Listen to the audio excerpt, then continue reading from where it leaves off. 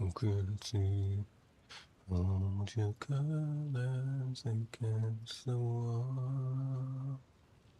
Take everything away. Hold your colors against the wall.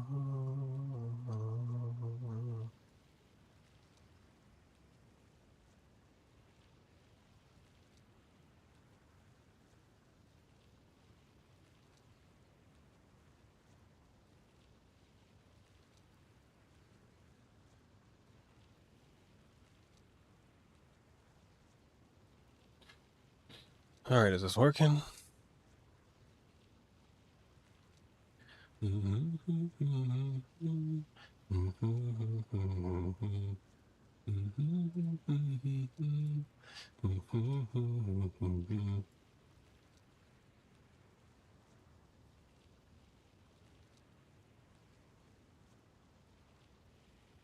Okay. Hold your colors against the wall.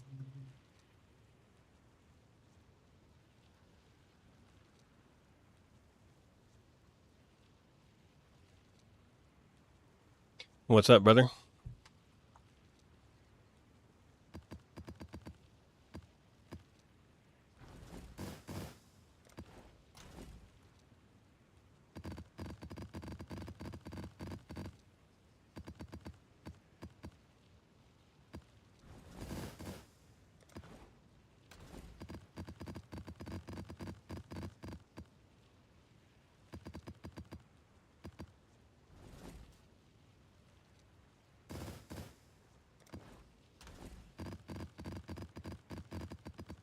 You know what I hate about being live on YouTube, man? Is I can't play music for you guys because I will refuse to listen to some non-copyright shit.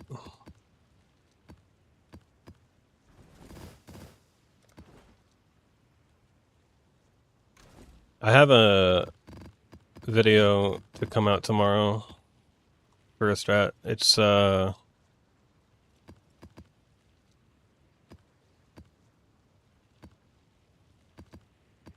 the Strongbox Scarab farming.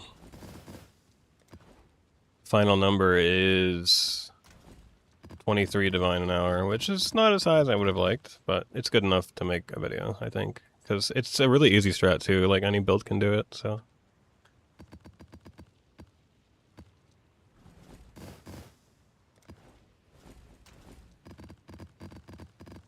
And it can probably be optimized a little bit better.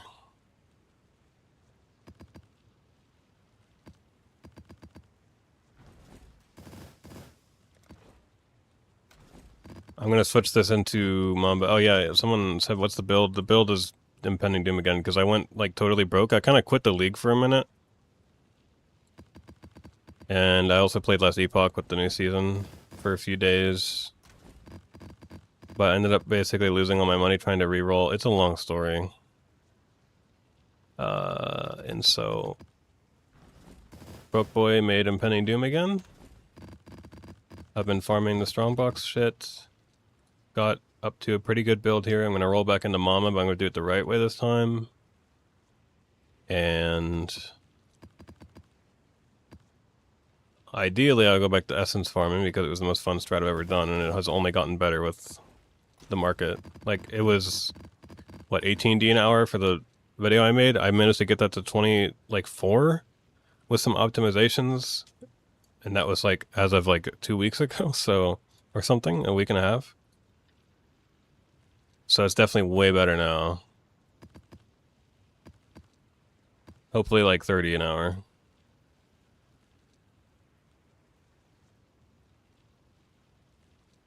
Yeah, I sold everything a while ago.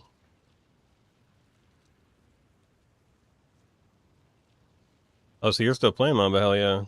See, the problem is I did a swap that was not good because I did Perfect Agony. It saved me a lot of money, but there was no way I was hitting dot cap with that setup.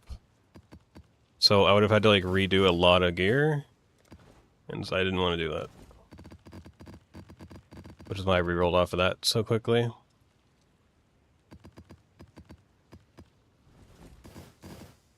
But, you know, that's the nice thing about the Impending Doom setup is it was you know, letting me get there pretty easily. So now when I'm done selling all this stuff, I'm gonna do some crafting and whatnot and try to set that up.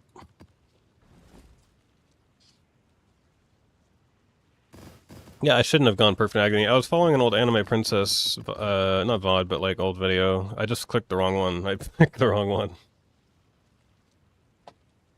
Because like, yeah, it was really cheap to get it set up that way, but... How much cheaper? Not worth it cheaper.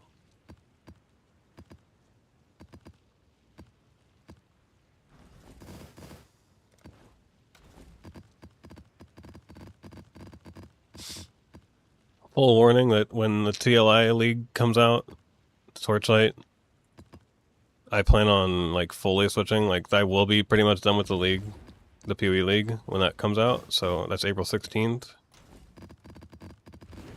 So be warned. And there will be TLI content, and I plan on making a lot of it.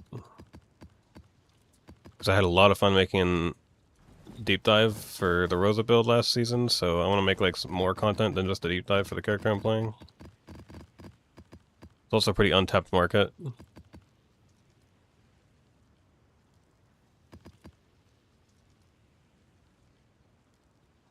Out of things to do with challenging for me? Yeah, it's getting to that point in the league, right, for most people. Lucky for me, I always find ways to go broke, so I can never actually get to the challenge farming stage.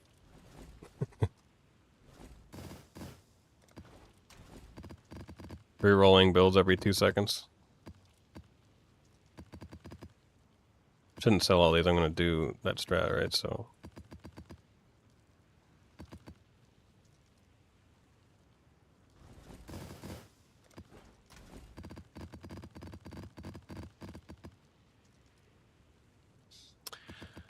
Okay, that should just about do it.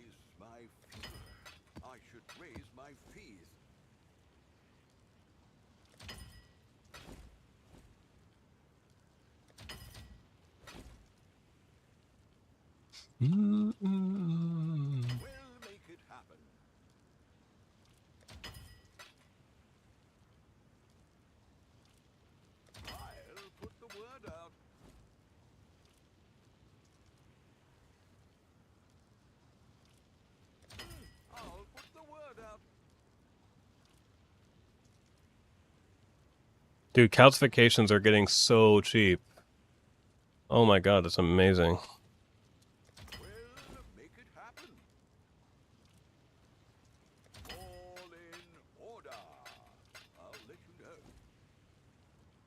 All these scarabs are just going up and up and up, man.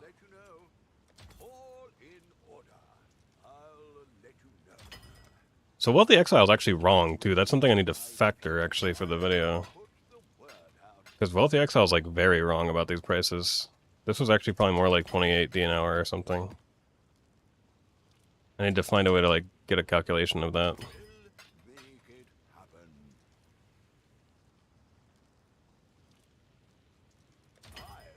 Am I forgetting any? These are good. I think that's it.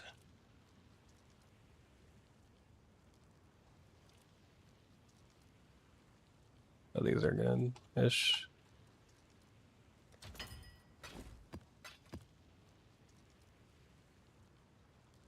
Yeah, good enough for me. Any div cards to turn in?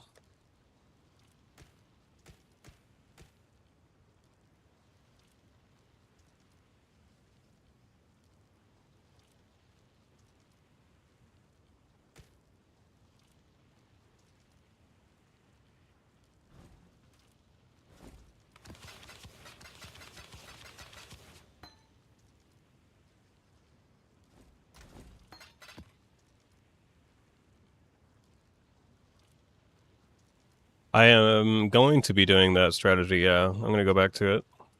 I'm currently going to swap to Mamba so I can actually do that, because Impending Doom's not very good for that. Because the margins should be getting kind of incredible on that right now.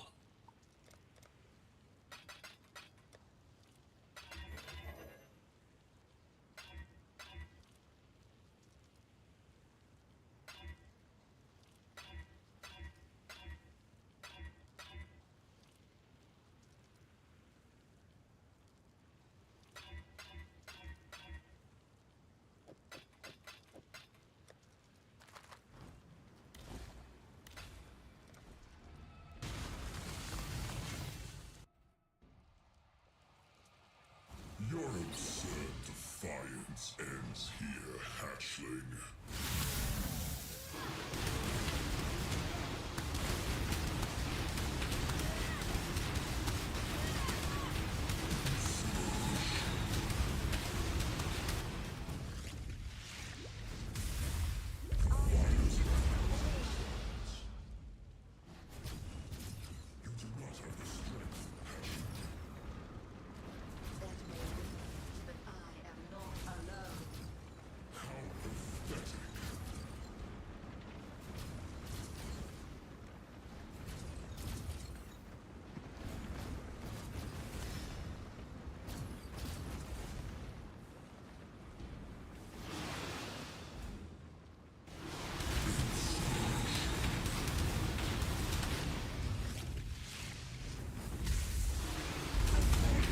I could have just killed him.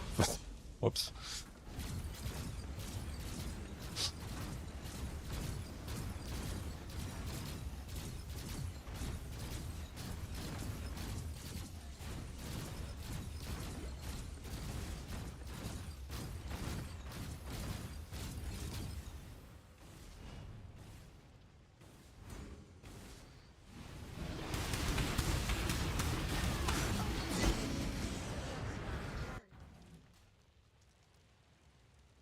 What were you playing on, Ellie? What build?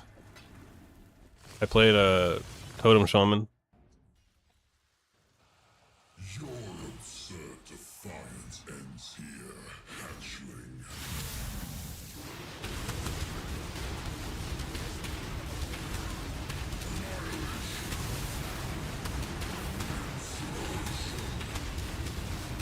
Oh, can I kill him? Come on. Damn it.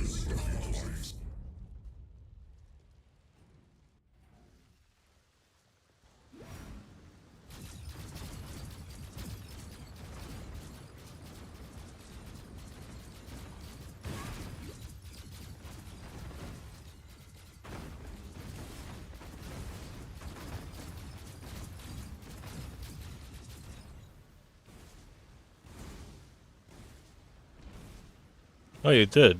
Hell yeah. Totem Shamans was actually pretty sick. It was way stronger than I thought it was going to be.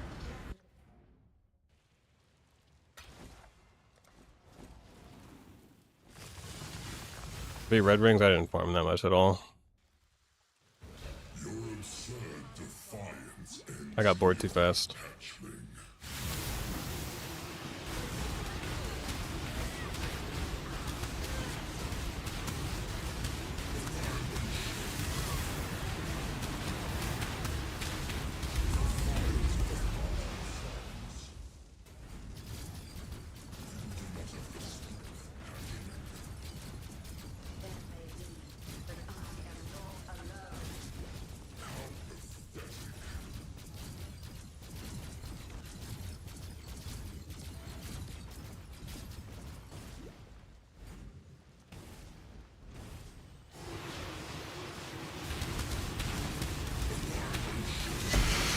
Finally, give me a fucking jewel.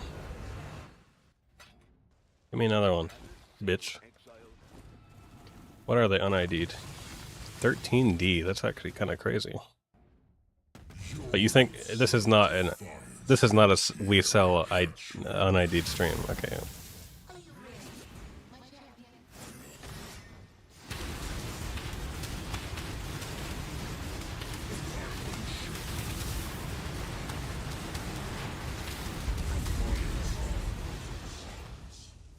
Oh, that's a good one, isn't it? It's like the same as the unID'd price. Okay. 13D.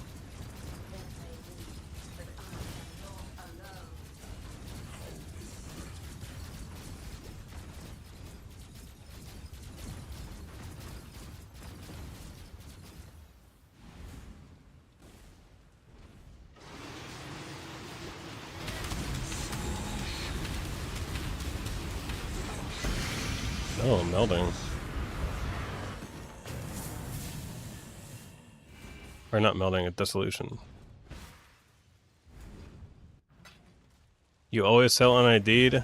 It's okay, you're allowed, you're not streaming. Or are you? I'll let you know.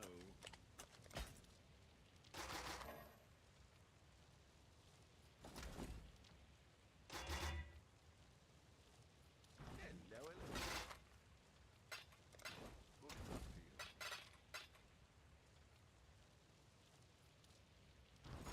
to you. Alright, how many divine orbs can I get? 3, no. 36. I can definitely make a swap here. Alright, I have a reference character to go off of. Just to make sure I don't fuck anything up.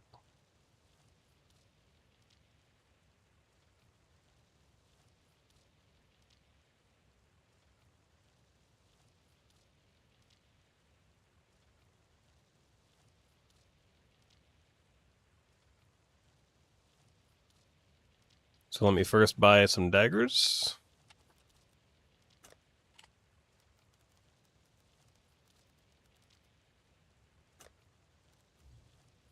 Oh god. Alright.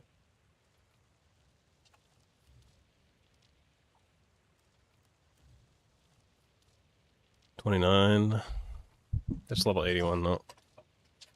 I don't want to pay 20D per dagger, but maybe I just should instead of crafting it. It's definitely the most expensive part, and not in like any.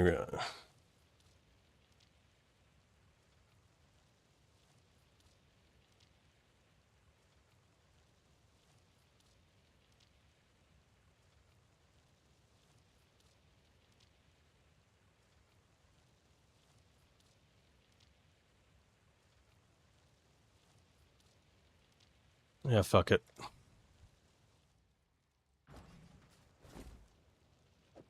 I'd consider that. I don't want to do Beanos. Not if I'm going to be doing like essences and shit.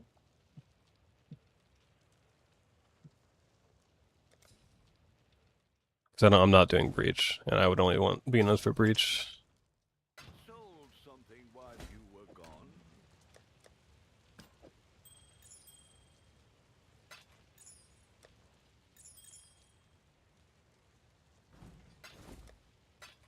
Made the sales too, so I'm good.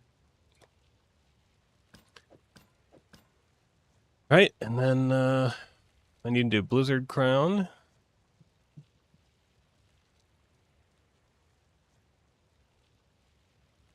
I should put this on display capture.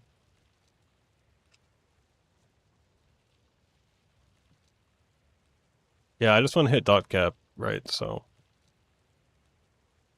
I'm not worried about Beanos right now. This guy has an interesting take on the Blizzard Crown.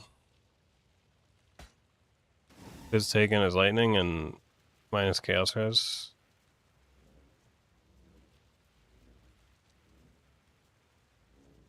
Kind of nice.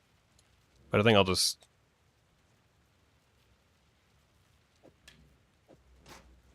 see what the character needs. Lord knows I'm not using that. Or that. Or that. Might use that. Oh no, I'm using Ashes, that's right.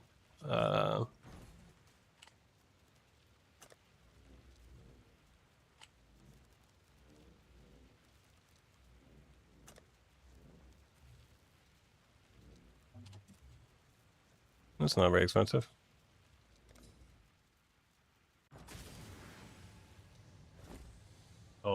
realize I have two PoEs.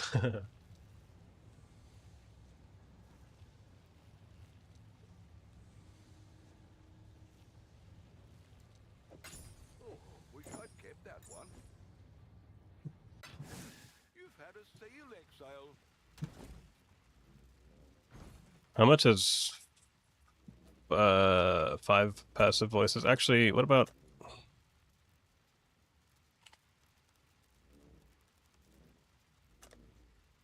what about 3?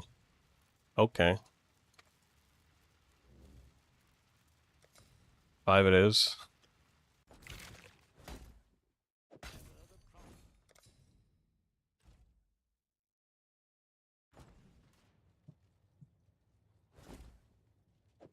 It's a gilded.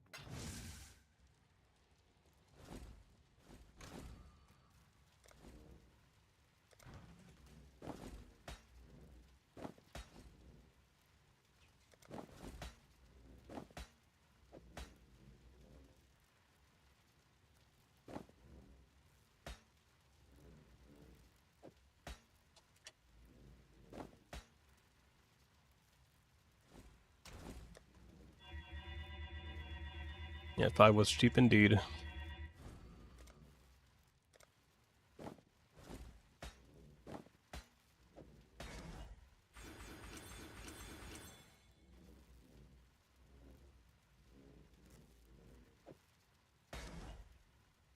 Sublime, I'm gonna do Purity of Lightning.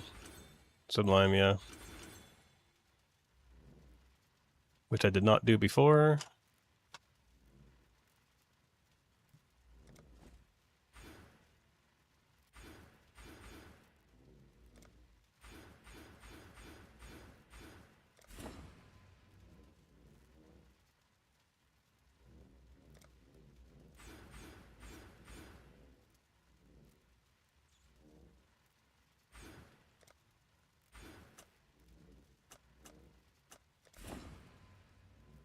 Why is that not allowing me to do that?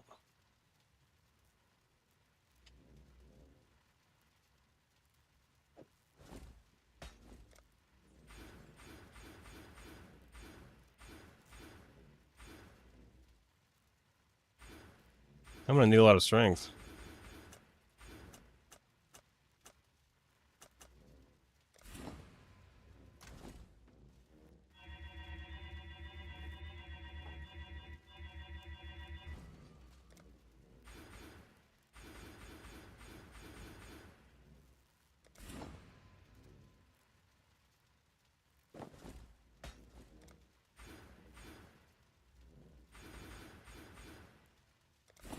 Oh, is it not this spot? Okay.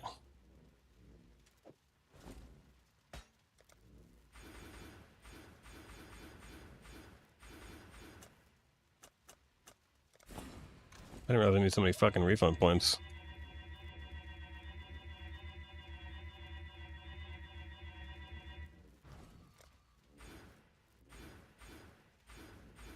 Yeah, just a casual 128 more strength required.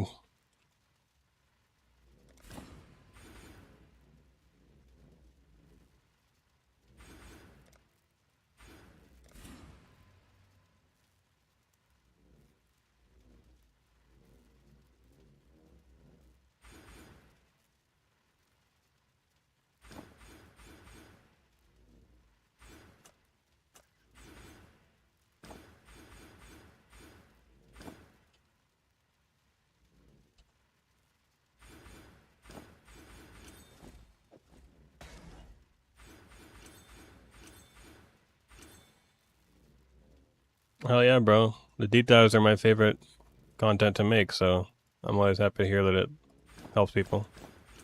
Because I love making them.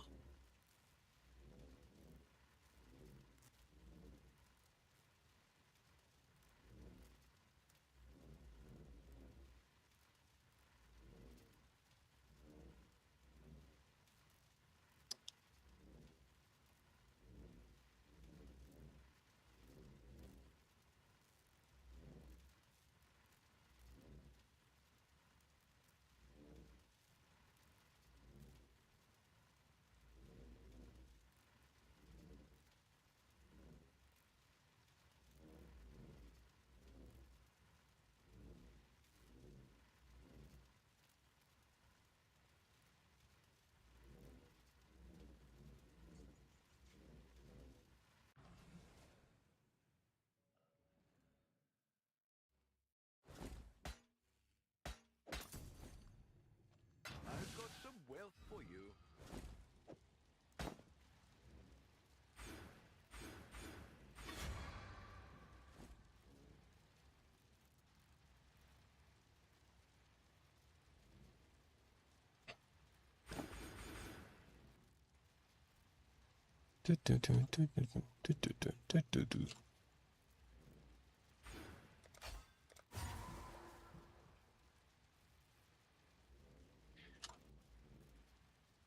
All right, 35 points left is not quite right. What's going on? Okay, I need these. Take that for int and strength. These.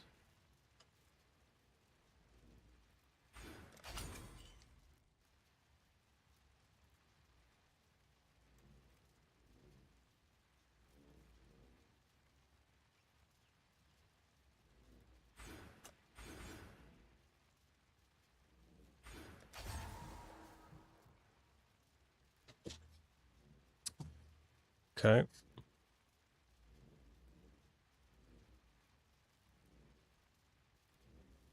Wasting affliction with low tolerance definitely is the best setup, isn't it?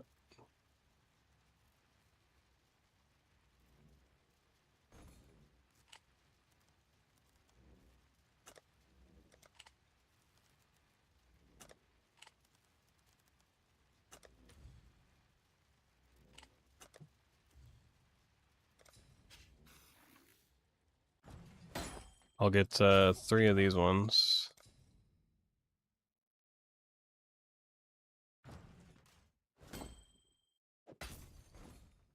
Actually, how about 2, and then I'll get like concoction. This is expensive, but I think it's worth it. Alchemist Genius.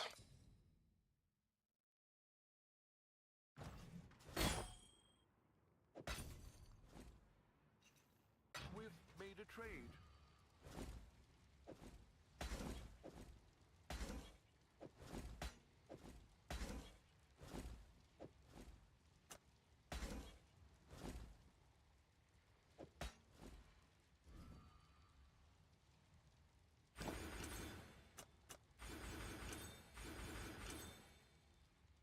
Alright, I have 11 points, so I can do 2 more with both passives allocated.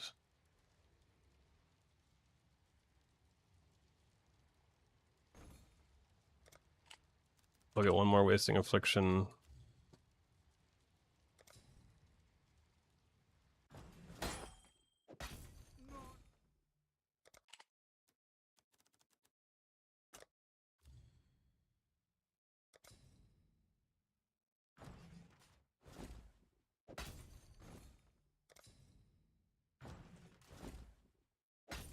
Okay.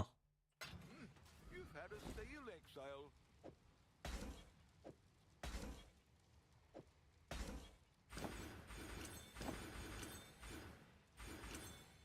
Nice.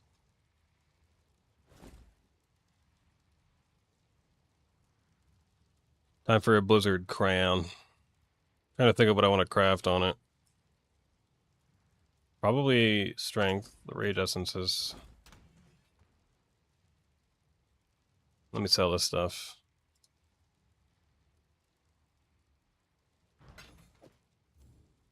I'll let you know. Am I going to use Storm Shroud?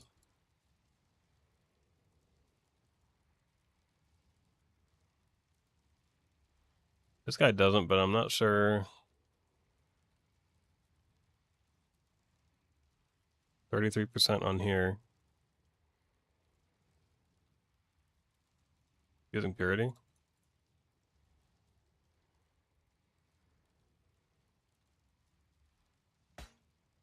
I mean, I guess it would only be Ignite that would be a problem.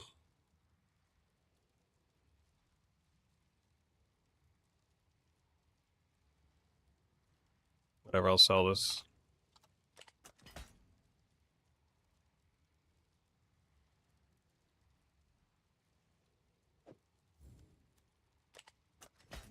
Hopefully there'll be interest.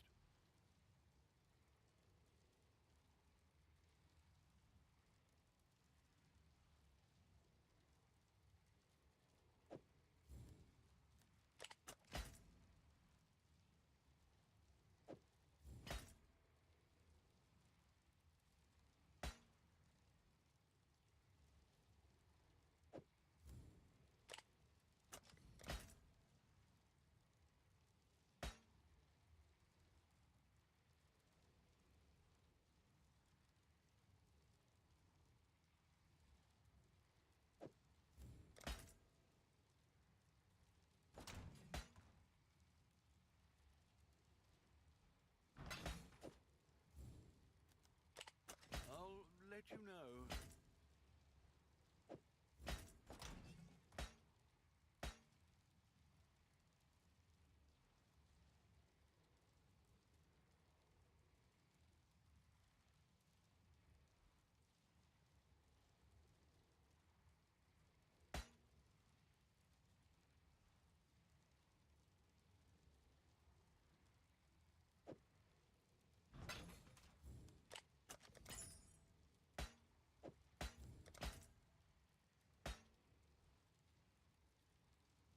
Oh yeah, I got this ring for 1 divine.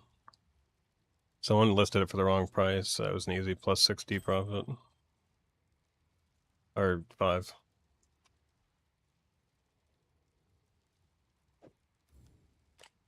I'll let you know.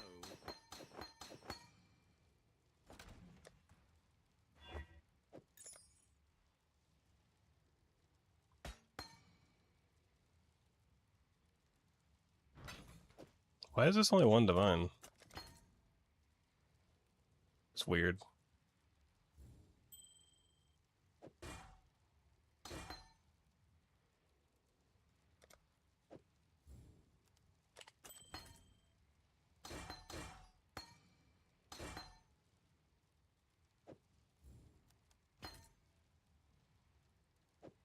Oh wait, I'll probably need these.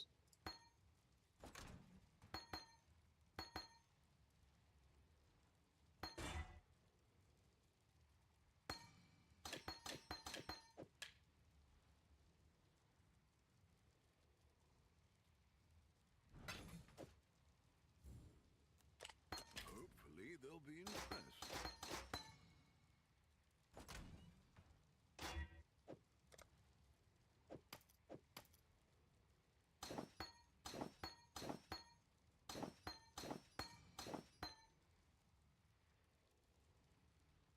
I could probably keep boots.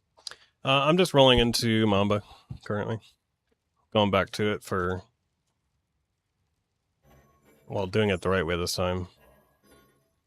That was corrupted. Don't need that. Might need that.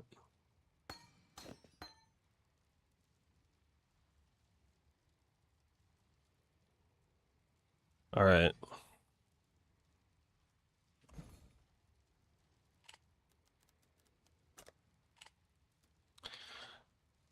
Wonder if there's any Chaos Res Fractures.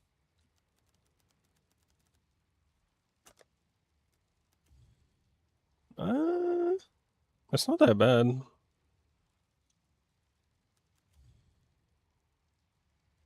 Yeah, fuck it, I'll take that.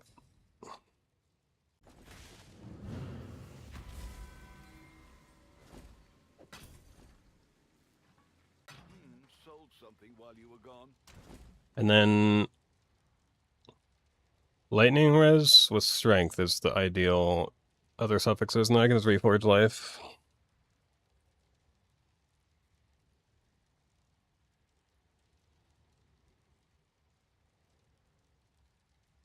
I kind of like this, though. It has +2 aura, +2 AoE.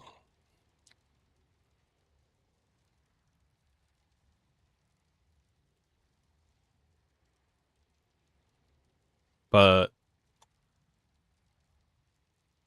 I don't know. Yeah, I can get Strength in the ring for sure, but... I need, like, I don't know, over 100 Strength. I'm gonna leave this thing as it is for now. Because it does have Lightning Res already on it, too, so... Getting +4 to my auras would be kind of cute. Gloves are completely open, right? Yeah, gloves are open, so... Maybe I'll do the Abyssal Socket.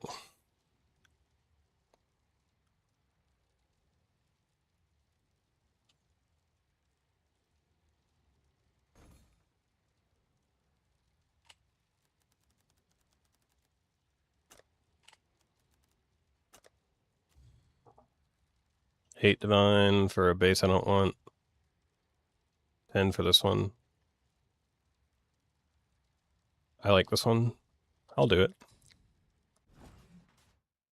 I don't really have that much to spend money on at this point, so I'm free to kind of spend what I have. You've had a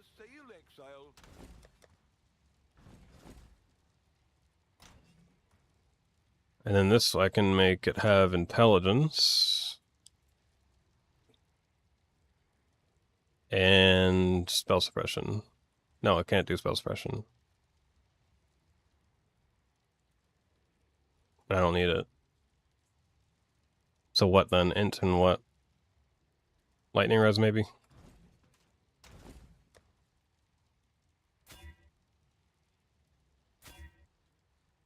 I love how it reforges the sockets when you do this.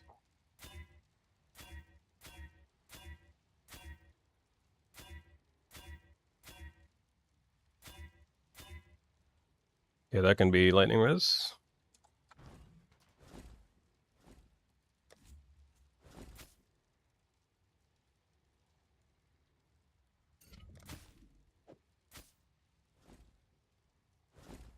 No, I think I just craft life for now. I don't really care. I'm not going to reforge. And then slam it. Got a little bit of ES, whatever. Alright, that'll cover like almost all of the int requirements, I think. So now I need 49, so yeah, that'll basically cover that.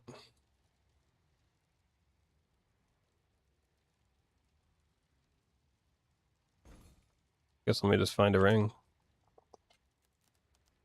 Again, the amethyst ring. I'll just do one stat stick ring. I probably don't even need more lightning res, but I'm just going to throw it on there. Actually, no, I should do life.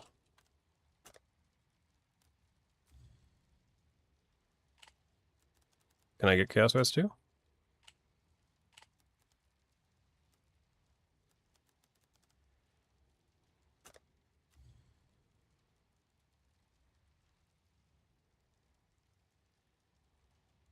This one's pretty gangster.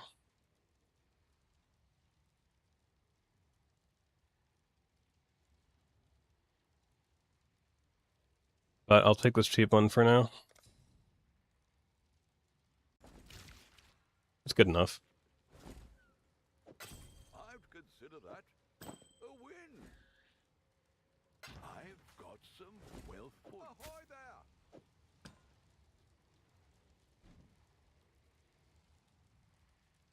Alright, so I need more strength. I need no more resistances.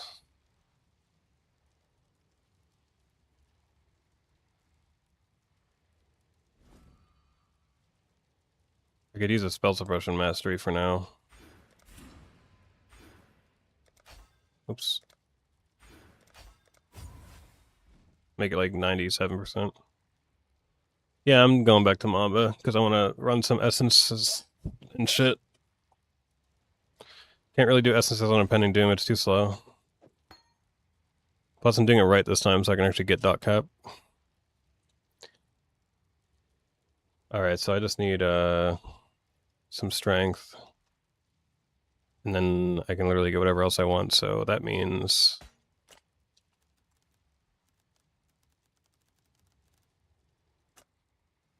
get a fracture damage every time multiplier ring.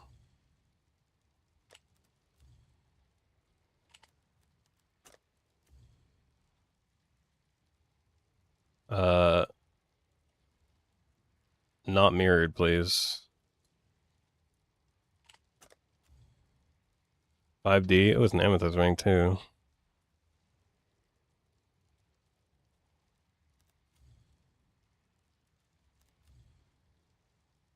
This is kind of looking kind of rough.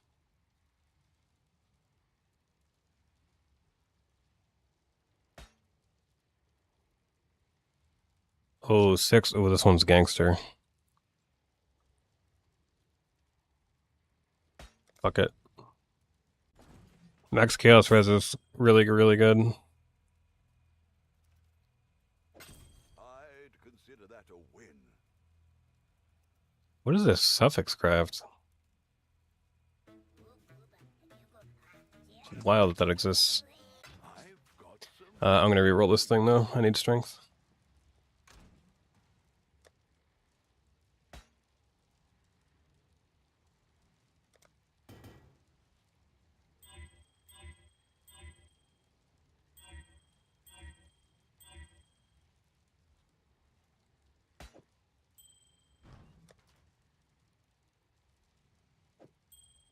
May as well go for like a big life number. Which means I should use this.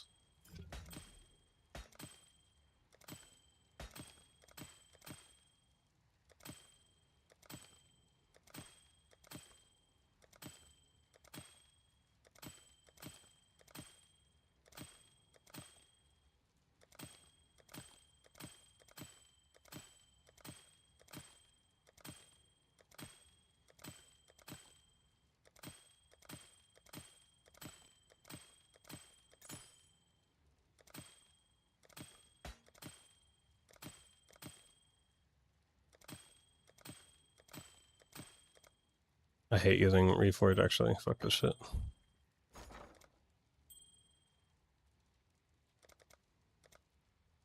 All in order. I'll let you know.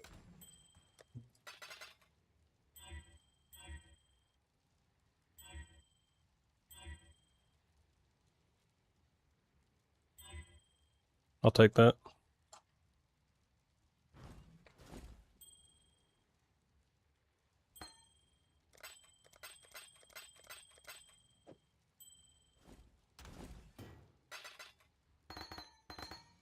Okay, I think I'm good on stats.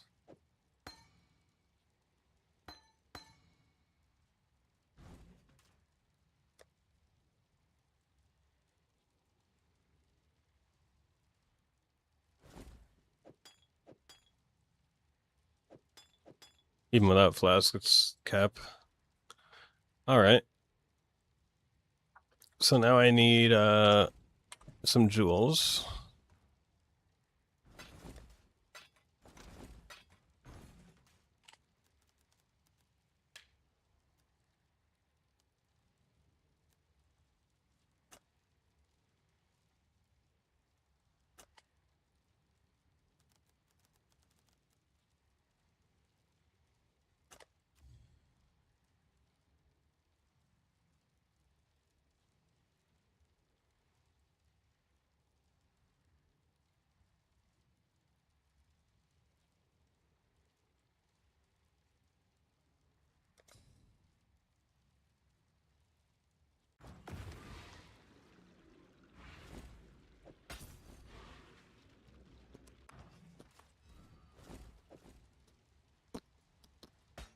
Now I need a Watcher's Eye.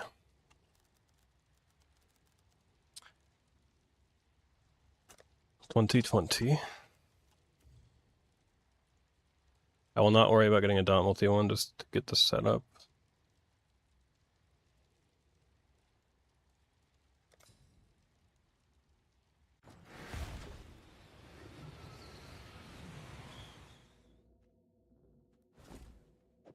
It seems as if God has Alright, so that's done.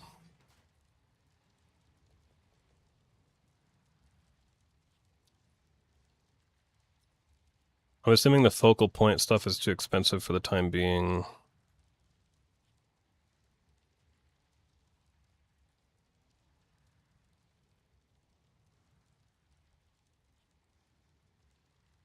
No?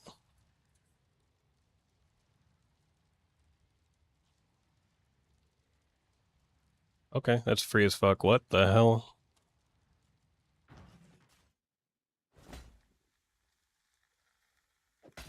That's a pretty shop. did wonder. Lots of sexy items.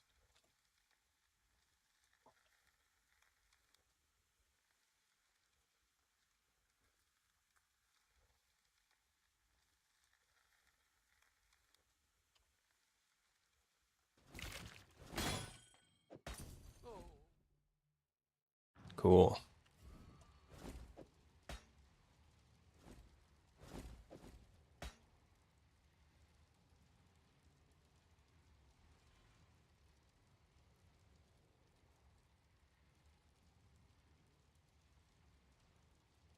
Oh, yeah, okay.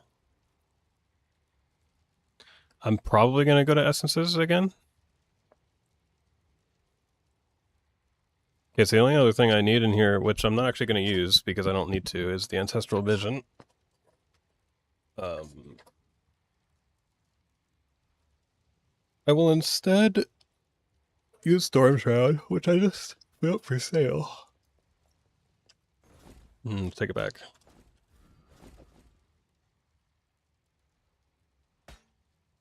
You need a purpose. Alright, so boots have 50%, so all I need to do is get this thing back.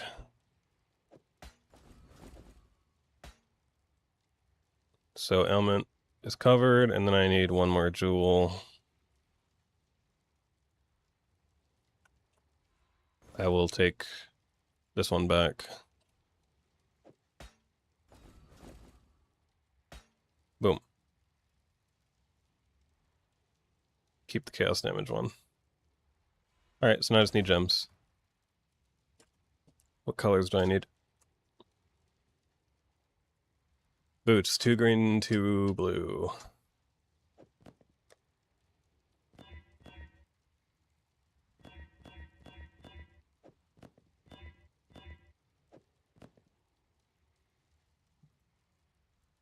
Gloves. All 3.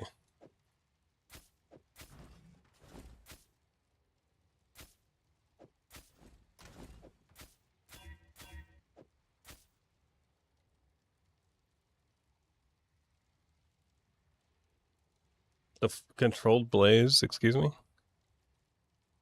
That must have just been like, he tried to get something else. That's what he got, though. Whirling blade, brutality. So it's green, green, red.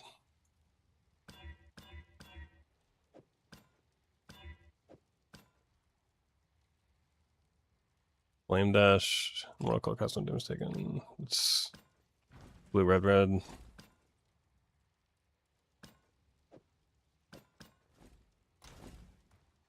But it's not supposed to be linked.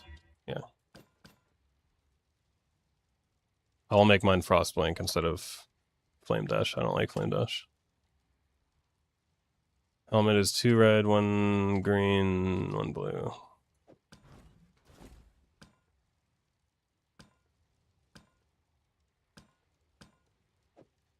Alright, done colors.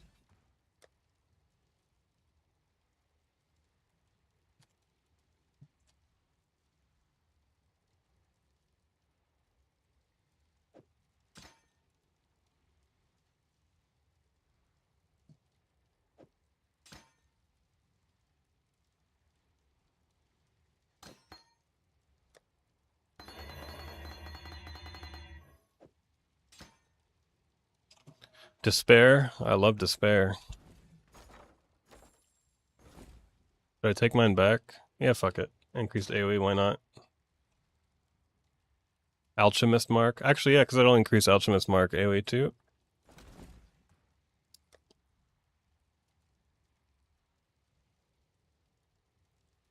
Need to buy one.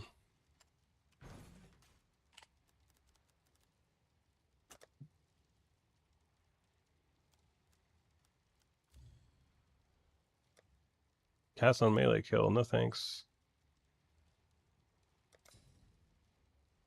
Who has a problem me saying Alchemist? Raise your hand. You won't be banned, I promise.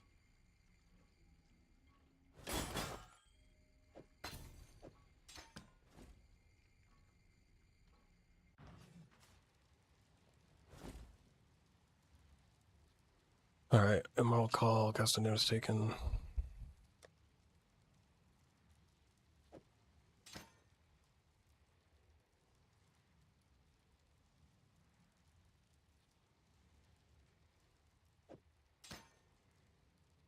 Frost Blink.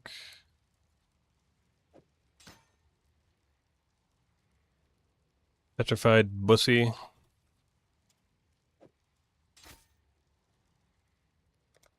Arctic Armor because there's no other aura to use. Purity of...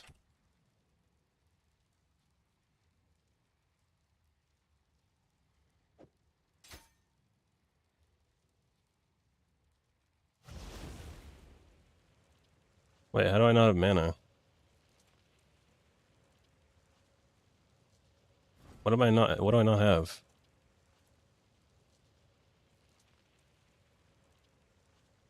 Oh. All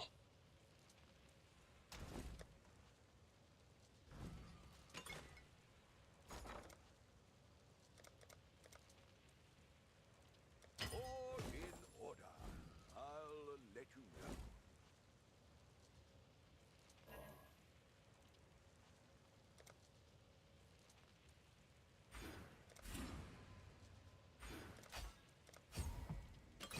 Is that enough? Not quite. Then what?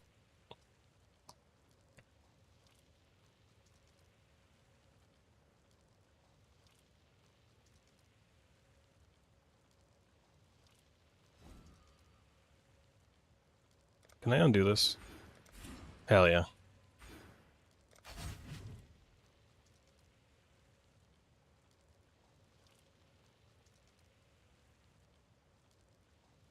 I could get reservation there, but where is he getting it that I'm not?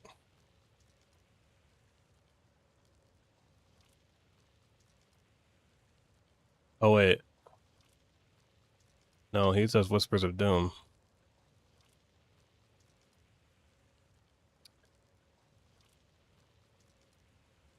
Where is your reservation, sir? Where the hell is it? Oh, clever. It's in the abyssal socket.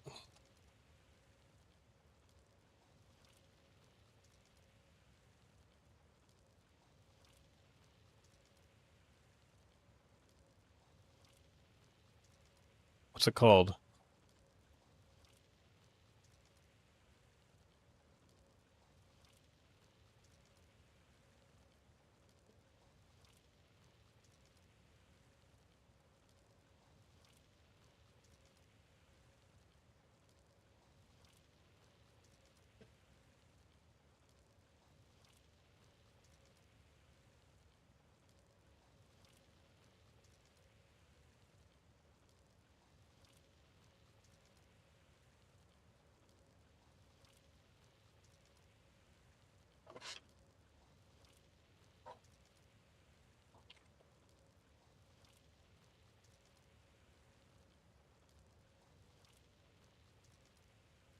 Leveled new character? No, sir.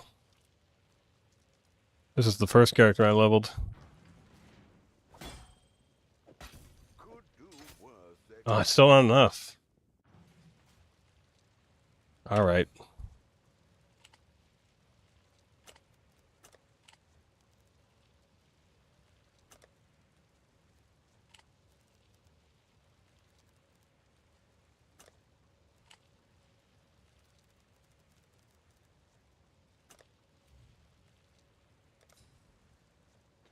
Fine.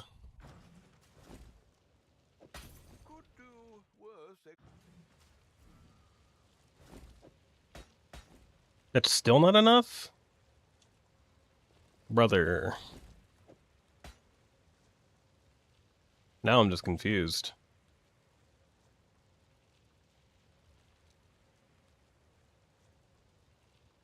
How can this be? Oh, I was supposed to put my auras in my helmet. Can I switch it? I got one aura in there. Maybe that's why it's costing too much.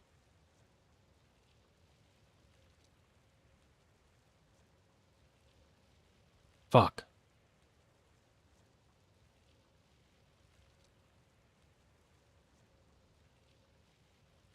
I don't know how I'm gonna fit it. I actually just don't. How is he doing this?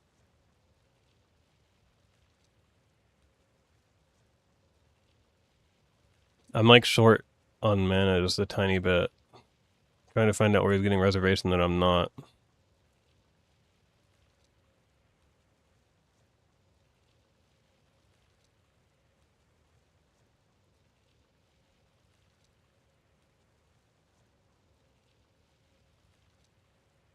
Wait, there's no way it's... No, it's not that.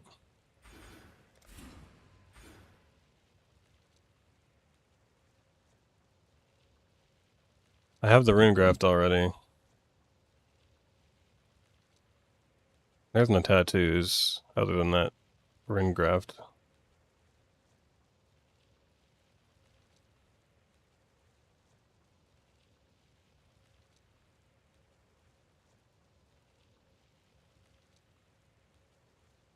I mean, I could like temporarily do this and get the reservation mastery, but I'd have to take 2 points from something I don't want to.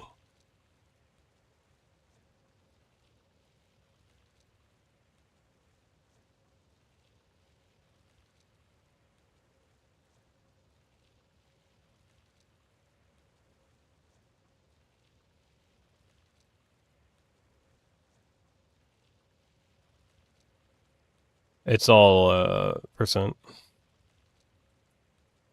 Don't worry, I know what you're thinking.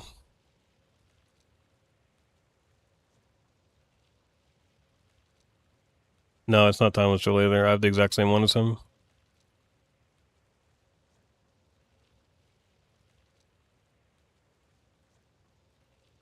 Well, I can get at least 1 point from this. Actually, I can deal with them not... I can deal with not being... It's not really crit immunity with this build. Okay, so that fixes that for now.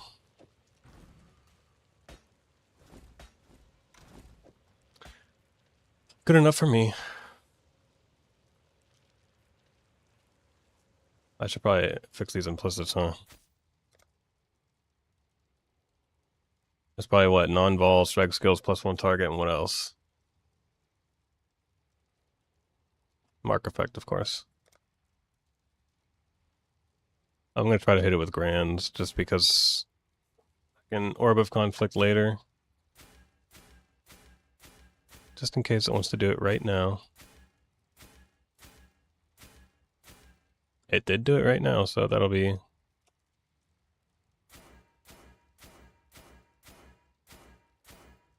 hopefully 1 click later.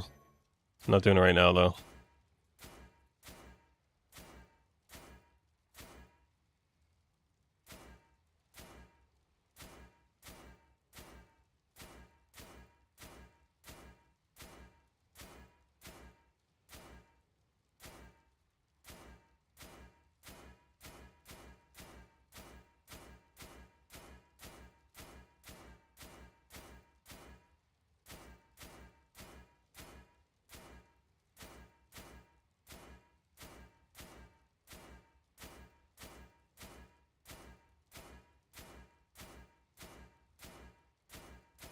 Any day now.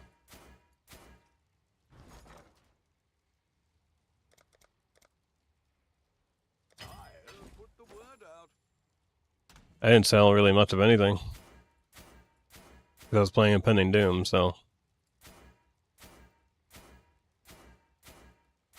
There's some stuff up for sale right now, though.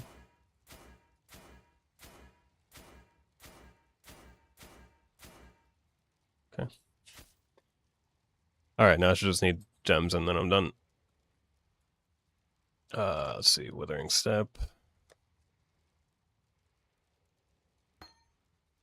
Another automation.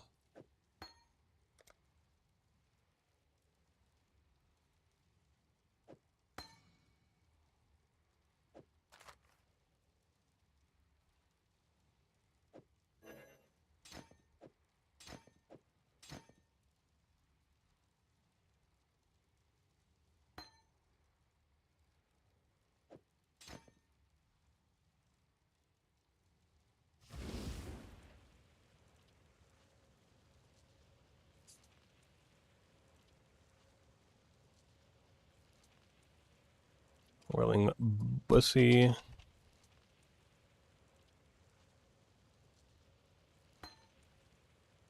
With Brutussi.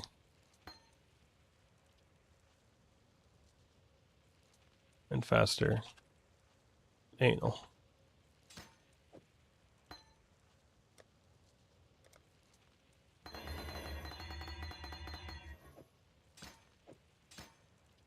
Alright, last thing. Mamba.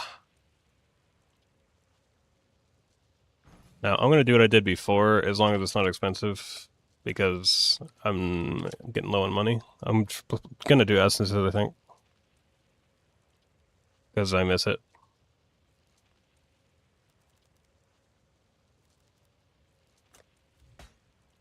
Two divine, I will take it.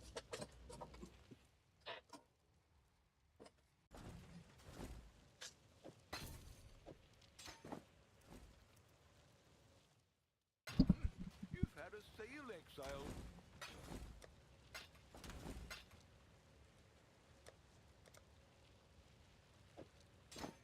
Deadly ailments. Melee fizz. Swift.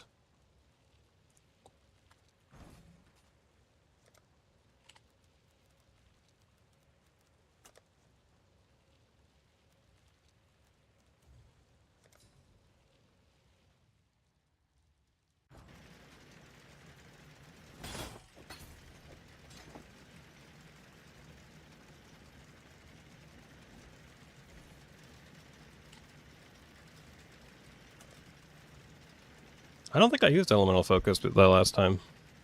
I should have.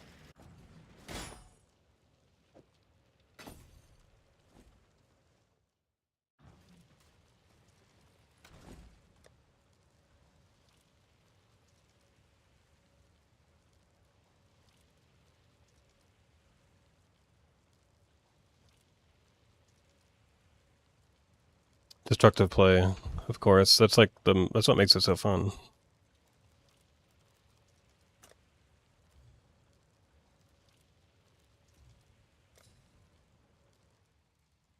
Faster attacks, yeah, it just makes it feel a little bit better. It's such a free, nearly free upgrade to just making it feel better. So I'm not a millionaire right now. All right, well, build should be ready to test.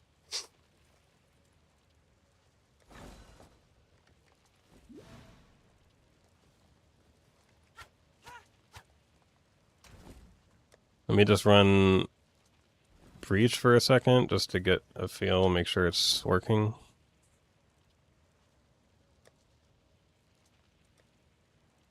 Just some random Breach.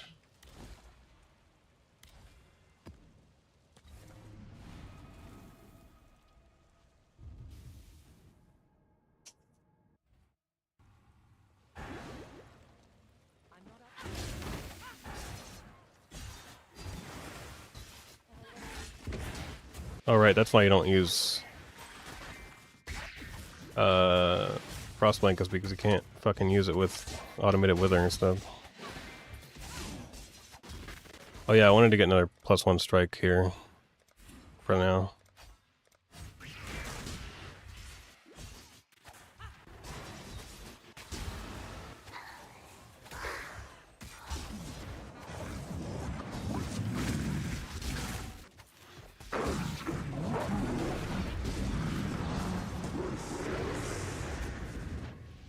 Oh, I forgot to do Whispers of Doom too. I'm missing Despair.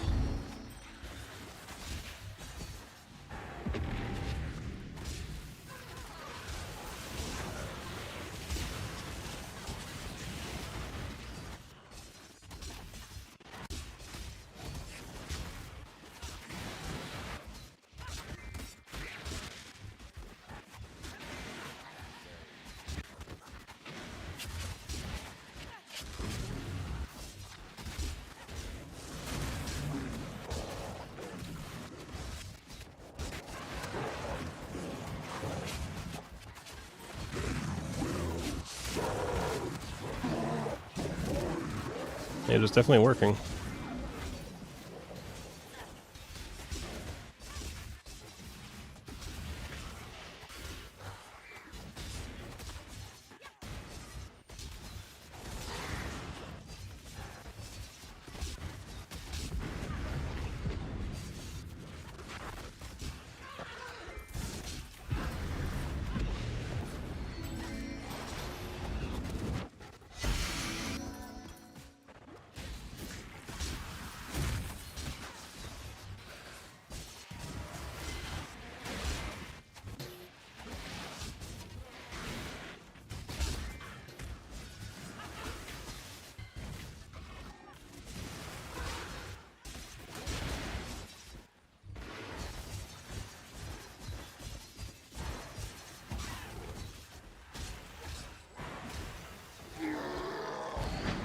Yeah, I'm a tired DPS and Impending Doom already. Alright, let's try some Essence then. And let me get Whispers of Doom. Isn't it 3 gold? I have not picked a TLI character yet, no. 3 gold, goddamn.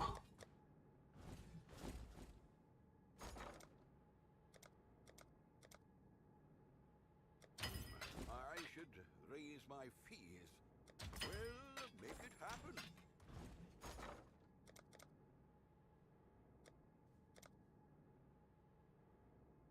God, dude.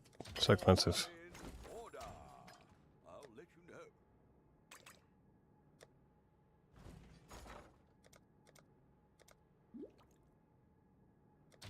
I'll put the word out.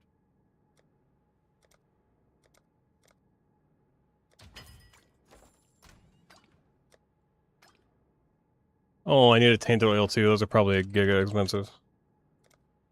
Oh my god. Alright, I gotta sell a little bit of stuff.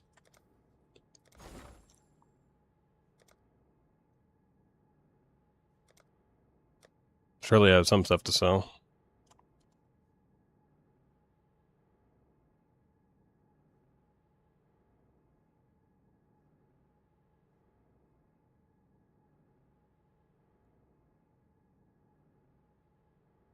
Oh, that's nice. No, all my scarabs are gone. I just finished scarabs I'll put the word out. farming. Well,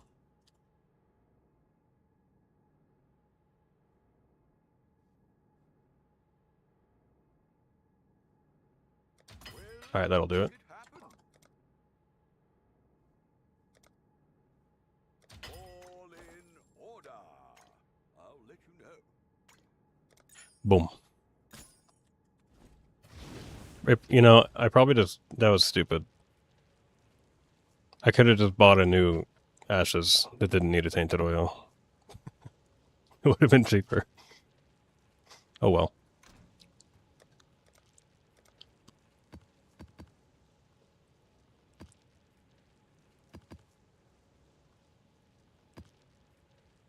Let's give it a quick spin.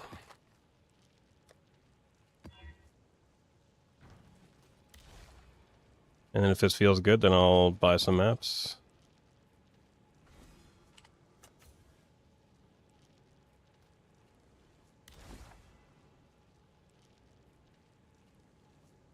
Fuck, should I have seen Drox? God damn it.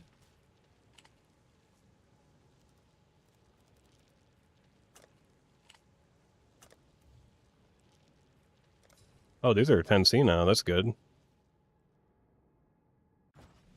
You cannot just change it, sir.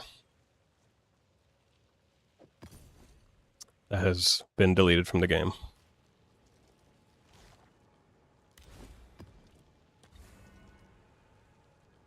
Wait, what? You can Blessed Orb these? Are you serious? What? I didn't know that.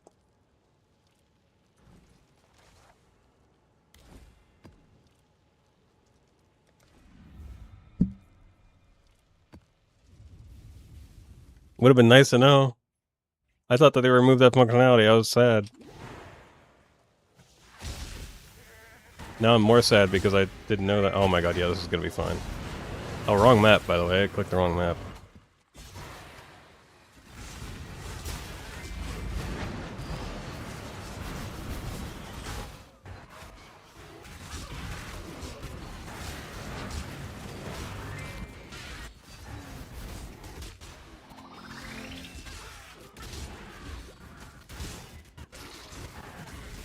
Yo, can I move, please?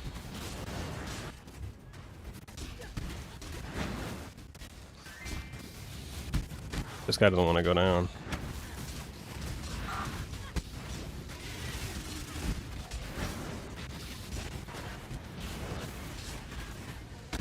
Did he just...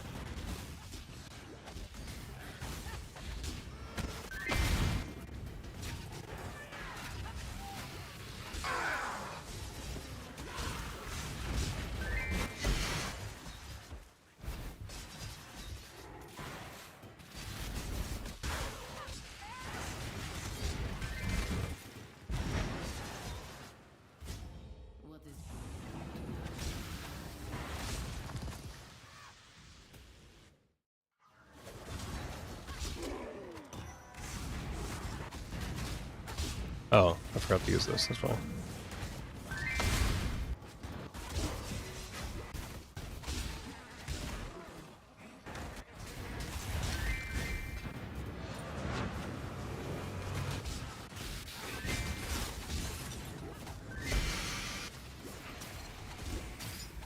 This map is also massively less curse effect too, which fucks Alchemist Mark and Despair.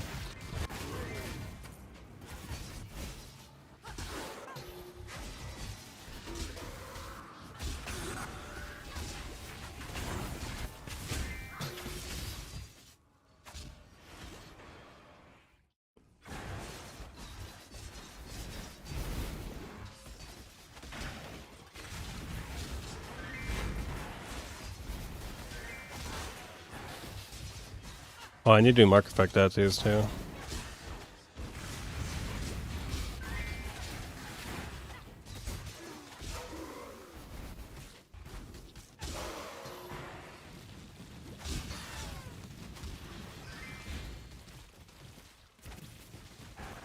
Doesn't Feeble fuck your hit chance on this?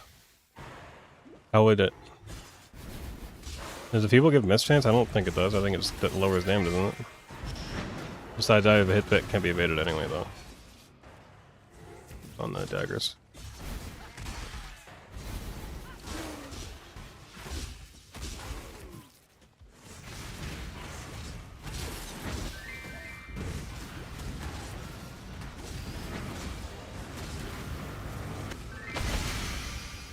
Oh, lowers accuracy, I see.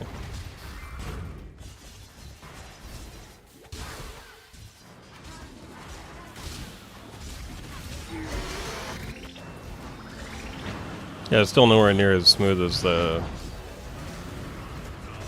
Heavy Strike, but it'll do. And it'll get way better when I get more damage.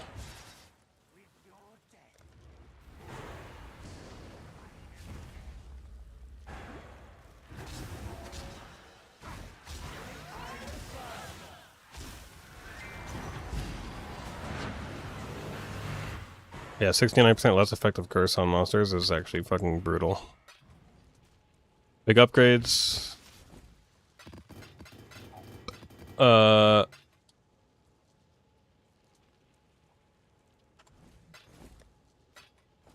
put me on the spot. Okay, so let me re-roll that map then.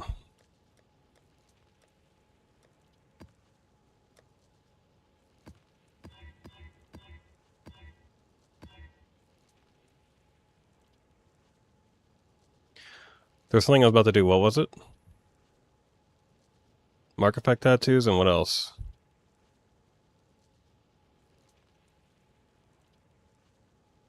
Dude, everything is fucking up in price. Every fucking thing is up. It's crazy. Like, the and the calcification is 15C. Like, the margins just keep getting better. That's why I wanted to go back to this. And it's also fun.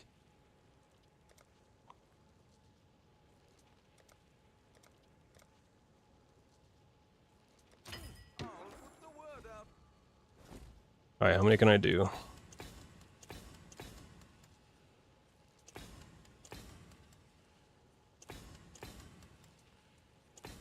What is this, like as many as I want? This is probably the last one. Wow. Was that every slot? Oh, one more. Jesus Christ.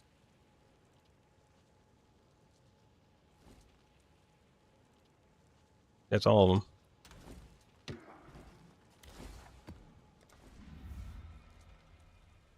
Oh, Flame Dash, that's what I was thinking.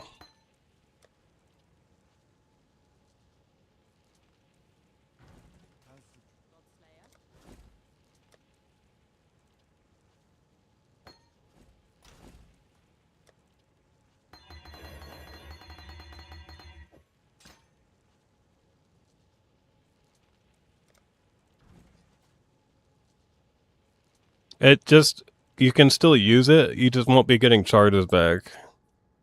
Shifting, morphing. It's kind of weird. No, I clicked Dooms again, god damn it.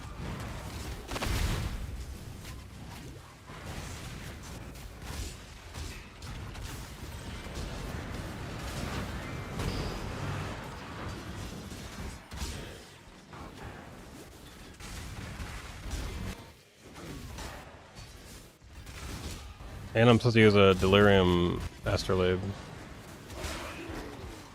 And I don't have all orbs. I'm so unprepared.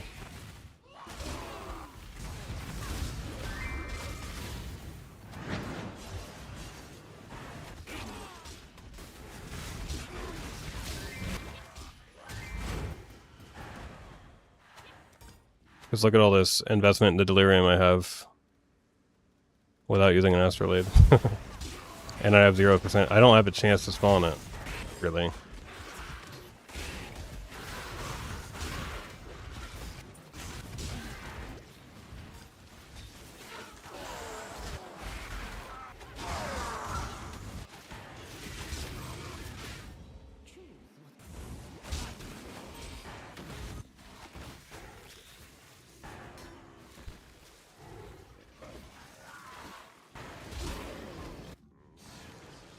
Shifting.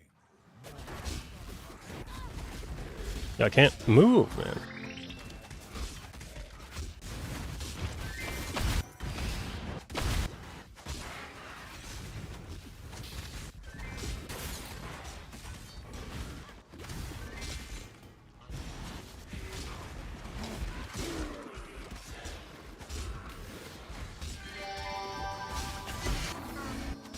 I'm supposed to be done doing scarab farming.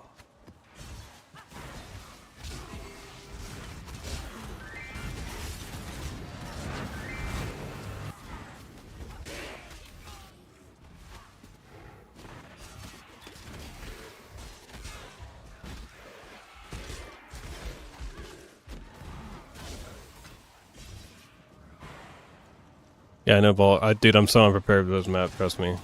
Wrong map. No Vol Orbs. No Astrolabe. I'm washed.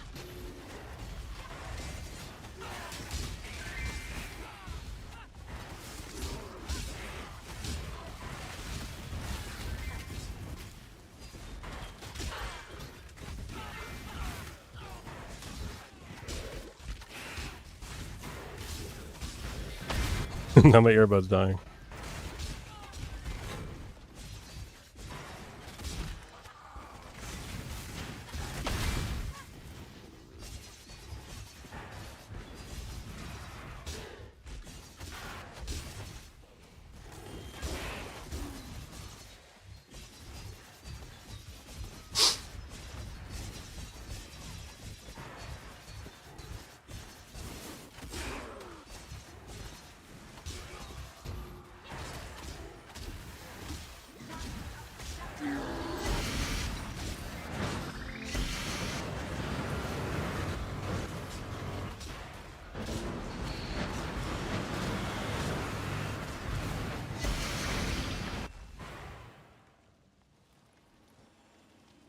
Yeah, I still have all my vault rewards to redeem someday.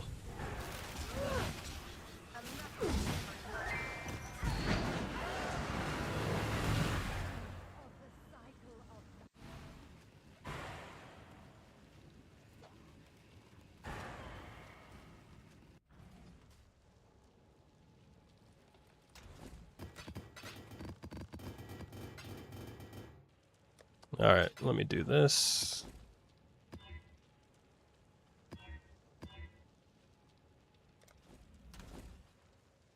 Yeah, don't worry. I got everything. I'm gonna do it all. I got it all.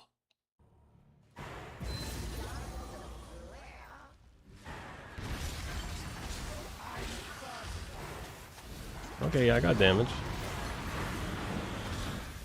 It's better than the heavy strike damage actually was for me. But I still have a lot of upgrades to make on that.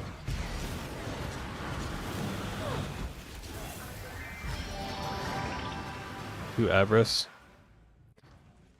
What are these worth now? Okay, these went down, but the other ones went up.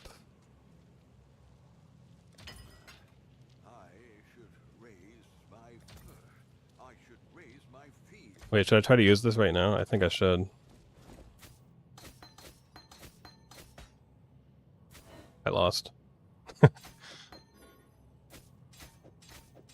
I will use them as I get them. Deli with essence is really smooth or not? Yeah, dude, trust me, the deli with essence is really, really good. It's really good.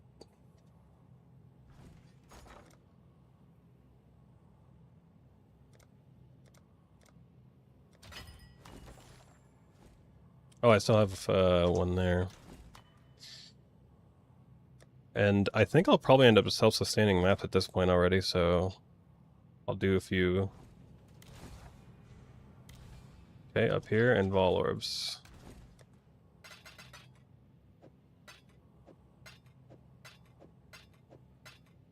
And Auras. Because Essences and DP don't require much investment on the tree, which means you can spec into like every single rewarding Delirium thing, minus the Delirium chance. So you get guaranteed Delirium every map, and you get like, on average, like 5 Delirium Orbs per map, which is already like over 100 C per map when you're paying 115 for the thing, and then you also obviously get the rewarding thing, and then sometimes you get Refracting Fog, which is 300 C now. So it just adds more profit because you don't really have anything else to do with those points anyway, so it's just kind of like free money. And you only have to get it to 5 rewards, which, so I always just clear it immediately when I get to 5 rewards because Delirium pisses me off. It slows me down too much. My actual character.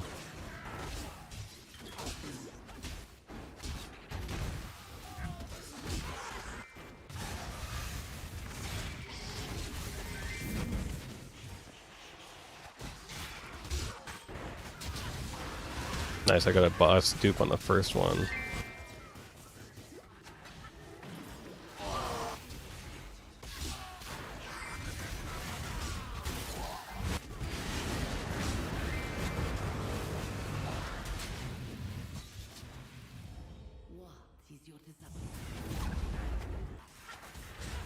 So why spec the what? The what? There's nothing here that's spec that isn't doing something. They fixed the tiny city square mirages for you? Oh, nice. Complete on boss kill? Oh, that's right. No, I stopped doing that actually. I stopped clearing it at 5. But that was because I was on an overpowered heavy strike build, so we'll see. Maybe I'll decide whether I want to do it or not on this one. But also Mirage. It counts for Mirage too, so like you barely get to 5 on Mirage, so getting to 6 for basically free with that node is nice.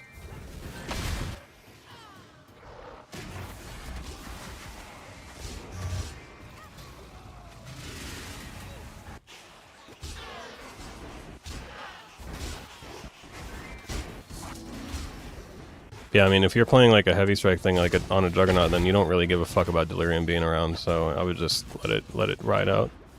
It was like 7 rewards every map with that one. We'll see if I want to on that one. Or on this one. Yeah, you'll see it goes to 5 like this, though. So, it's worth it even just for Mirage. Also, Mirage maps went up too, so those are going to be another big source of income.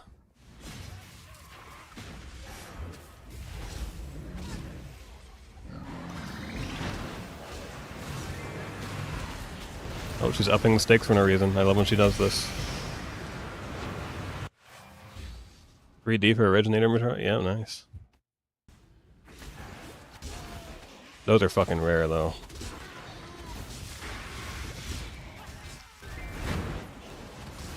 Like 1 out of every, like, 30 Mirage maps you drop is one of those, I swear.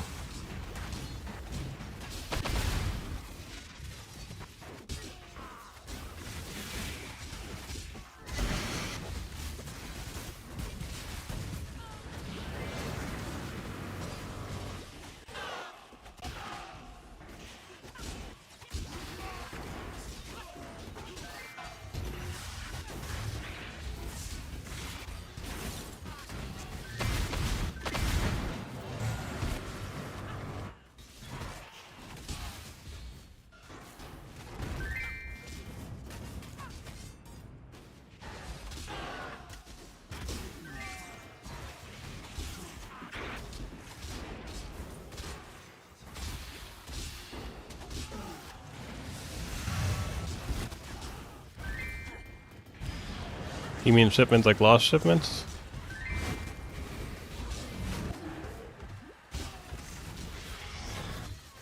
Or just like farming Calgar?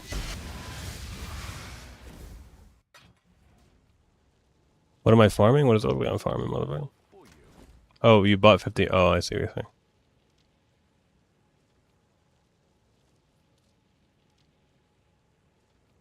Oh, fuck, I already...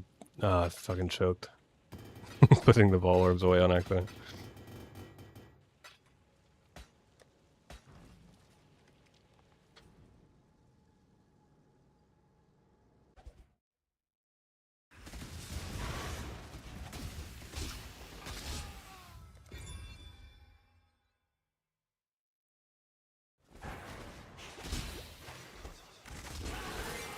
I see Anime Princess finally rolled Spark.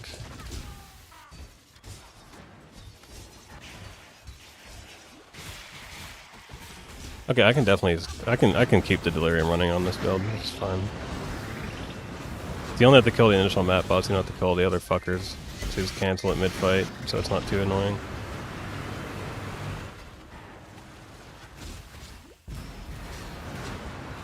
Yeah, when I added the Delirium to the strategy before all the prices went up and shit, it was like a 4D an hour increase to the strategy, so definitely worth it. So long as your build can handle the Delirium, which I'm sure it can.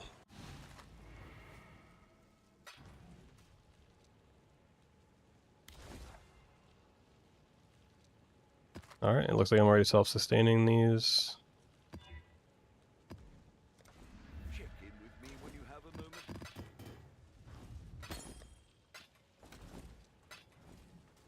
Need new music.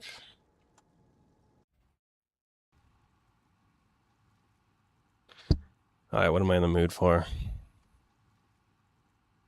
I just listened to Pearl Jam earlier, but I'll listen again.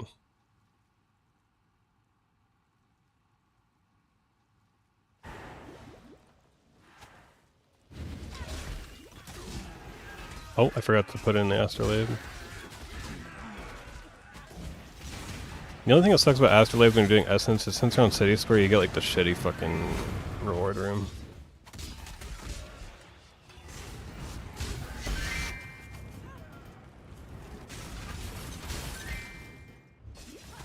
It can still be good though, like you get enlightens and shit.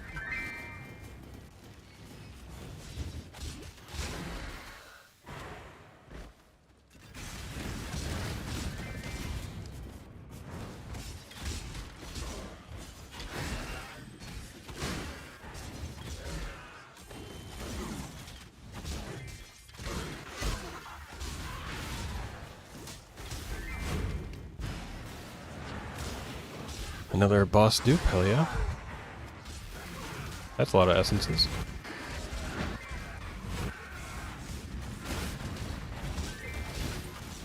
Oh, this guy's tanky. I feel like even with dot cap, these guys are gonna be fucking tanky.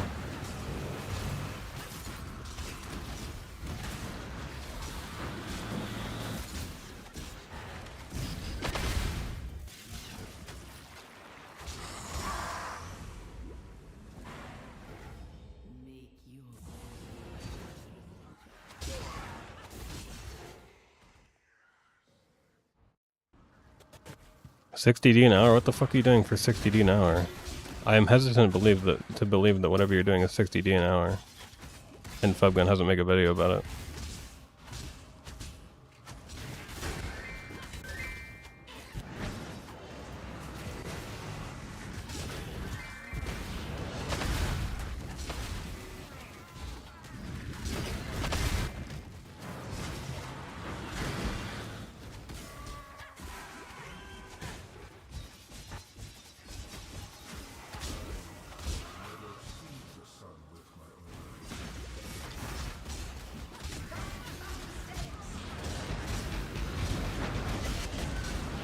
Oh yeah, Mirage maps, baby.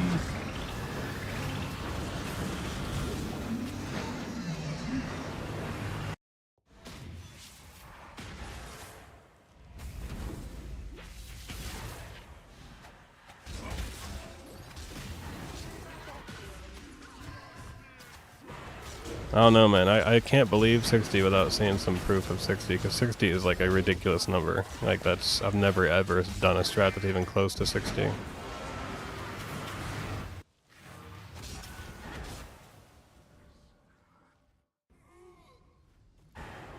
It's bold.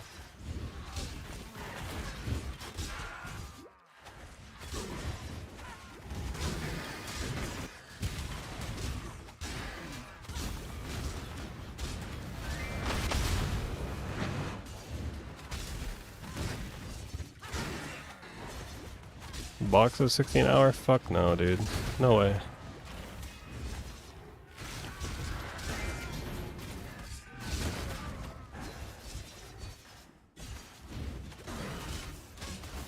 Those are fabricated numbers.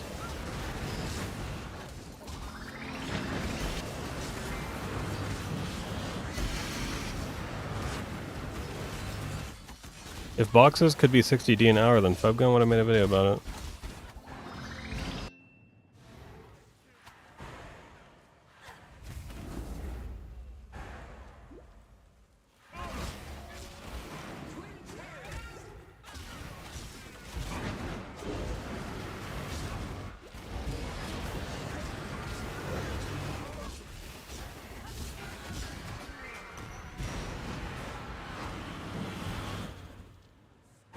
See, when I see numbers like that, it's like, okay, so then what did he fucking drop in that run that made that number that high?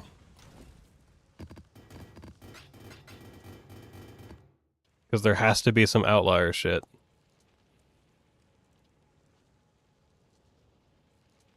Like the run I did earlier with the 40 maps, where I was doing about 6 minutes a map, which for containment ambush is probably pretty fucking fast. It was a caster mastery with really good AoE and a loot filter specifically built for it. 23D an hour. Okay, like there's no fucking way that some cunts are getting 60 plus on that strategy without like a fucking mirror dropping somewhere in their run.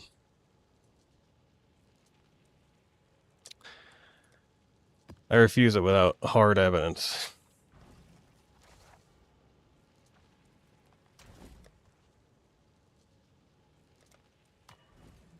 What news? Hello?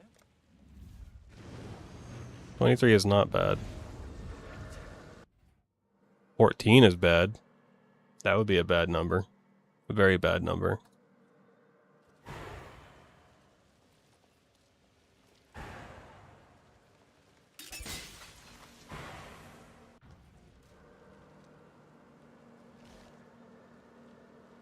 $30 is like insane.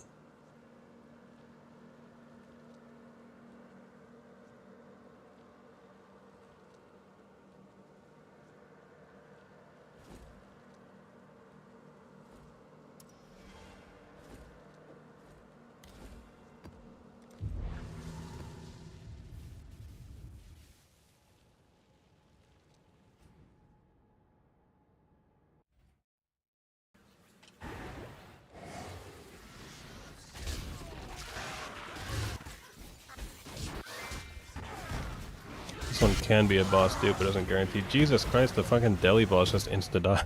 What is your desire? I didn't even fucking see him.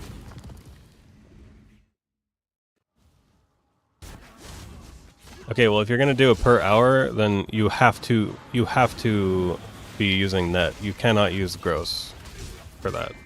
You can't do that. That defeats the entire purpose of the per hour number.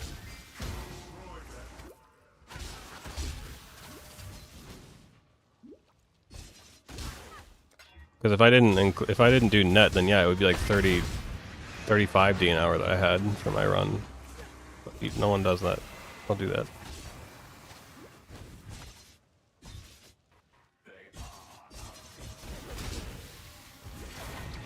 It's like having a mortal call ticked on your POV. Or taking off boss in the config. It's just like being misleading for no reason.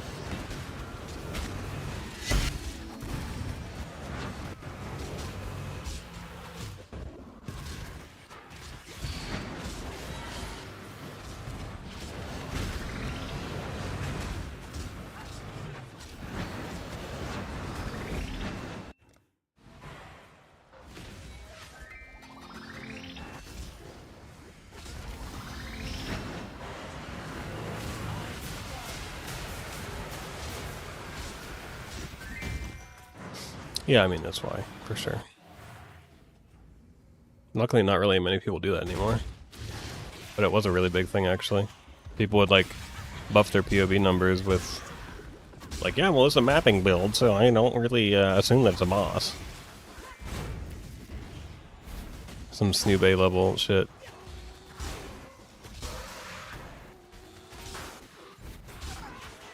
Yeah, my build can clear T-17s at League Star, but I can't kill the map boss. But the map boss doesn't matter.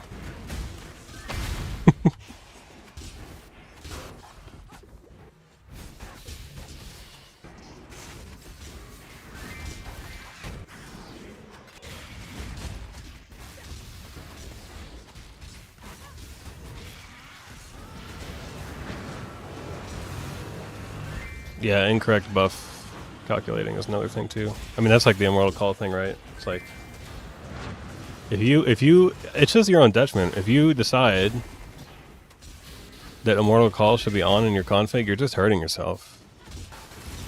Like you're gonna think you're so much fucking better off than you are.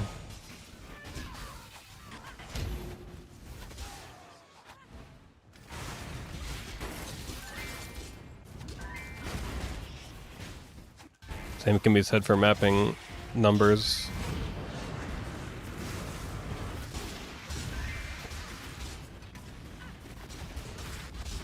Because there has to be a general consensus, right? There has to be a golden standard of a way that you get the number, or else the number is not going to be accurate to what you're going to get. So if you're going to do per hour, it always has to be net in every case. Like, it always has to be final count, everything accounted for. Because that's the standard. So if you say 30 and it's actually a lower number because there's costs to account for, well then it's not 30. It just isn't 30.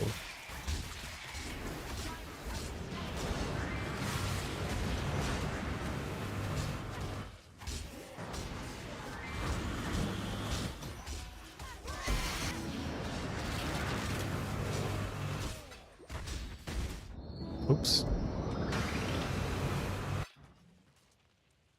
I could see the boxes getting to like 40 at the most, like in a min-max thing where you're rolling the boxes yourself and you're really fast at rolling them. And you have a build that's just like clearing everything insta, can never die. Like some kind of caster that's like immortal.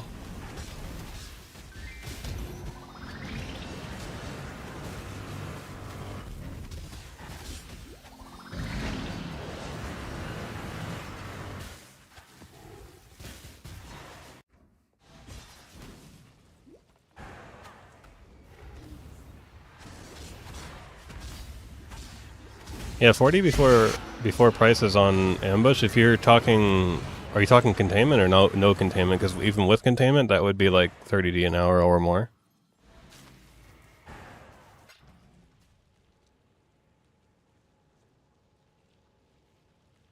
No, I don't count. I don't count after 3 to 1. I count before. Okay, non-containment is very good. Because then you're talking like 36, 37D an hour.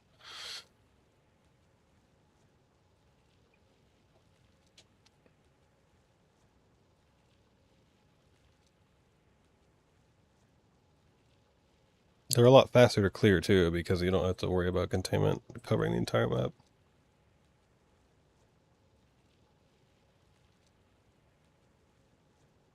Yeah, 3 to 1ing is kind of cringe, but it's probably the smart thing to do. I had a similar result earlier. Similar numbers. Alright, which one do I need? Britannia.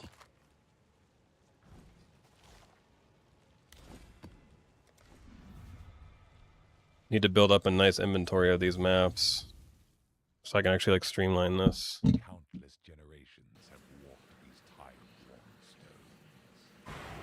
Yeah, I mean Essences is gonna hit 30D on like a build that can clear it really fast. Like if I were on the heavy strike right now, it would be over 30D an hour, 100%, easily.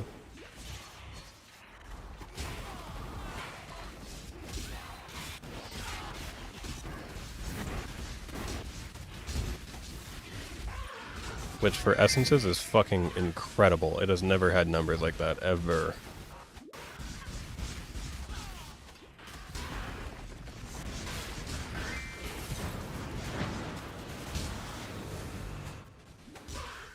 I could even see it hitting 40 with a really, really fast build. Some Mage Blood type, you know, at least like 100 mil DPS. Honestly, the fucking Blaga in the Discord, his KB strength stacker could honestly do this shit so fast. He might die every once in a while though. Pretty low fizz max hit on that character.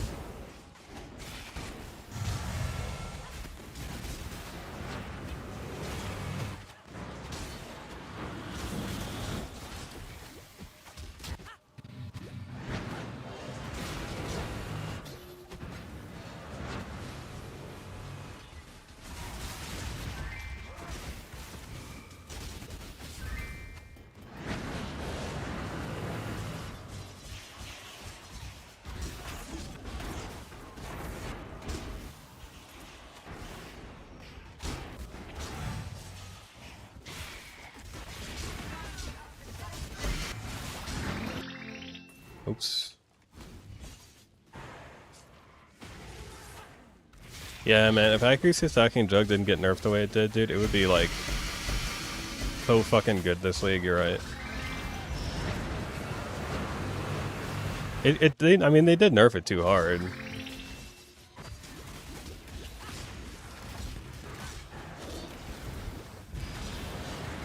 Is the Scarab Chisel good? I'm sure the Divination one is like absolute peak right now.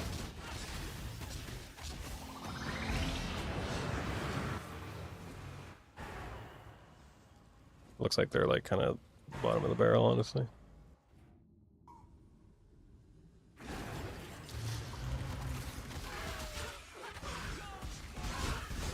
They did get some power back through a couple things. First of all, you can Volatile Vol Orb the Claw, and so it gets a little bit of its power back, and it is meaningful. Each percent on that thing is really meaningful, right? So getting it from 5 to 6% is a big one. And the clusters, I remember looking at it, and I don't remember the specific thing right now, but I remember the clusters being quite impactful. With the the refracting fog tech shit.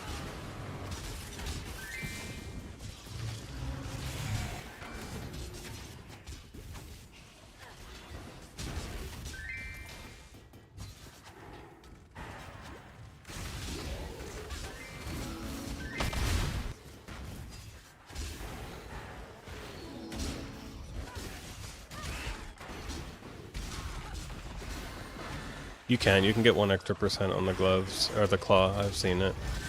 And you could then also do that on Shaper's Touch, right? So you get a little bit of the Shaper's Touch power back too. That's the nice thing about it using uniques like that, is that you can Volatile Vol Orb them like that. And they're not exactly expensive uniques either, right? Like, it's probably not that expensive to just keep trying it. It's an expensive build anyway, right? You should be expecting to spend a lot of money. So honestly, it's not that bad. Like, you could probably hit 150 mil DPS pretty fucking easily, but you're just gonna be a lot less tanky than you were before. And I think like 150 mil is like the gold standard with this league. Like, if you have 150 mil, you can do any strat in the entire game easily, fast. So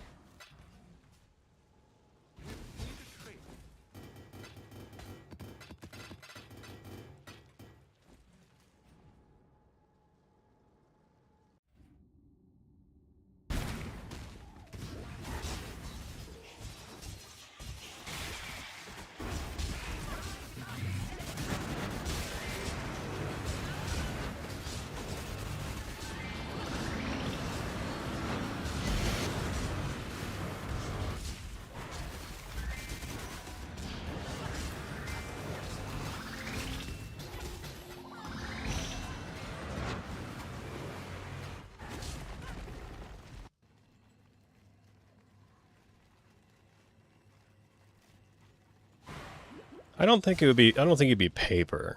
I think you Your LE max hit would be fine. It would just be Fizz max hit. It would be a problem. But if you're doing Reeve specifically, you're pretty much standing. Well, actually, if you're using anything, you're pretty much standing still almost at all times, which means Arctic Armor is free.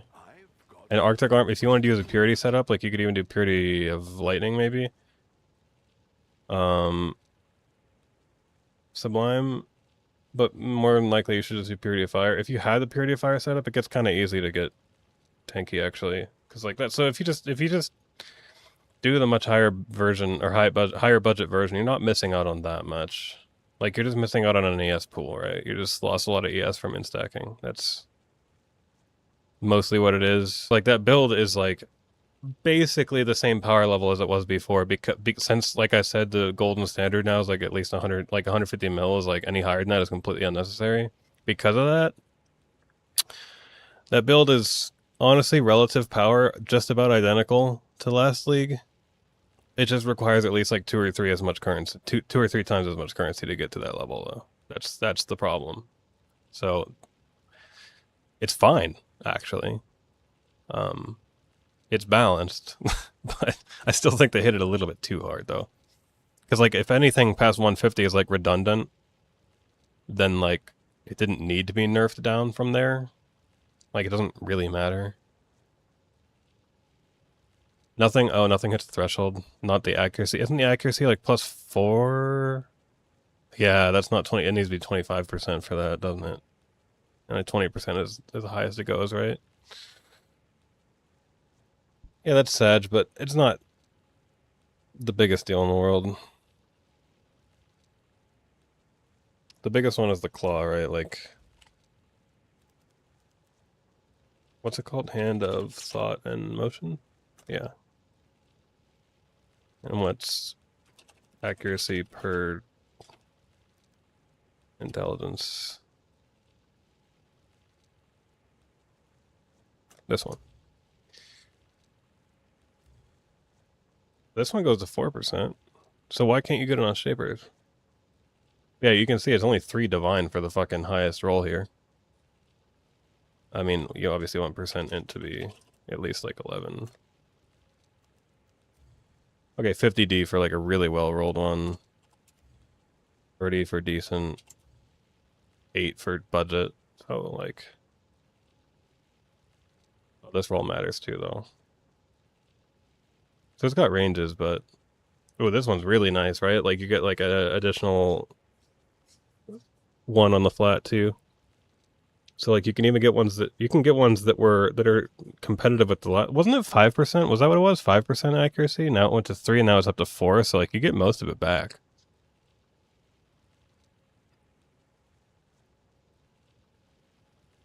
Oh, right, the 4 isn't a roll range, that's why. Gotcha. I forgot it works like that.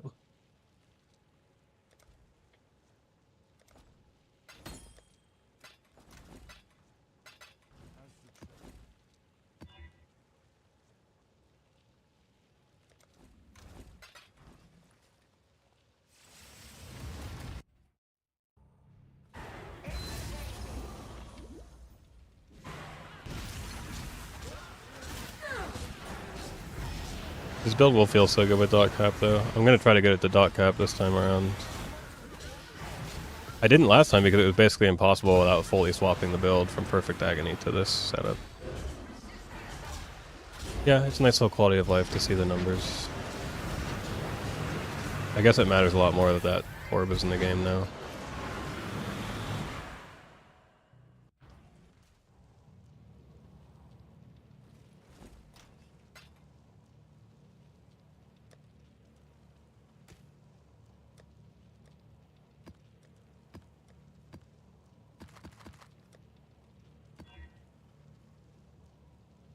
Yeah, I'm so glad you told me about this fucking re-rolling the maps. I just thought I thought that feature was gone, man. I was so sad about it.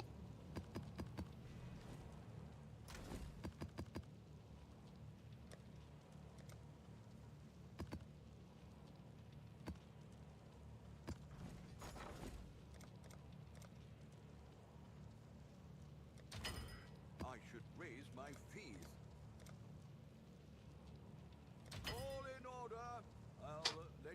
Oh, dude, the imbues are implemented perfectly, bro. It's so nice. And I think that because they're implemented in the way they are, I think they're going to stay, too. I think they'll stay 100%. Well, I didn't have to do it before, and I won't have to do it again because the rerolling of the maps, because you get so many that you don't even need to worry about it. But for that starting...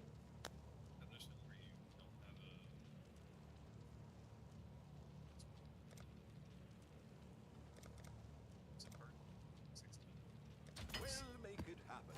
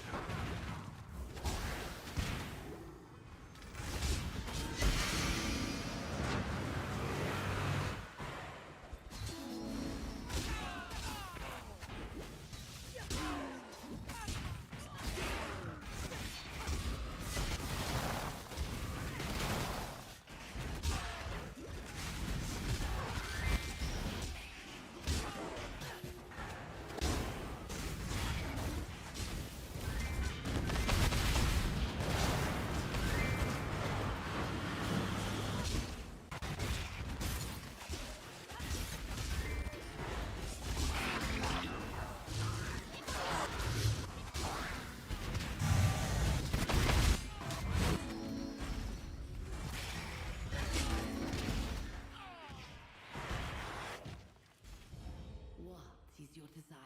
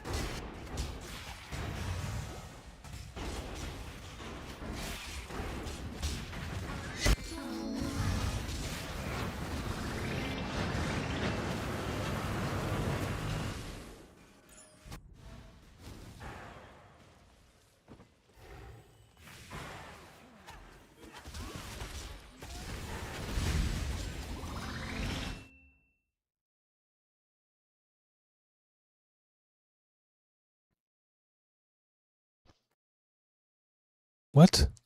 Why was I... My mic just like DC'd or something. I don't even know what the fuck just happened. How long have I been muted?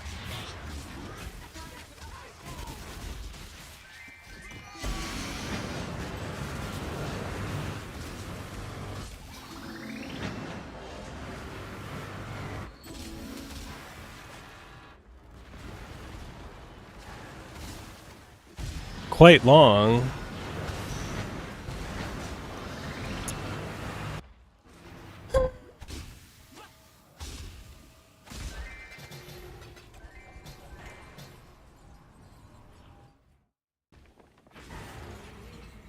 Well, I think the only thing I really said is that, yeah, it's nice, like, all the stuff that's being designed around Mirage seems like it's gonna find a way to be core. But I saw what you said about this looking better than Jung's Assassin Mom, but listen.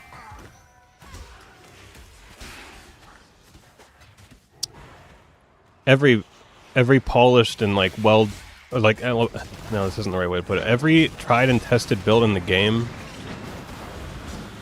is going to look better than a Jung build.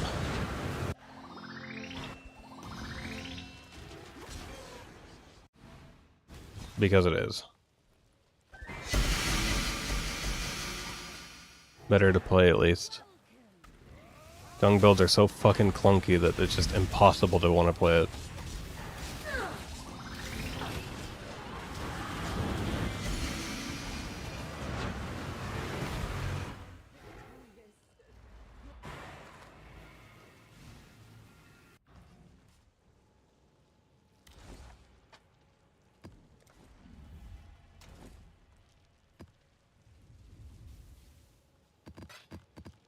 .7 APS is better than mine, I think. Or is it? No, I have almost 2. But I also have faster attacks on my thing, so it's a little bit scripted. Countless generations have walked. Yeah, Jung builds are for Jung, but somehow they get so much attention. He did do the Archmage, or Power Siphon of the Archmage Totem thing first, though. Like, made it actually a good build. That was one of the best League starters for a time. It might still be, to be honest. I don't see why it wouldn't be.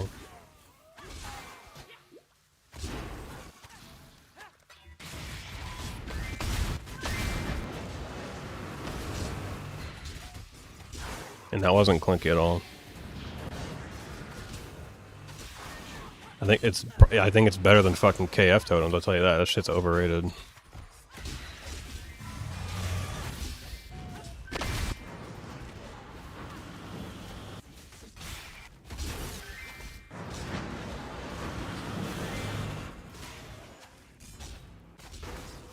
Oh yeah, I don't click the explode. I did it once and never did it again.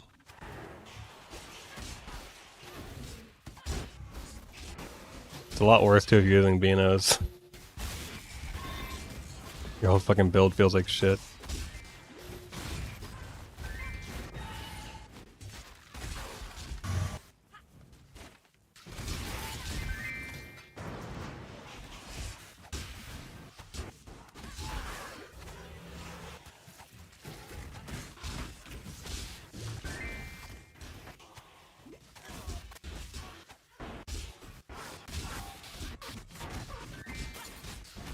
Some people, like Perry says, it's fine for him, but I just...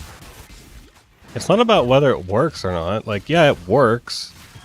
And you can always just outgear the content in the game. It's a lot easier to do it on Hierophant, I think, than it was Champion, but, like...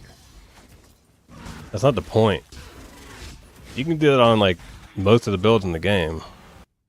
Like, you can League start a million fucking things that have the performance of KF totems. So... Good League starter? No. No. You can do what you can do on that build on like a million other fucking builds. So, I just don't... I can't call it a good League starter. Countless generations have walked these I don't even think it's the best totem. If it can't even be the best totem League starter, then what the fuck is it? Totems aren't exactly known for being strong.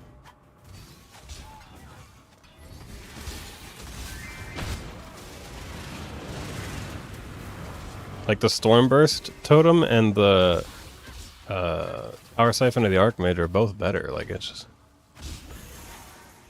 Easy to play, yeah, but so is fucking Stormburst and Power Siphon the Archmage. Totem playstyle, though, is very easy to play, indeed. I got really bored of the playstyle really fast, which I should have seen coming. I kind of did, actually. I just was hoping it wouldn't be the case. Oops, I forgot to pop the Delirium thing. I missed out on a lot of rewards. It even procced the extra 3 too, that's sad.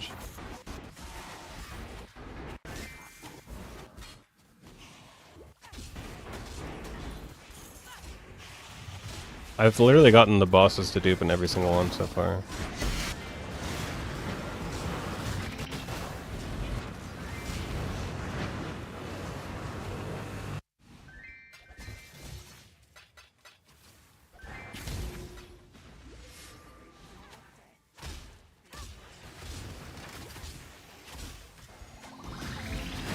Did you just skip Ellie hit because it was going to be too expensive, or?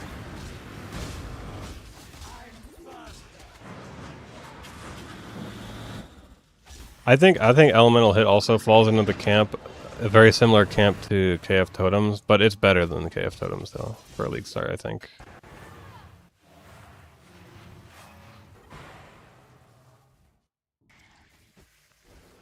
I need to make this chat last longer. It disappears too fast.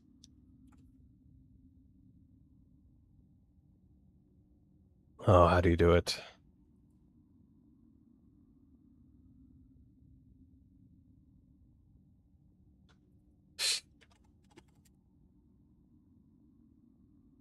I think I need to reopen it.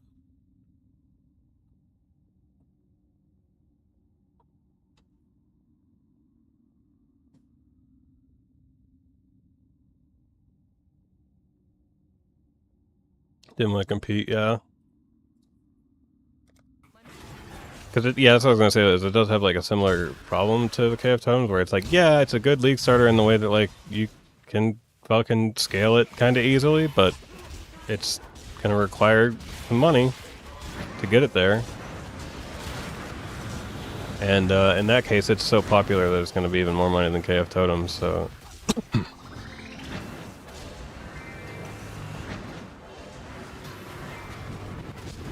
Oh, I almost died to that.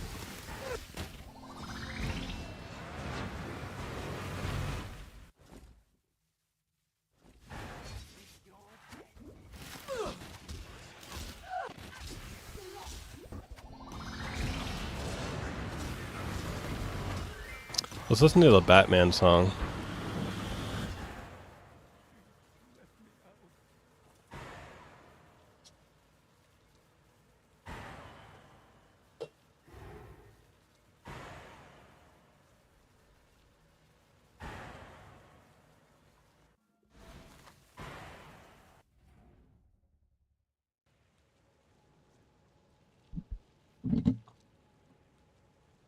Did you start? You started with wait, aren't you? No, it's Midsummer that started with my shit. What did you start with?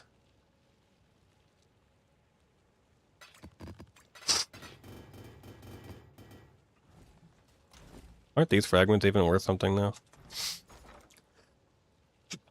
Oh, gracious. 14C each for these. Wow. Oh, you did Static Strike. Did you do the Gathering one?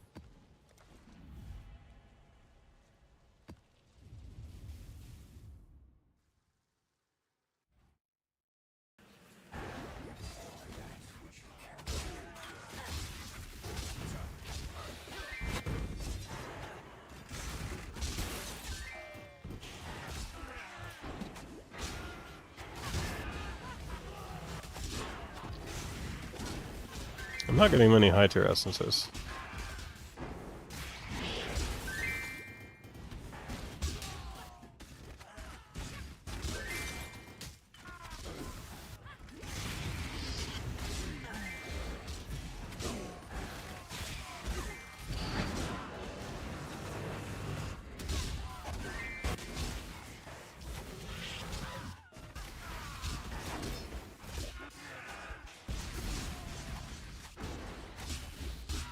Yep, holy skills are kind of cringe.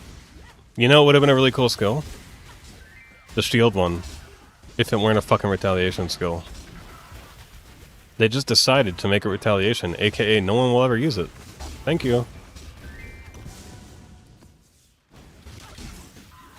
We could use a new actual shield skill, but that was not an actual shield skill.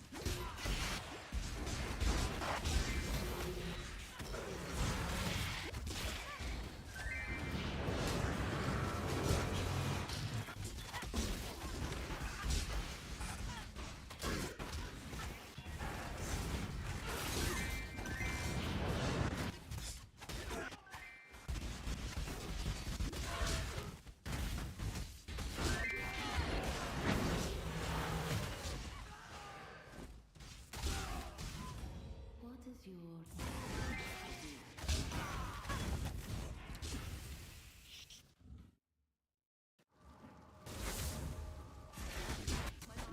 Yeah, I can't. It's my literal biggest problem with GDG. Is when they do stuff like retaliation skills or link skills or there's like one other one that I'm not thinking of. It's just like stuff where it's like, okay, this is, I understand, we want variety. And it's cool for the people that actually like playing those things. But when you make new shit though, and half of it is stuff that's not going to get used because of the choices you just like made with like how it's going to be designed, like it's just fucking stupid, man. I want to use a new skill. There was 2 skills of all of them that were like playable. The Holy Sweep and the Holy Hammers are the only ones that are interesting. But it could have been the 5.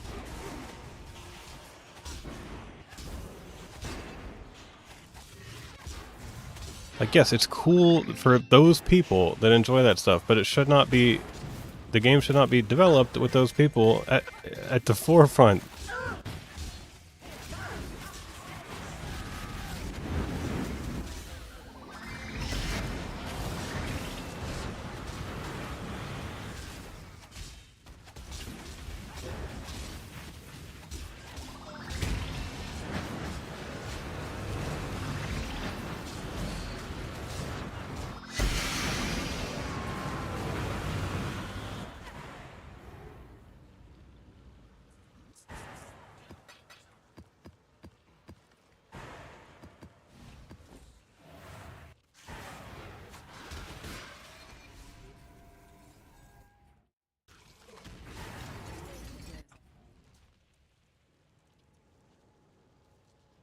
Alright.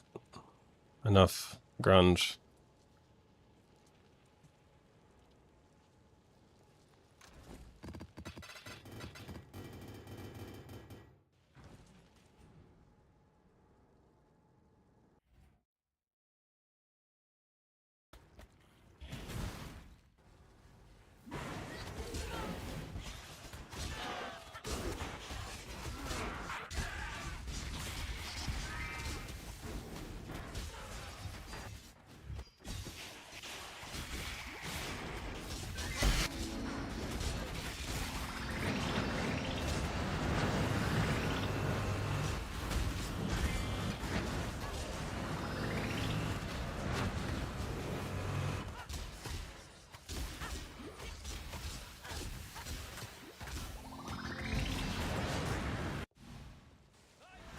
Yo, what up, Landy? Landy?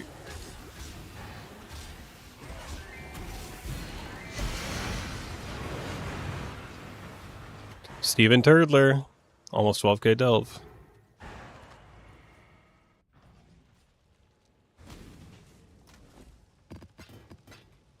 Alright, that should have got me quite a bit of maps. Yeah, this is a good amount.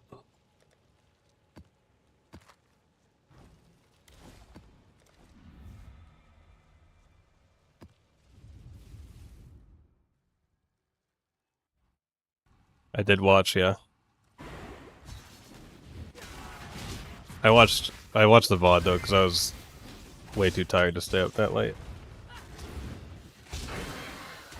I'm not Colonel. It's almost getting to my bedtime now. Maybe an hour or 2 left.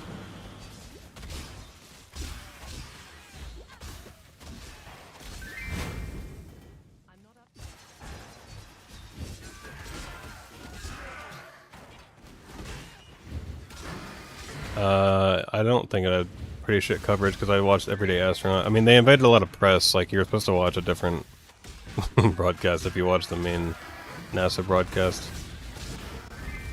Unlucky.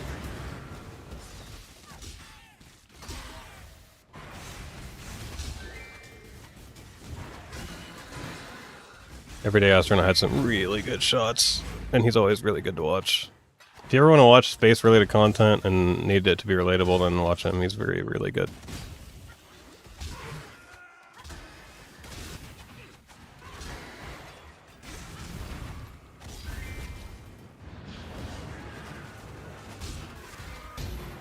Yeah, there was like a lot of hidden delve items that people just didn't really know about when they were delving.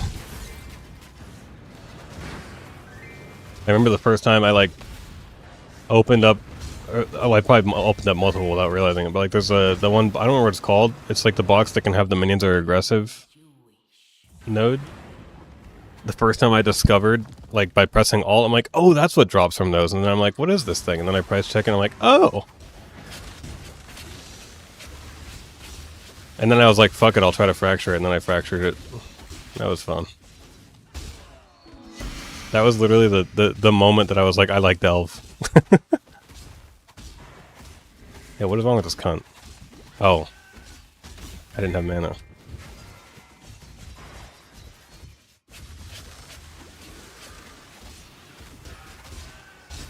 do you mean you don't understand how the light works? It's like the easiest thing. What are you talking about?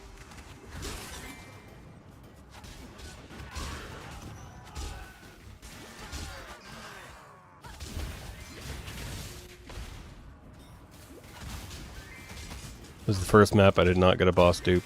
Sag. Well, no, not Sag. That's good.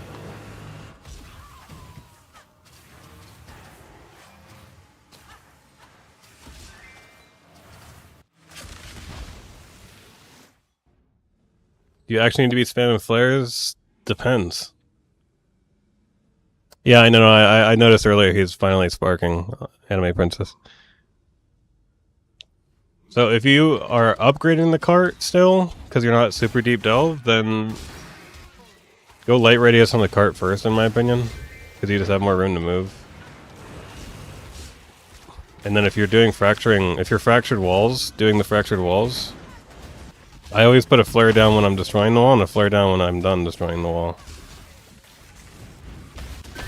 I'm a fractured wall enjoyer.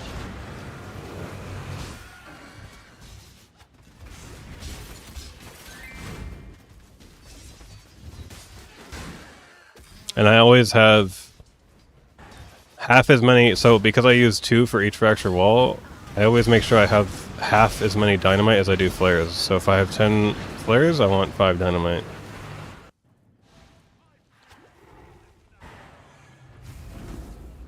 But once you're in deep delve, you don't even upgrade the cart anymore, and so it's just a matter of staying with the cart. You don't die to darkness.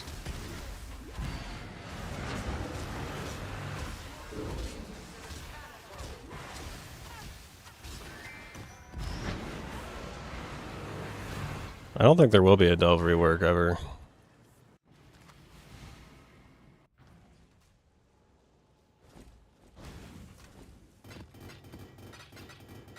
Because I don't think the people who like delve, they don't want that at all. No one's really begging for it.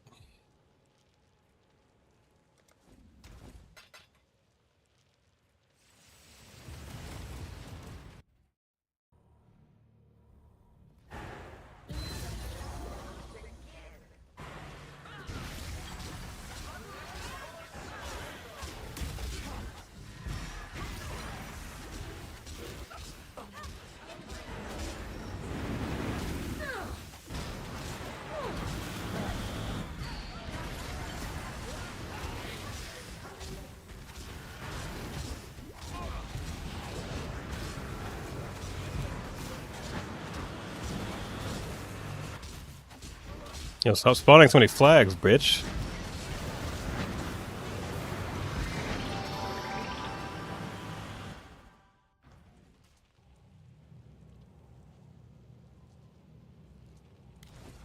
I'm not gonna lie, I hated my first run of PvE2 campaign. A lot.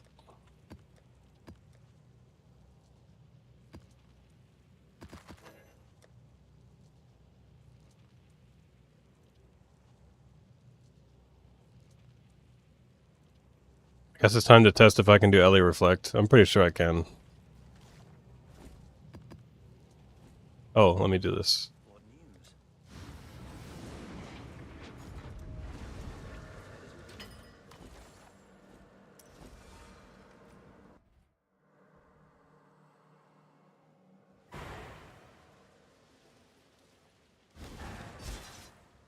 Wow, that's a bunch of shit items, as usual.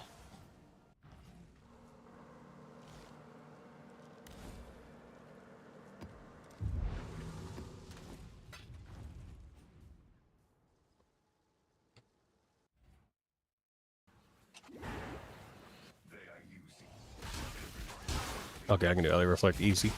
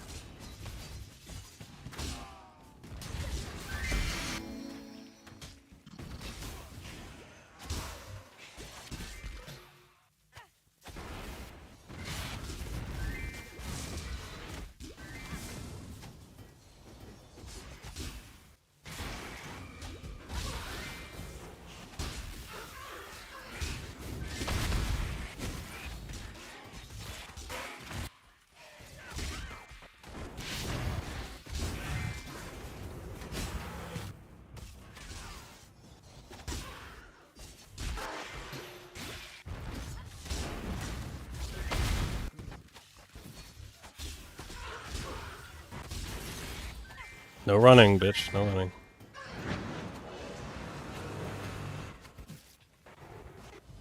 What is your Fuck, I think this one's also not a boss spawn. It's catching up with me. My luck.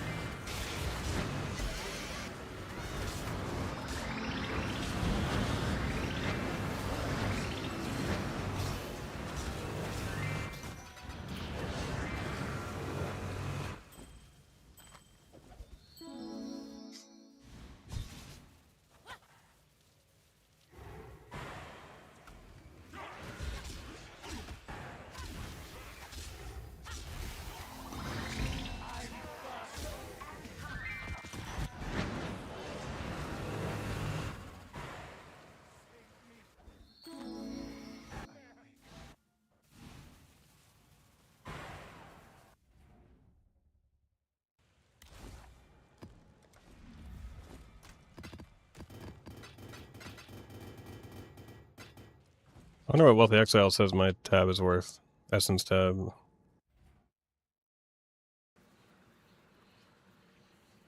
Okay, it's been like 8D so far only.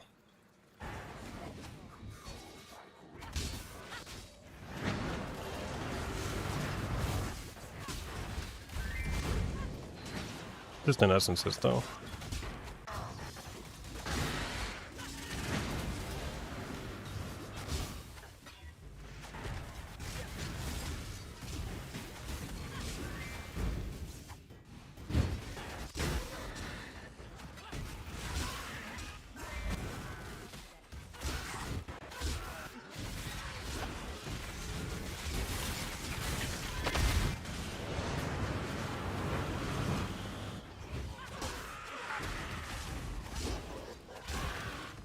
What is your desire?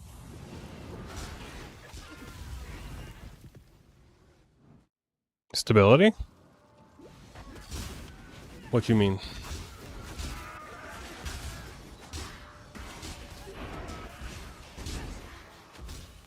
Oh, Essence Scarab of Stability?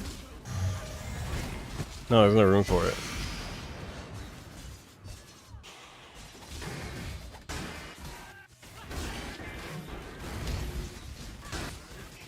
It's not that crazy.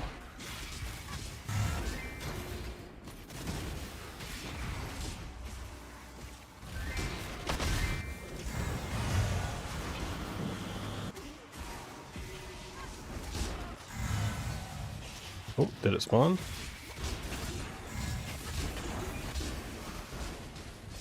Nice.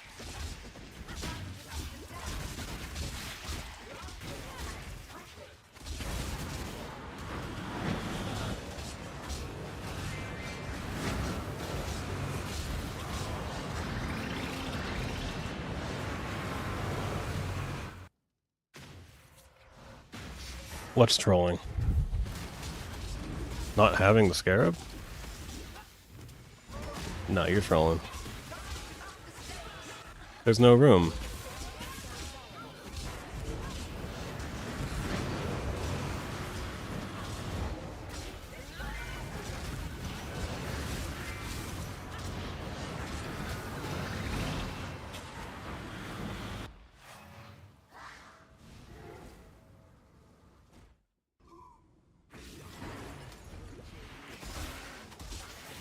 Calcification. 2 adversaries, obviously. Essences are found at a higher tier, because that one's just the best Essence Scarab that isn't Calcification. And the Interference Scarab. No room for stability. It's not... Essences aren't the primary money anyway. They're like 40%. It's like 60-40.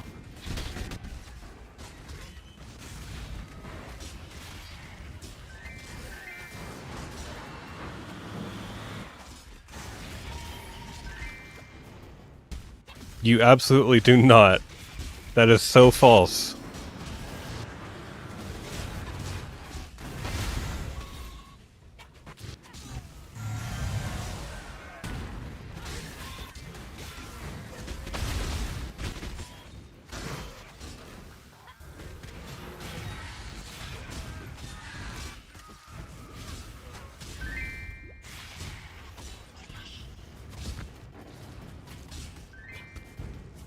Yeah, horrors are expensive, but if you get, it's gonna give you like maybe one more a map, or 2, versus 8 extra essence monsters. I didn't know.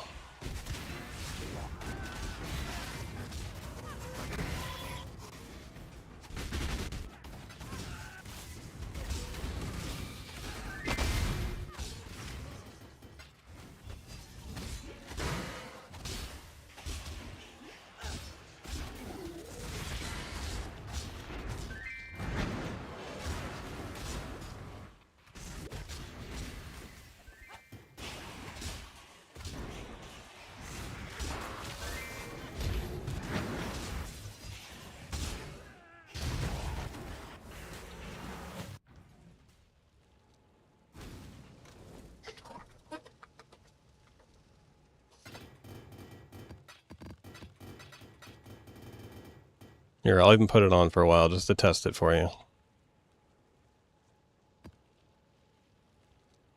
Doesn't this literally only do... It removes one option.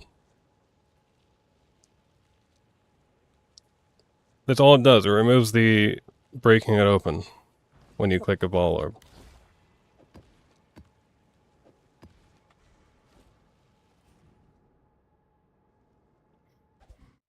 If I don't see at least 2 high tier essences per map, then it's not good.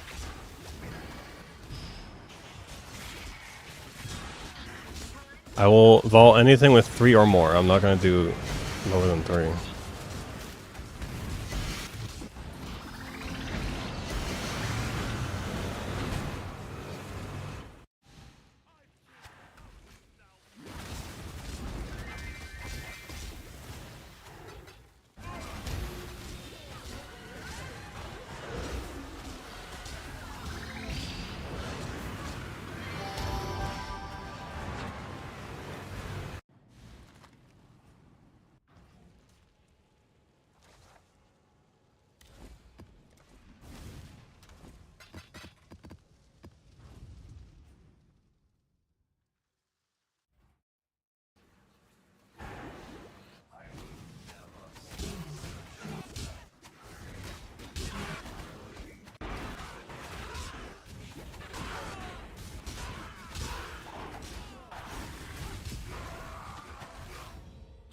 Oh, nice.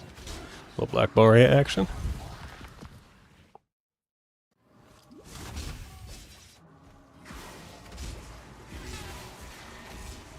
I miss the old Black Borea, where he had a higher chance to spawn on map boss, and it would sometimes bug and give you like way more than you're supposed to get. Oh, whoops, I forgot to click it. Okay, that one doesn't count.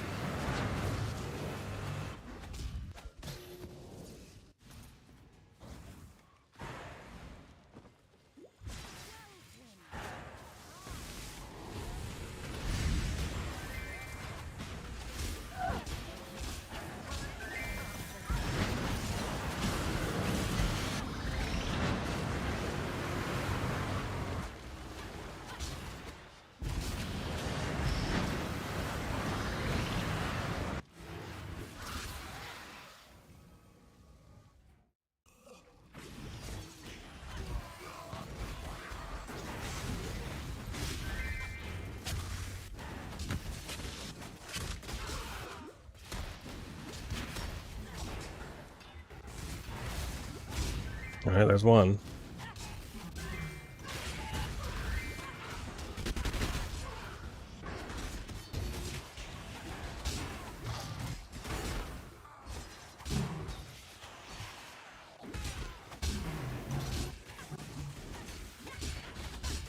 Bro, I can't move. I hate these fucking totems.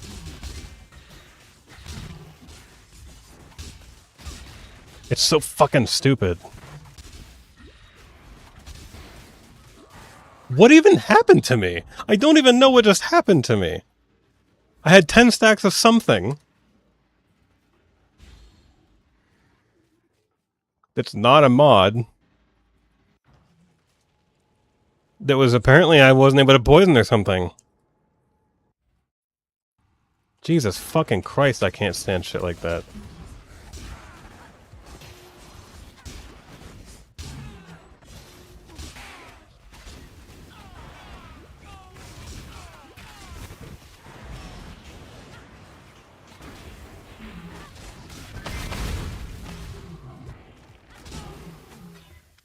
Oh, there's 2 and 3. Alright. Maybe you're onto something here. 4.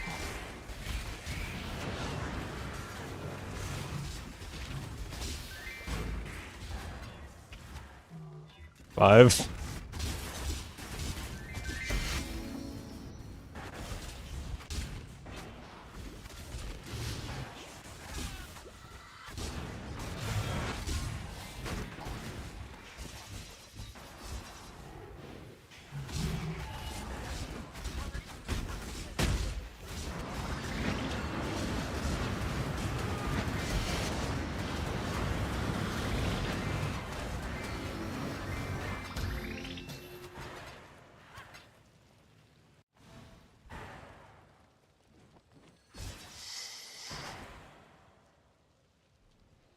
Did I get any horror?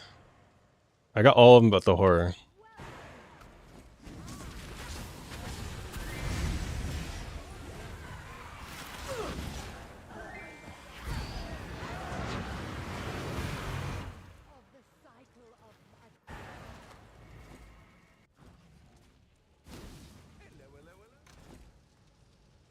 Okay, if it's like that consistent, that's fucking ridiculous.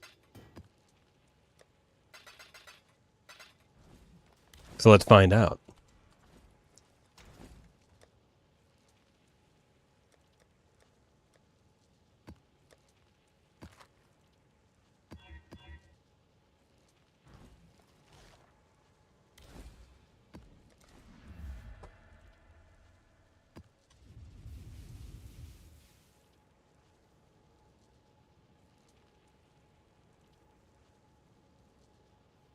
Yeah, no, I wouldn't reroll. I'd just sell them as they are, because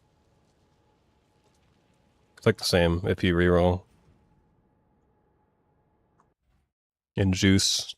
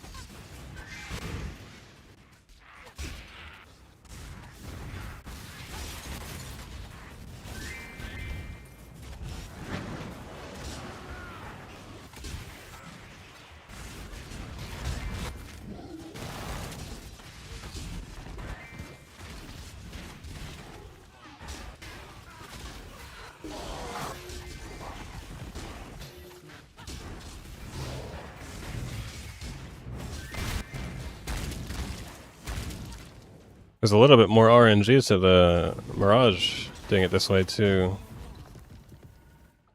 Because it'll actually matter more whether the essences are clumped next to each other.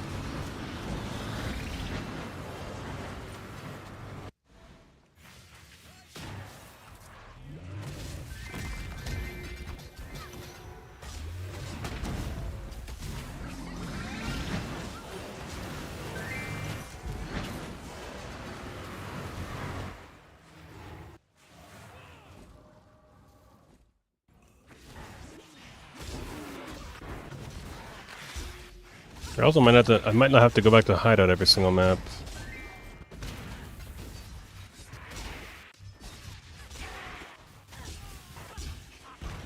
I don't know though, it kind of seems like I still...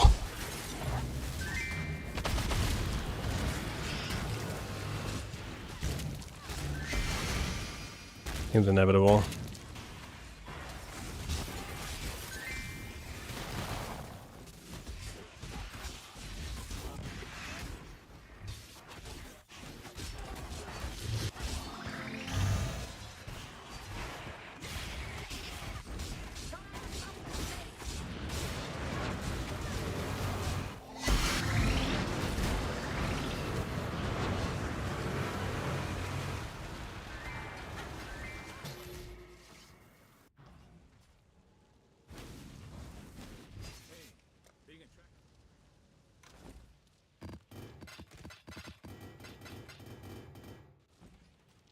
Yeah, I think there's only 2 in this map.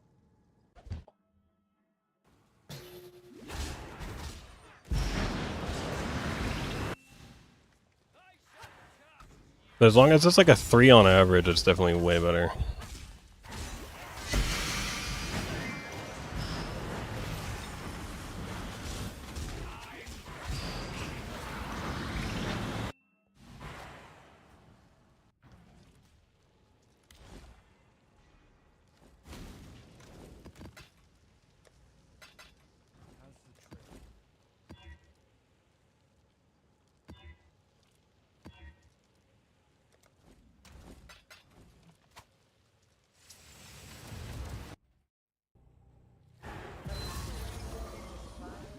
No, I don't think 2 is way better. I think 2 is margin, like just barely better, if it is better at all.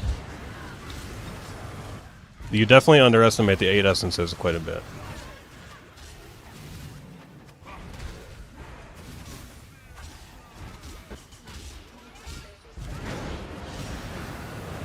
Because it only takes one of them being scorned to like nearly make the difference.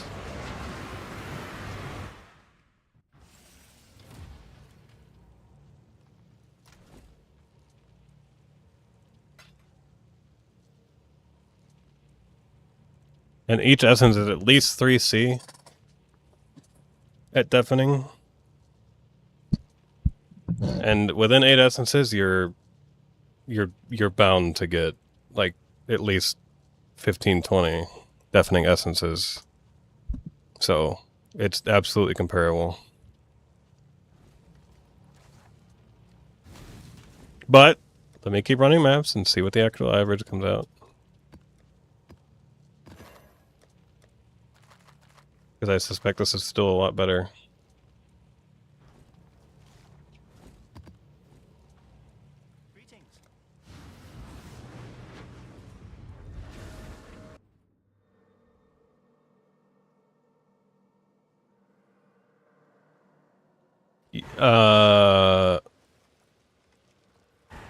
Now that I don't know about that, man.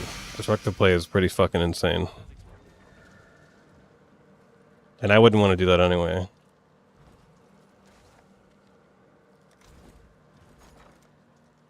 Not my favorite gameplay loop. Do I need to sell something?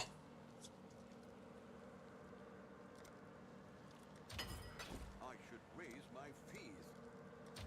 I'll put the word out.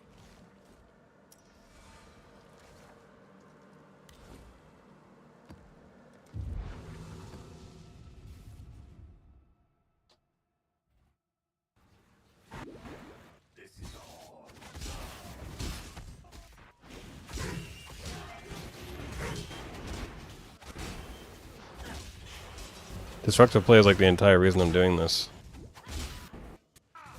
Like, essences aren't here because I want to do essences. Essences are here because... Oh, that was a good one. Because, they pair well with destructive play. What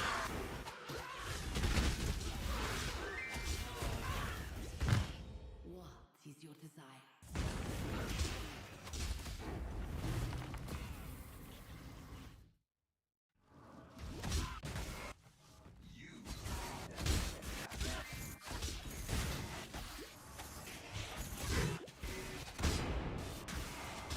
I do like essences, though. I do consider them fun.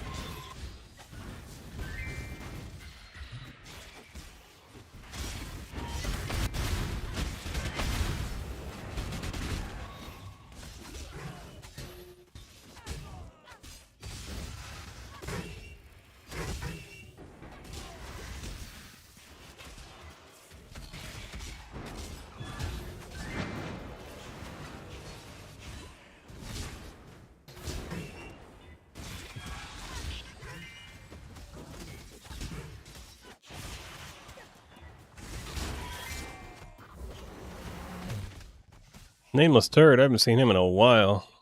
And I was happier when I didn't see him.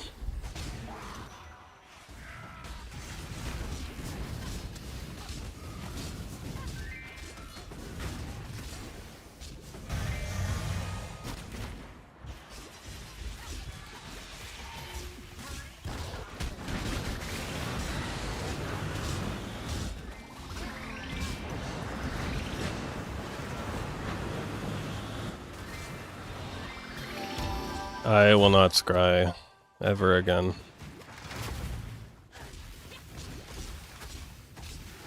I just don't have the patience to go do that. Same reason I don't have the patience to go get this fucking vault I'm at for my Kirak vault.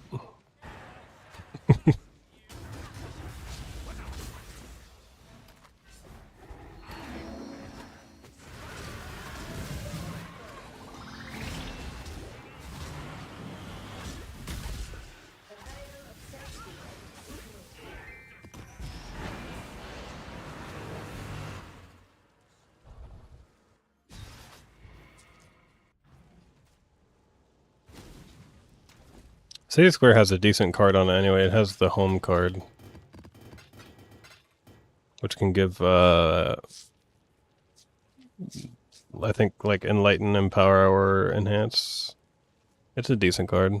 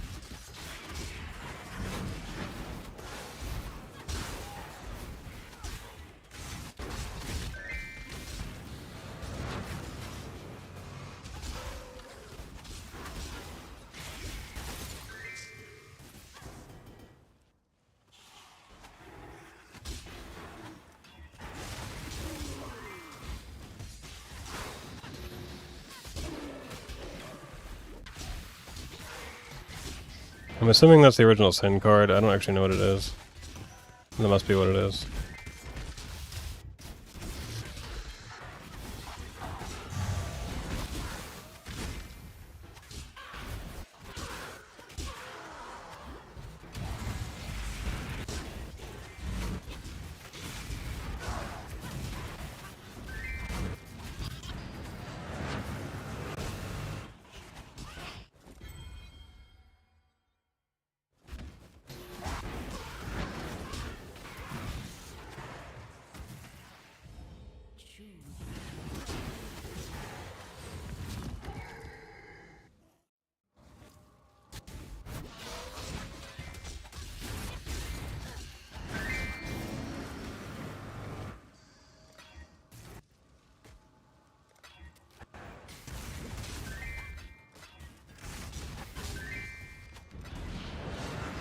Okay, I'm getting less impressed.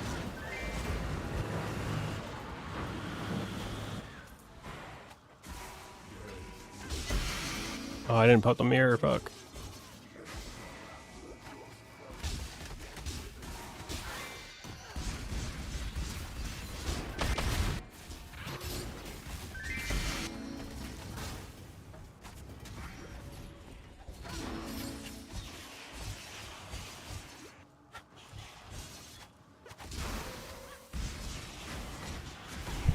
Mengs had me swap out one of the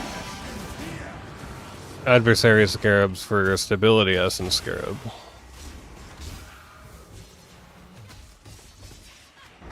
And the first few maps were pretty good. I got 5 high tier S's in the first map, and then the next one was like 3, and then it was 2, and then it was 2, and now I think it's 1 on this one.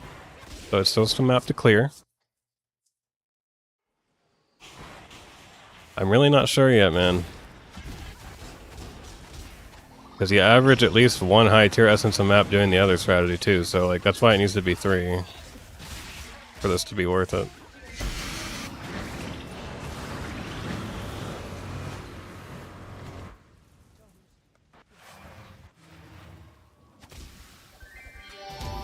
Two divine rewards from Delirium in a row. That's so weird.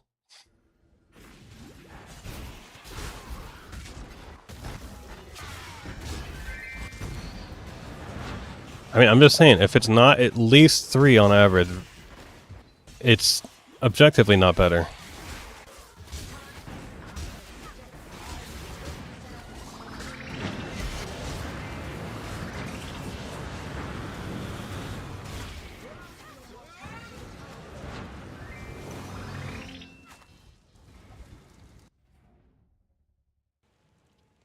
I think stability is absolutely mandatory if you're not doing my strategy, though. For the record. I would immediately swap it in if I were doing, like, just essences.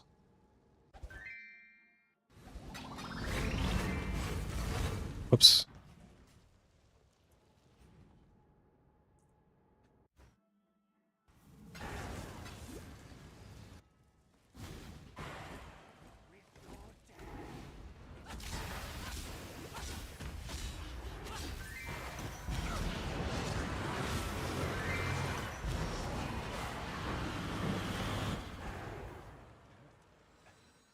Alright, I'll do one more with this, and then I'm going to switch back and see... get a better vibe for what the other ones count as like. Although I'm pretty fucking sure it's like 1.5... 1 or 1.5 a map with the other one. I've done a lot of the maps this league, probably like... at least 500 fucking Essence maps this league. More than that, actually. Definitely more than that.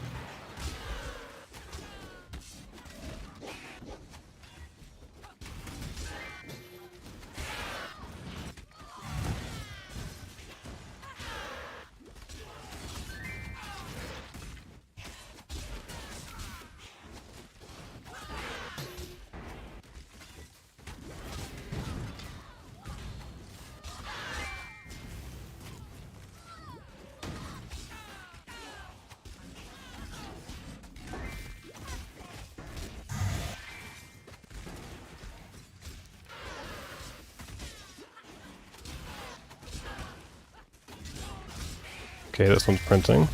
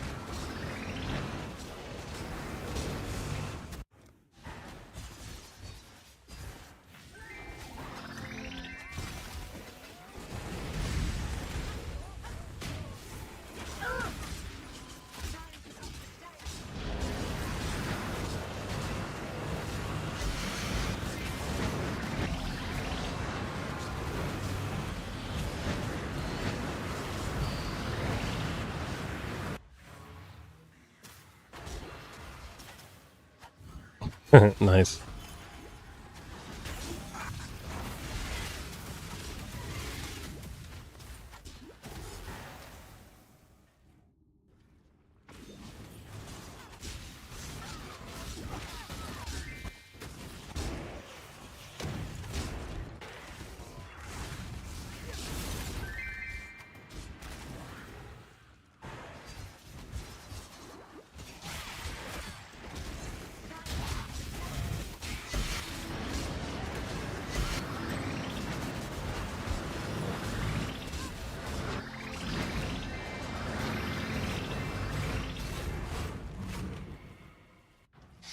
He's Big Daddy, man. I mean, what can you do?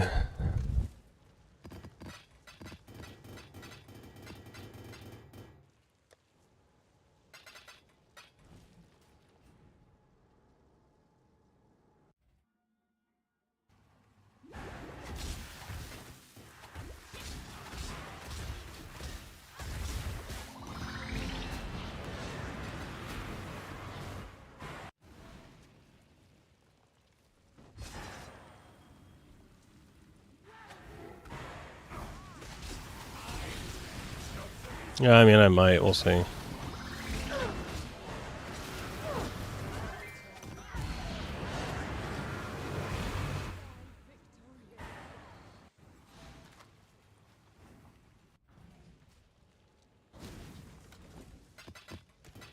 Alright, then we switch back.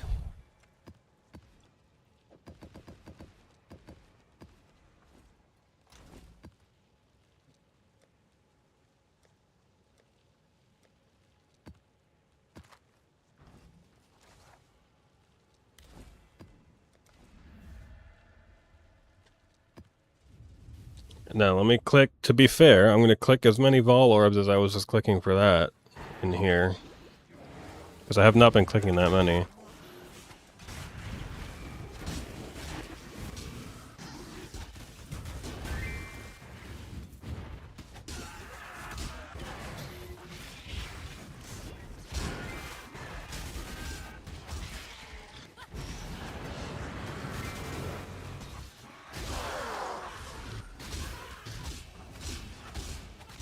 Brother, these totems piss me off so much. Oh my god.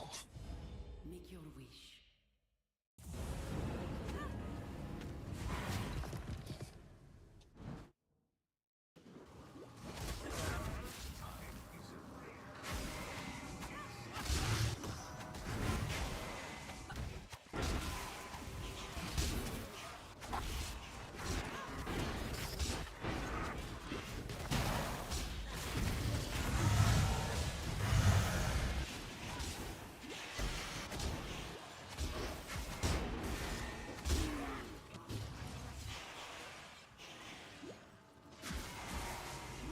Why are there no essences in this fucking thing?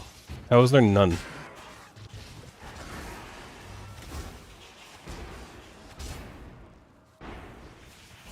No boss dupe or essences at all. That's fucking wild.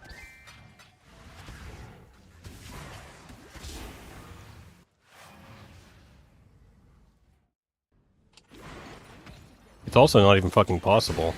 There were supposed to be essences in the front of the map where that Mirage clearly was, and they weren't there, so that just bugged out somehow.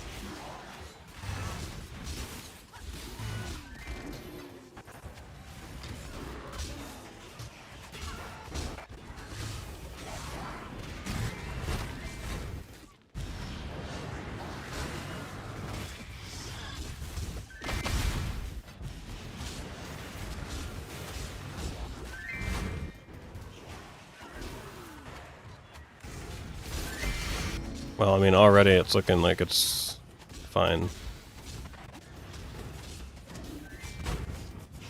Maybe I just needed to click the button more.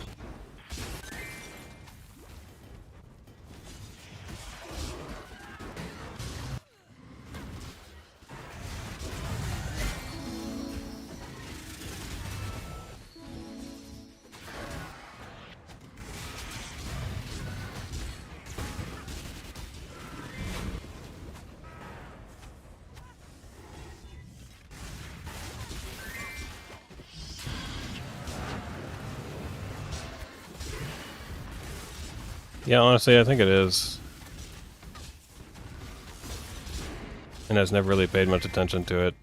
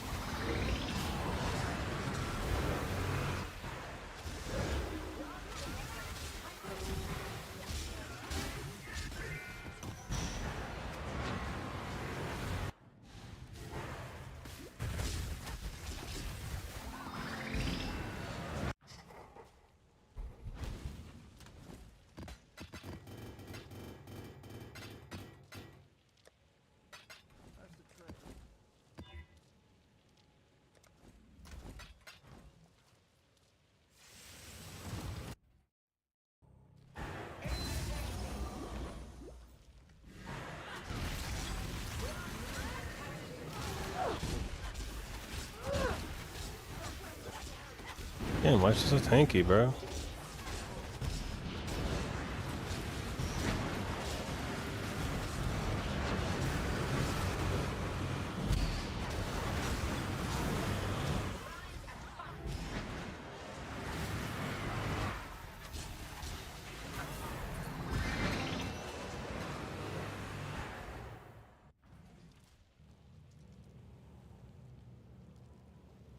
Yeah, that's a little bit too much.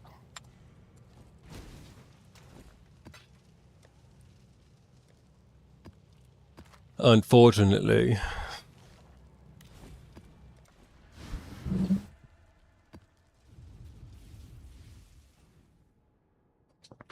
I still predict that it will go core in the only way that it could happen, which is just the fucking random on T16 event.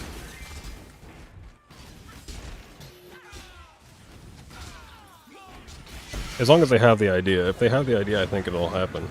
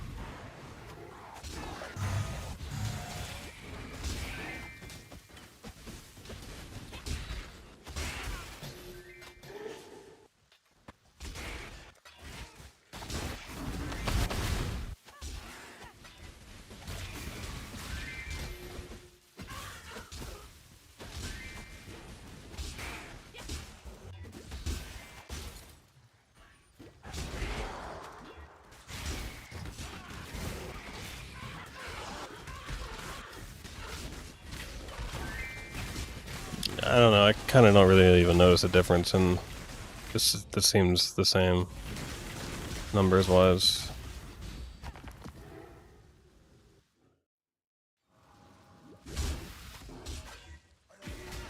I just think for this strategy, it doesn't make a difference.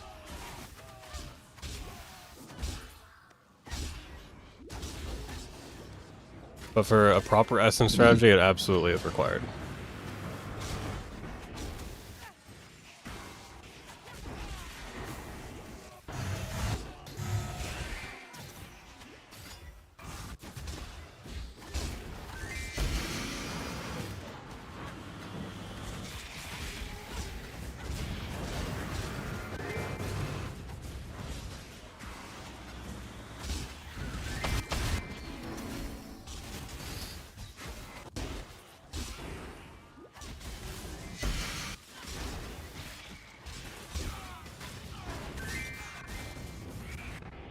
But I did learn I should be clicking more Vol Orbs. I was still early league brand with Vol Orbs. I was doing the strat really early on, and it was actually when Vol Orbs were still like more than 1C each. And you know, Divines weren't quite 300 fucking D yet. So I was a little more hesitant to click my Vol button.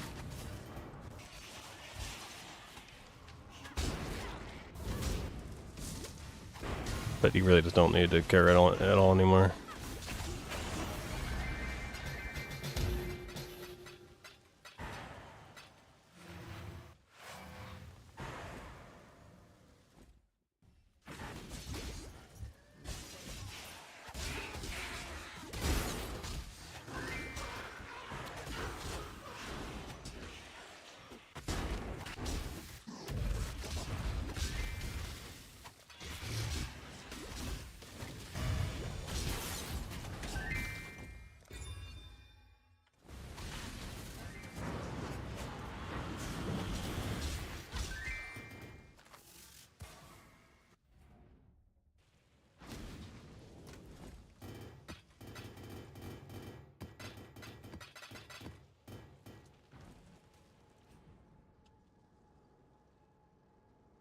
I'm running out of music.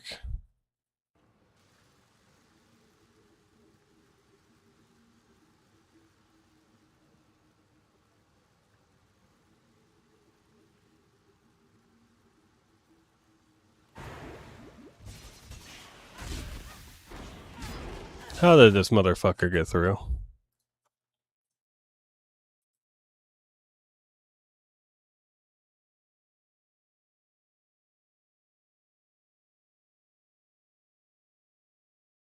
Dark Siege? You mean Hero Siege?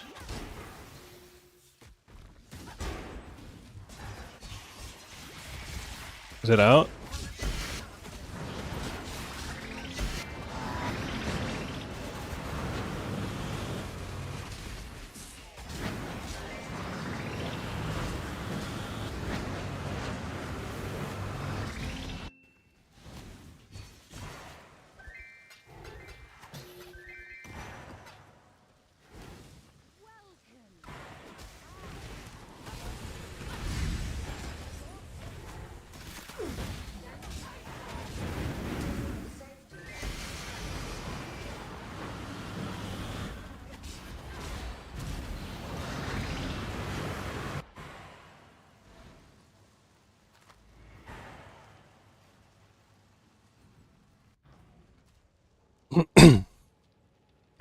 Did the Hero Siege shit come out?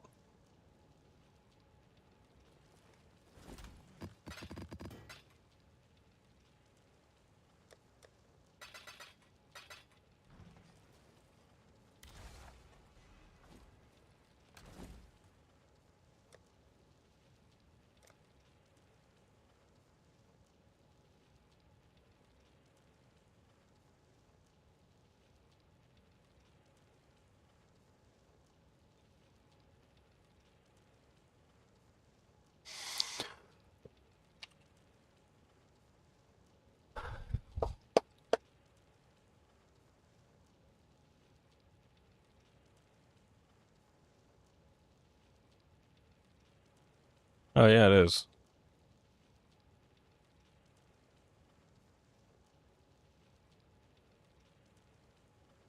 I gotta rewatch the trailer for it.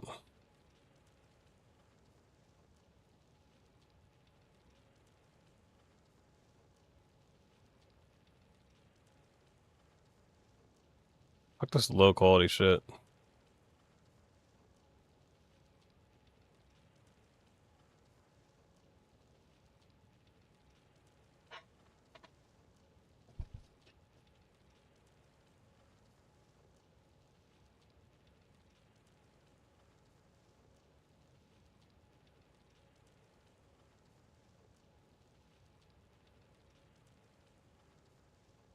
Oh right, it's a passive skill trait. I wonder if it's on top of everything that was already in the game.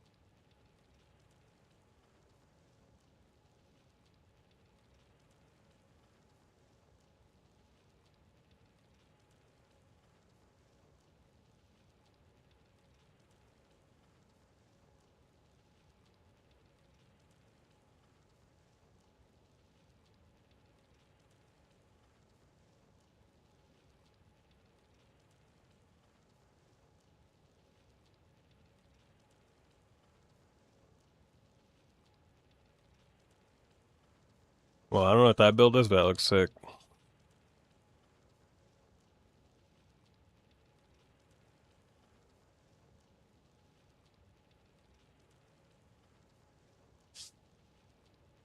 Let me see what this will be like the deciding factor.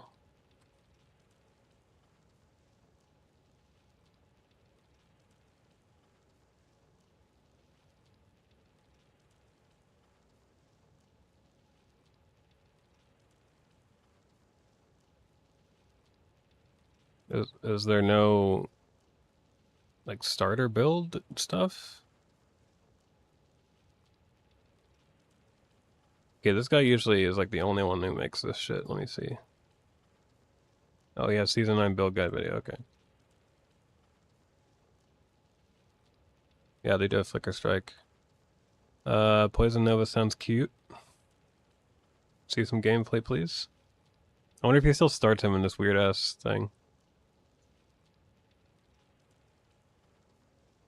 No, this is better. This looks cringe. Fuck that build. I need to see a build that looks like up my alley.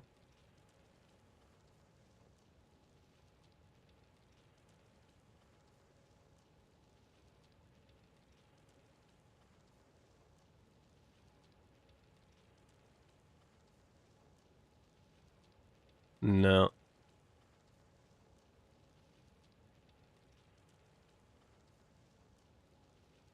Oh.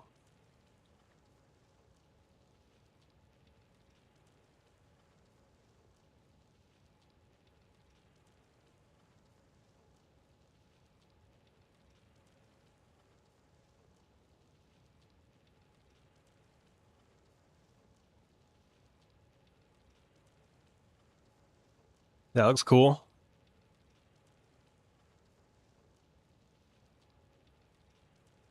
This game has a lot of rainbow stuff. Okay, this looks pretty good. This is a Fub Gun build.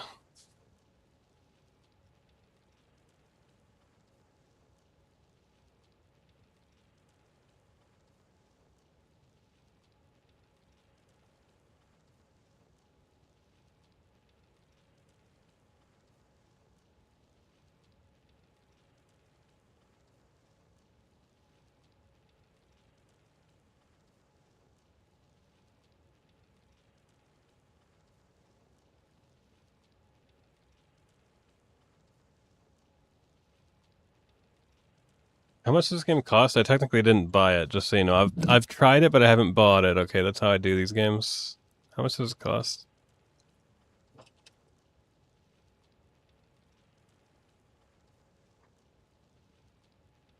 Hey Noah, Yeah? do you have any old webcams that I could use? No, I wish. I wish I could use one. Okay.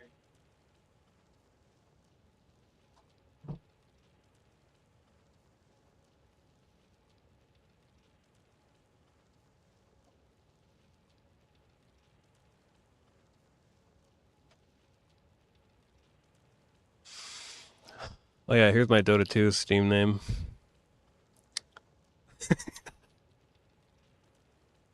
Alright.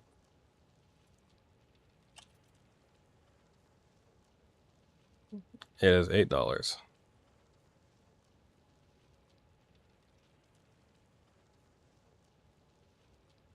Oh fuck, not the heavy ball. I've seen the heavy ball. It looks so stupid. I am friendly because I can't speak. So my play does the speaking, and if my play's doing the speaking, then I'm a very nice guy. This looks cool. I literally wouldn't... I can only see red, though.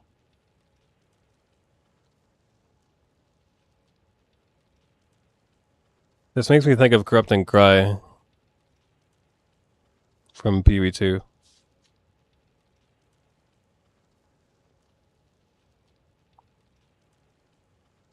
I know what this is going to look like. This is a Diablo 2 thing, isn't it? Yep. It's in PoE as well. What's it? Winter Orb is what it's called, right? Or what's it called? No, Winter Orb's the wrong one. It's called... Wait. Is it Orb of Frost? Is that what it's called in PoE? What is it called in PoE?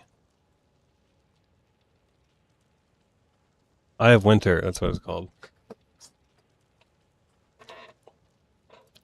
Yeah, this is what I was saying about his awkward intros, is he always has this thing over here. Which... I partially understand, because it's kind of like similar to what I do, where he makes like these slides, right? He's making slides, but they're just like halfway covering gameplay. So he's kind of doing what I do, just having gameplay on the side too. So whatever. Plus, you're not really missing anything by doing this with this game. Most of the stuff happening is on the center of the screen. Oh, this looks cool too. This looks pretty automated. What's Cyclone look like in this game?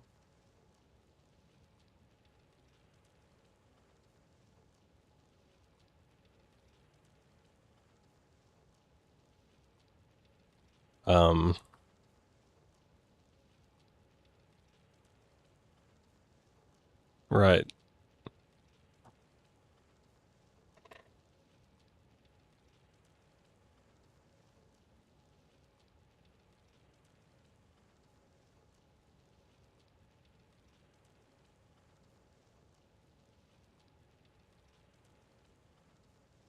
Yeah, this guy has like a monopoly over this game's build content, I swear to God.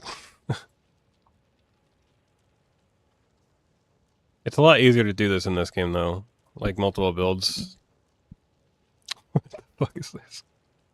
Because it's almost all... It's mostly about your, like, skill tree and stuff decisions. It's a lot less about your gear. So he can put together some, like... He can just put together some shit. And then just do a gameplay demo. And then, like... It's not super complicated game, so... Lightning Bard. Okay, well, I'm going through each of these, so...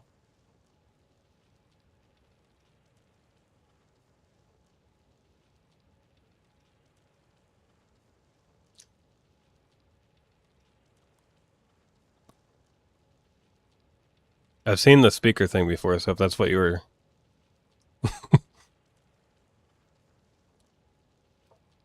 There's a lot of meme shit in this game.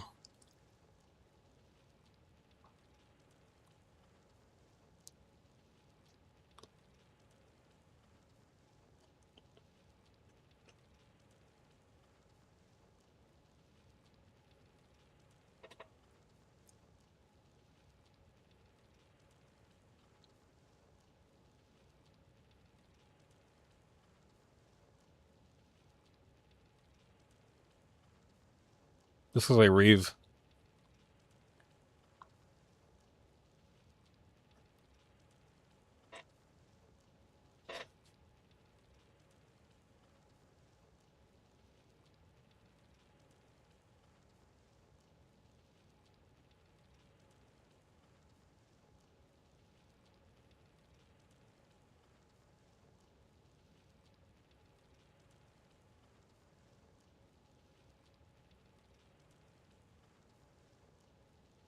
All right, someone buy the game for me. I can't afford it right now. $8. I'll gift you a Dota item.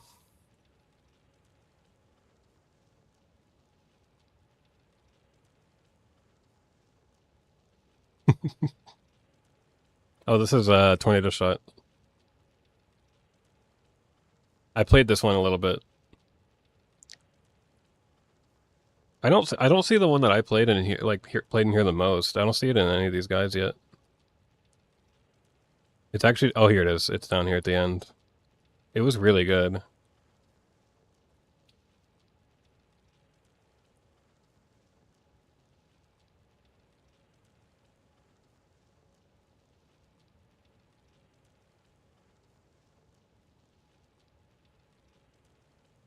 No, that's RF.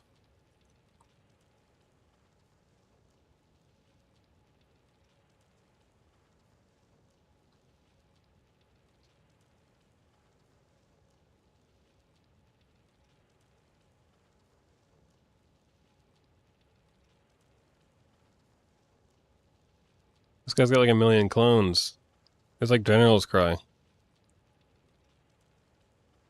This looks fucking dumb.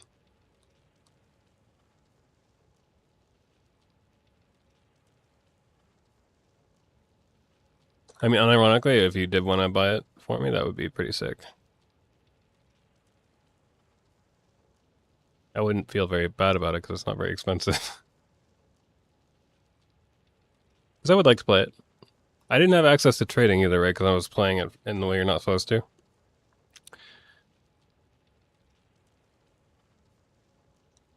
But I mean, I've always hated that, like, the whole try before you buy thing with games is just kind of gone. I don't know what the fuck ever happened to that. So that's kind of, I like force that. On my Steam name, yeah, I'll DM you the link to my profile. Yeah, these are all my previous names. Before this, it was a PMA name, hello with a smiley face. Then it was I'm playing Carry, because I was making sure other people did not play Carry. Positive mental attitude, impossible. The only player on my team.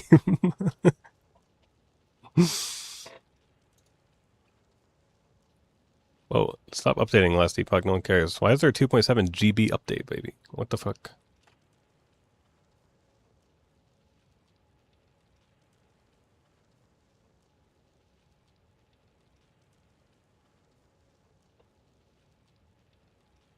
Oh, fuck.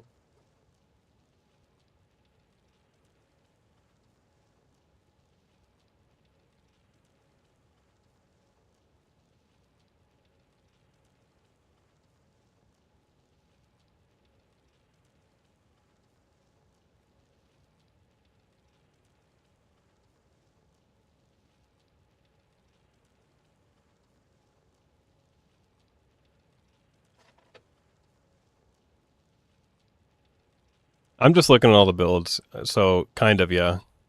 Wait, what the fuck is this? I just realized there's a bunch of trucks. What the... What is this?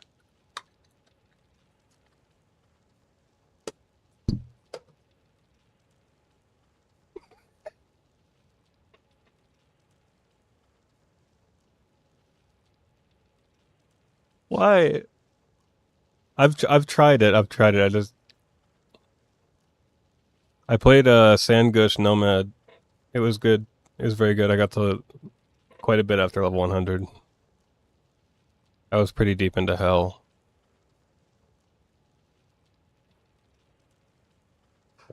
Yeah, this is a real build. I'm assuming this is a relic and not a skill. I mean, maybe the redneck does. The redneck is a class, by the way, and he can wield chainsaws. That's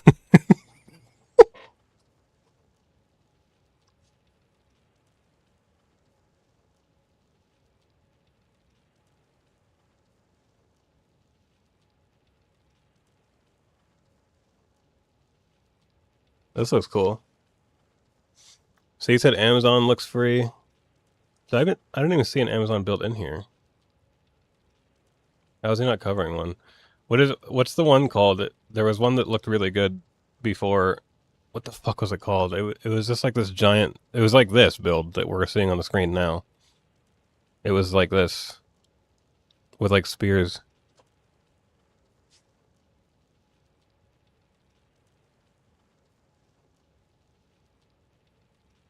I mean, I wouldn't mind playing Sandgush again because it was really good.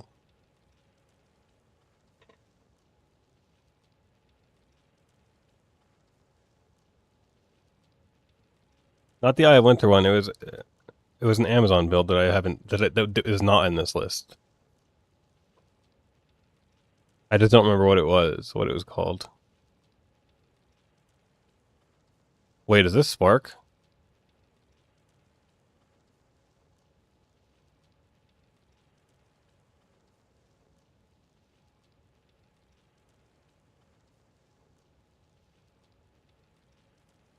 Dude, you literally just read my mind though. I want to play this too.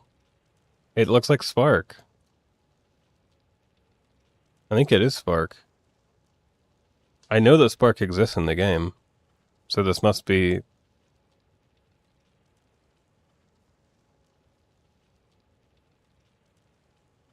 feel like Landis and I have a shared appreciation for certain builds. It's Spark. Yeah, Charged Bolts, that's what it's called. Nerfed base projectile duration from 3 seconds to 2. Added damage, though. Oh, yeah, but you probably get more from the new tree, though, right? Like, that's probably why it got nerfed.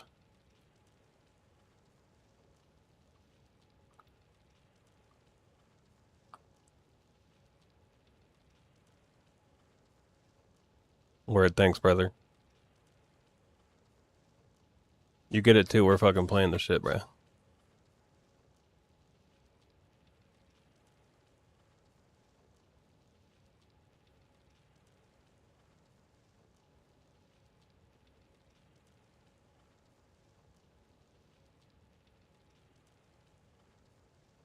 Found something I actually want to do before TLI. Let's go.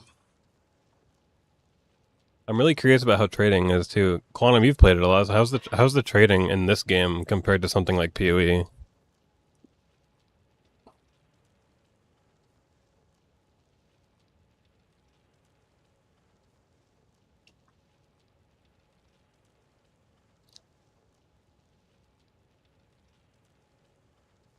Because I know they use gold.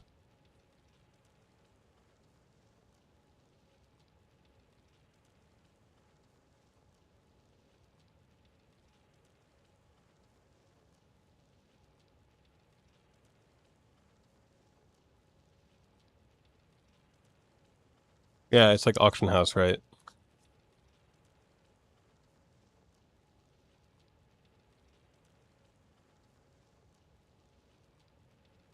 Okay, so it sounds like it's a lot like Last Epoch, except there's no like bullshit faction ranks, and there's no like having to walk between fucking traders for the specific types of items. You just have a shitty filter you have to deal with.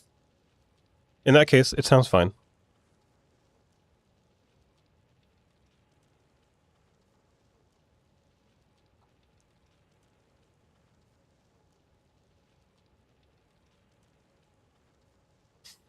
Well, this looks like I'm probably gonna play this this lightning shit.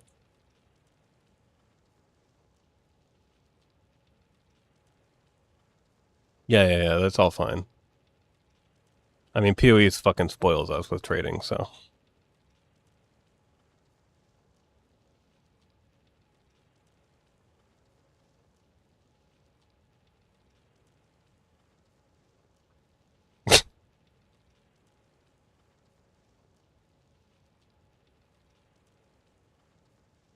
But this looks kind of cool.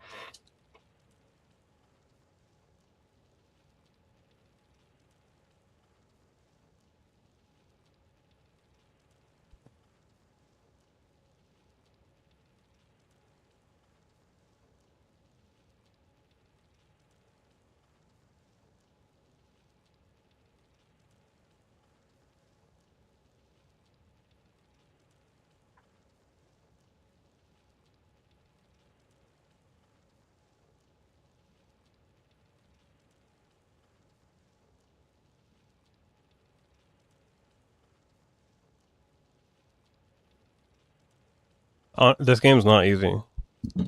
It's not an easy game. I know that.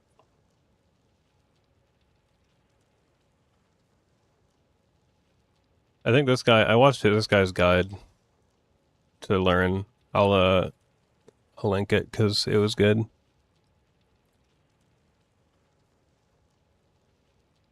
It's probably one of the most popular, right? Yeah, I think this is the one I watched. It's 2 hours long, so he has good timestamps and everything.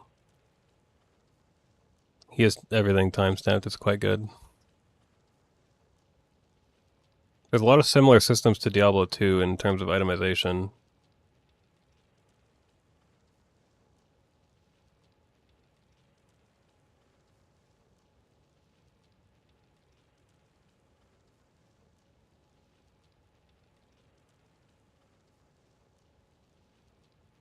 I'm not fucking watching the tutorial again, but I am gonna watch the rest of the build video for this Lightning Stormweaver because I'm actually curious.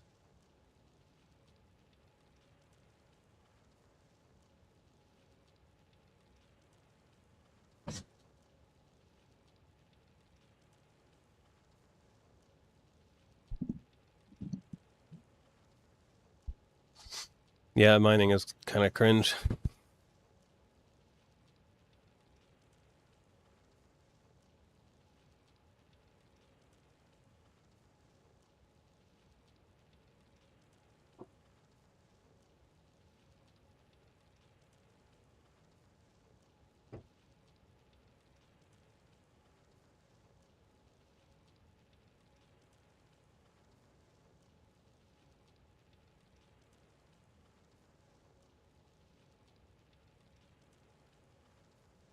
Well, this game has a lightning damage issue, just like PoE. That's Element.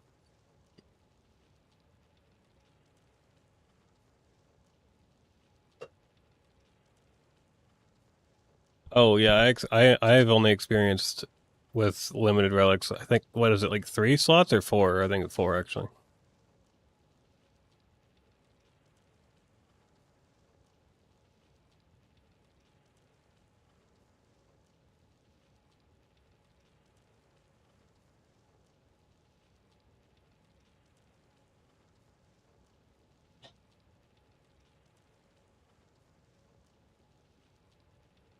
I think it's out now, isn't it? Isn't today the 3rd? That's the 2nd. Yeah, okay, it's out tomorrow. And what time? Let's see.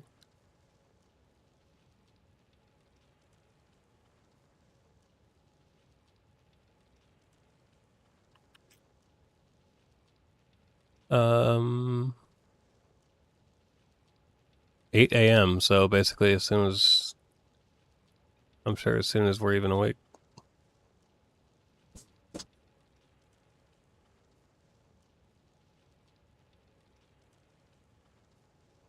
Dude, 50 relics is insane. What?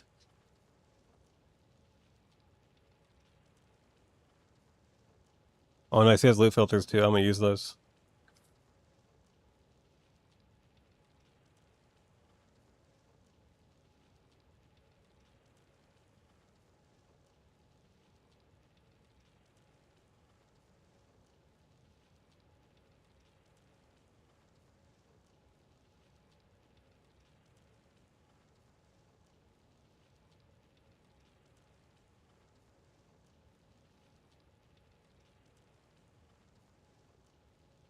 I'm playing it too, bro.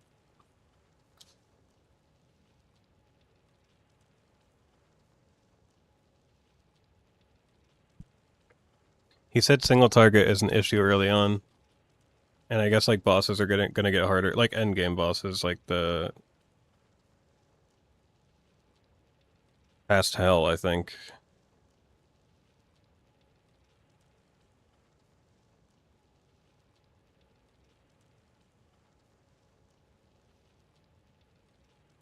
I don't always trust what Monopoly style content creators say though. Like how the last Epoch content creators are just wrong about like everything, I swear to God.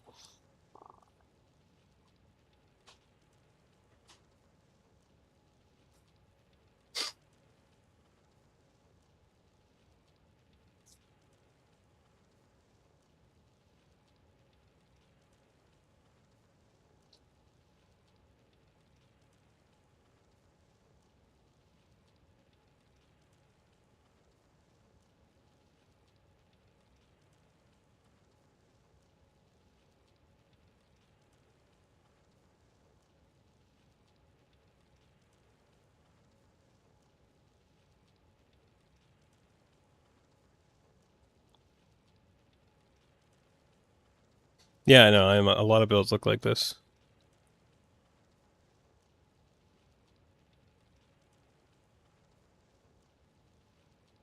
I've been craving Spark and PoE though, and in this game when I was playing it offline. So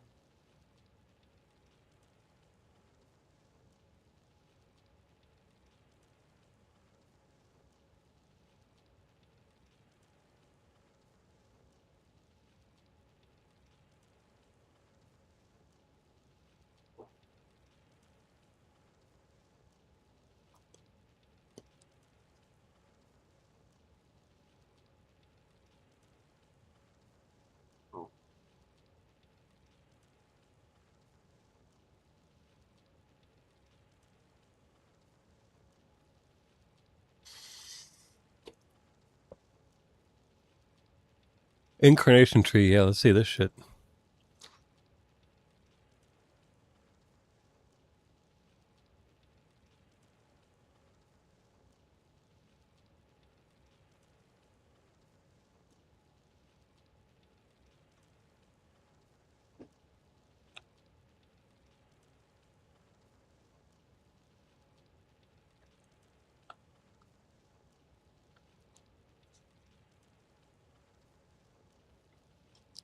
It do be kind of like that in PoE.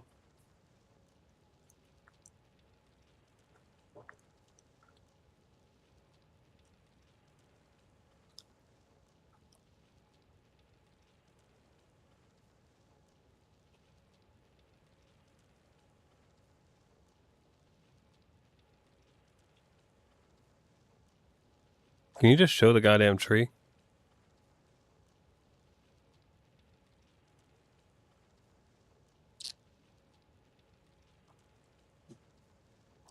Why is he? Well, I have a huge issue with how he's showing this.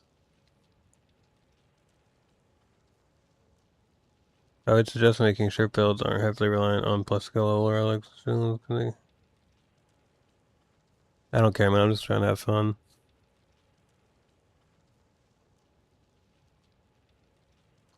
Like, how is he showing it like this? Like, he clearly found some way to spec this on a different website. Why is he not showing this website?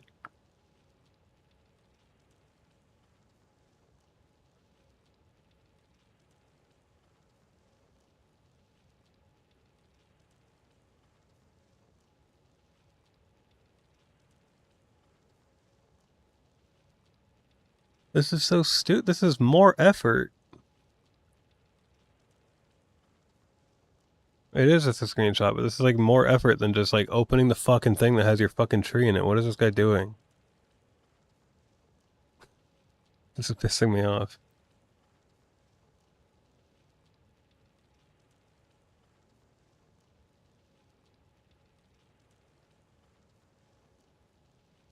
So we all start from the same place? Alright, I'm looking this up. I'm finding this shit myself.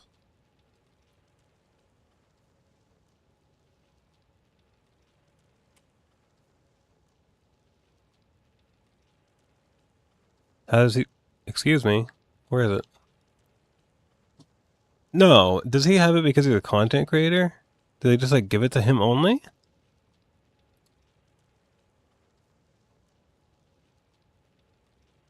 Oh my god.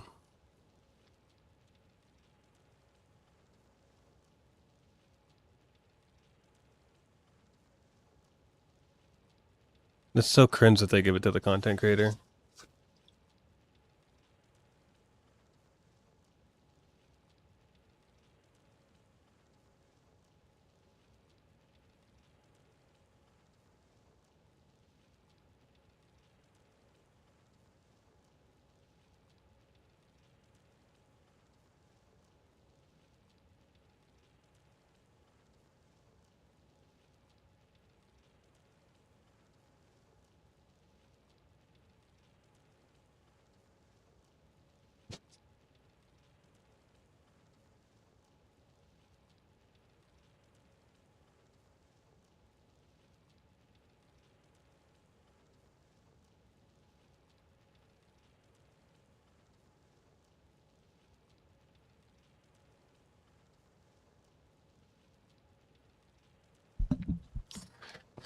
My favorite feeling in this game so far has been bloating. You know what I'm talking about, Quantum? Bloating.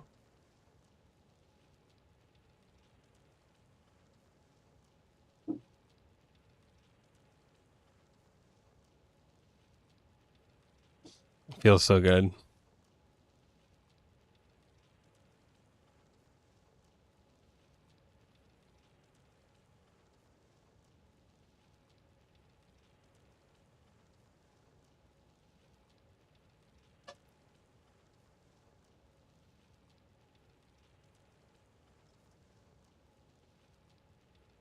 You'll understand. I'm not going to spoil what bloating is. You'll understand.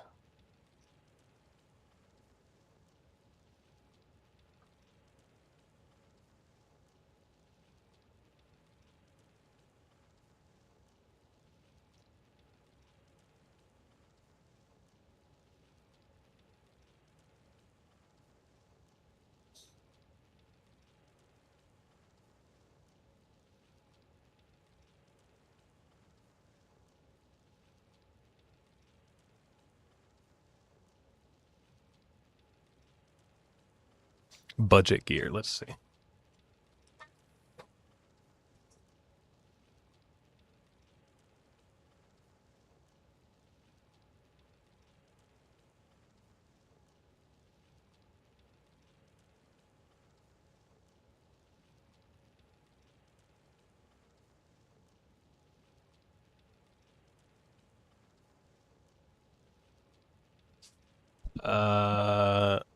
I never beat Hell. I got close to beating Hell, but pretty sure I never beat it. So probably not. I really did only get it to try it. I also spent most of my time playing it when I had no internet for a minute.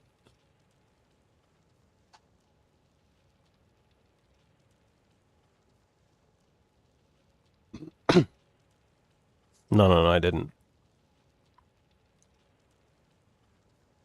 I feel like my character was possibly. I was also playing SSF, right? You have to remember that too, because it was offline.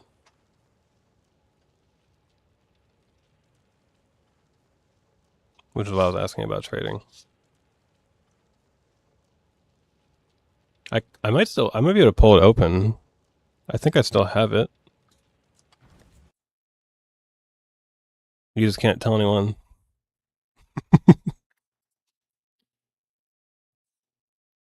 Do I have it? Yes, I do.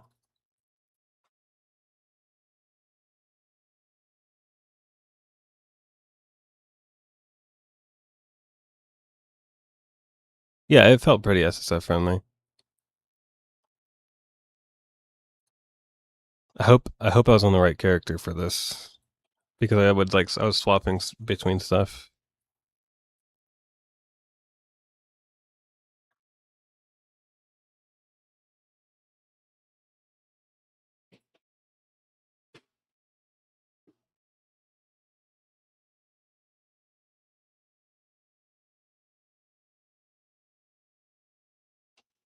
Fuck. Okay, well I have a multi-shot character then.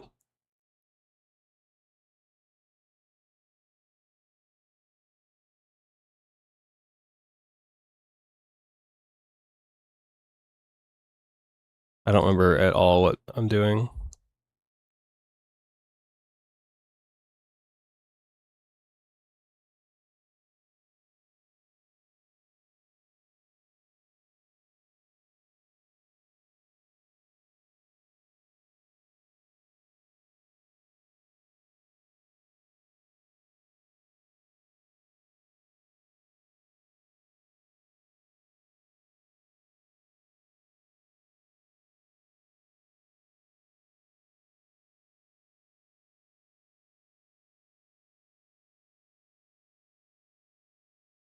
What's the button for this shit?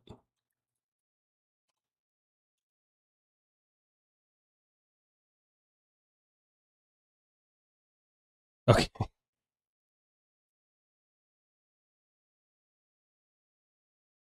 Let me try to put my guy back together though, because it was. Oh my god, I'm not gonna know what I'm doing here. Oh fuck.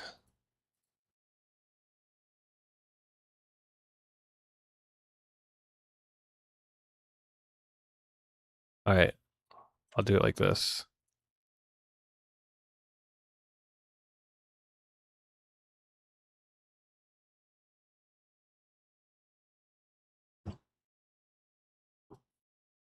And let me think. I don't think any of this stuff is. Maybe I need that. And then I'll put all these in here.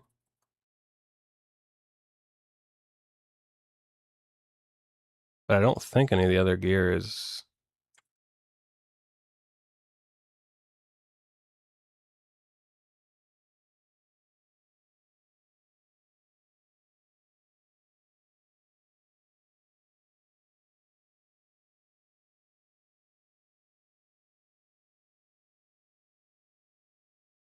And then I'll. Well, I'm not worried about this shit.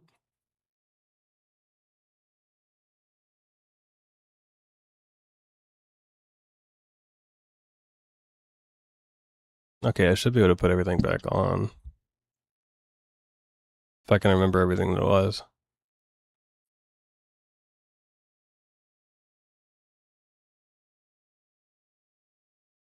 Oh god. That looks right. Where's my dagger here? No, not that one.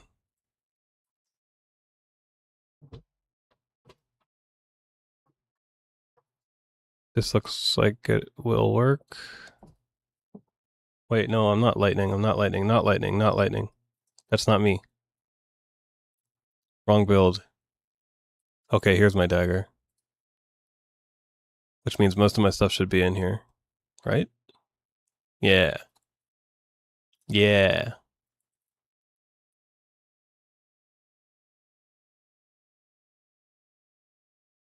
Sure.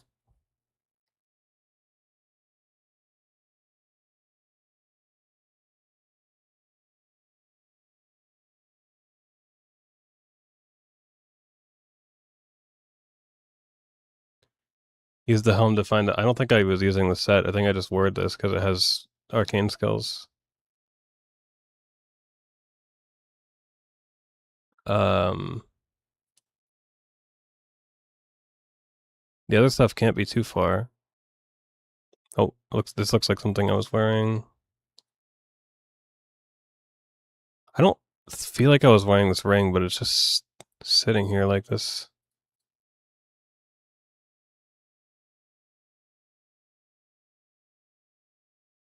I also don't think I used this amulet, but where are the boots? I know I used the boots. These ones.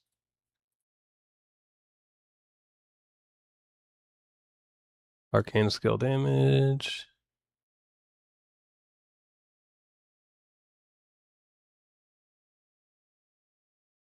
Maybe some mana after kill, because that shit's. Mana after kill is good in this game.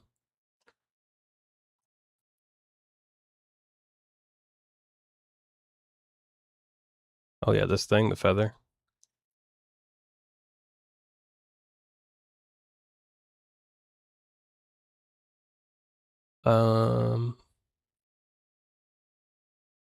Stacking stats, I think int a little bit.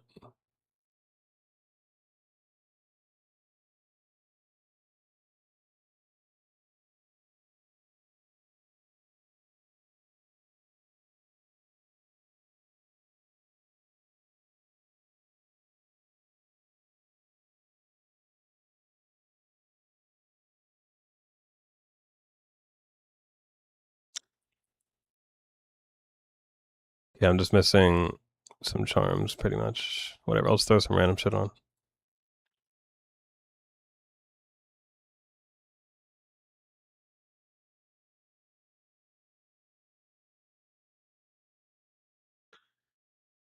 Search, yeah, I know about the search bar. I just don't know what to look for. I'm missing a ring.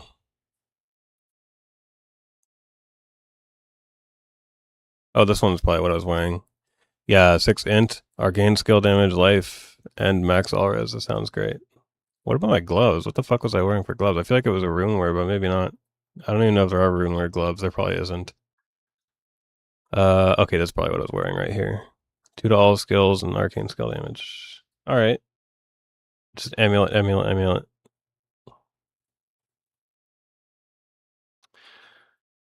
Maybe I was wearing that one that I had in here. Oh, here, 2 lightning skills and lightning skill damage. Okay, this should be good enough.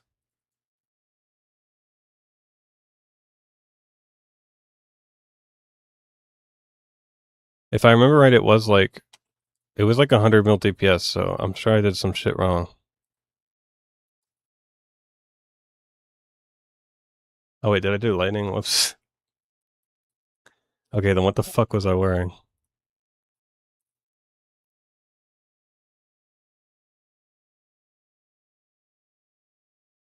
+2 to all skills. Faster cast rate, arcane skill damage, maybe.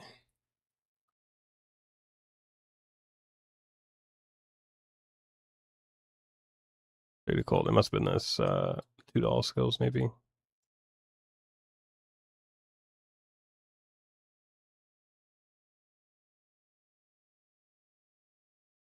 Okay, I mean, it's getting closer.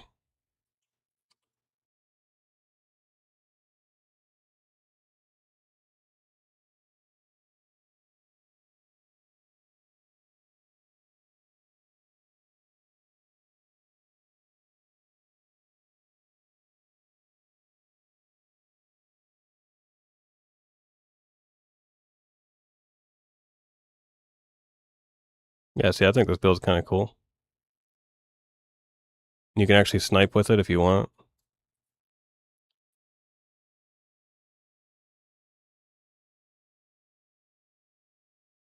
How did I can't remember how I auto like activated these things before.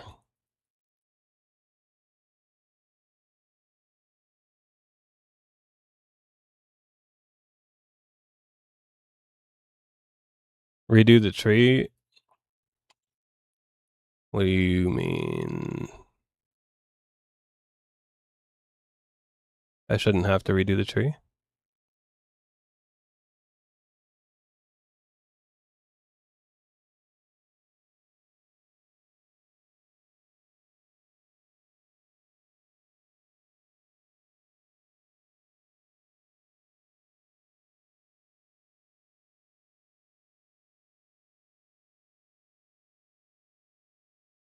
Yeah, I just don't remember what the interact button is. Oh wait, I think I changed it to maybe mouse 5.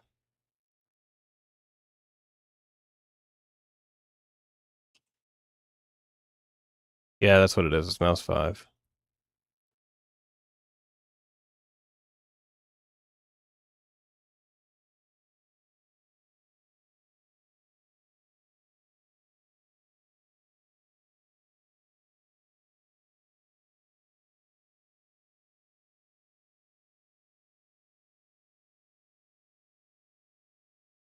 I don't know why it's showing the number 2. I don't know why.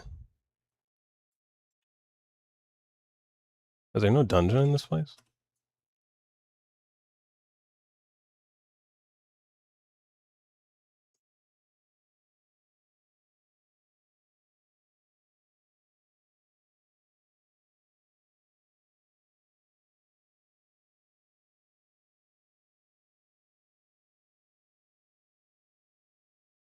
There it is.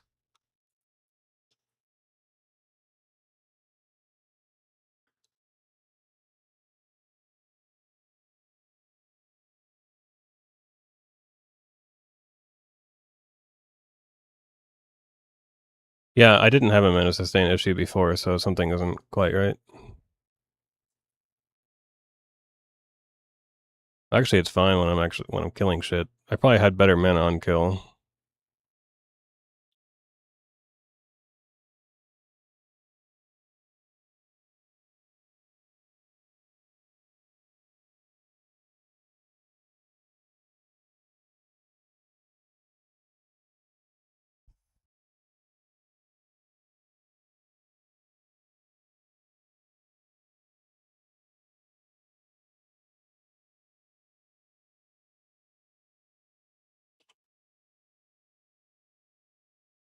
I love this movement skill. It's so cool.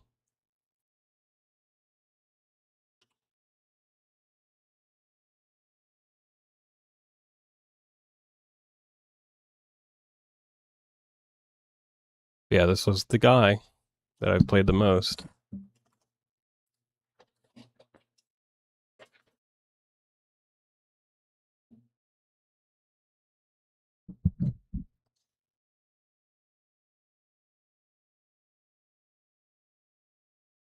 I did have this build for a while, but clearly I rolled off of it.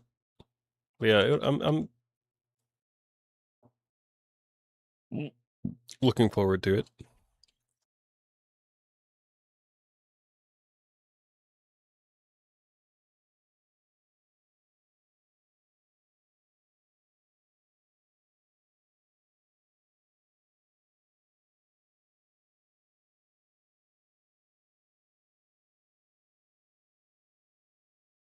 Yeah, I never set up a merc on that character because I just didn't know to. And that's why the multi-shot character had one and that guy didn't.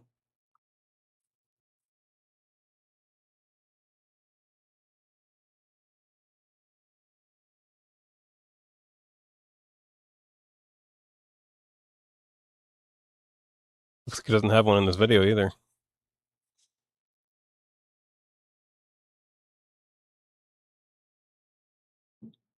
Yeah, they're like D2 mercs, so they can be pretty impactful.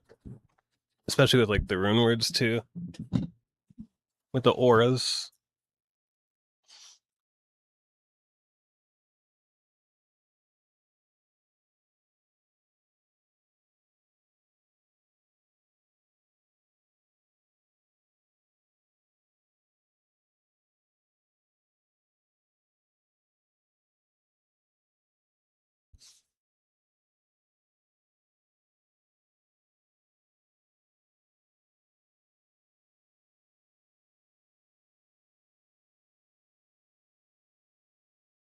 Wait, can you hear this video, by the way? Wait, you probably can't because you're watching on YouTube.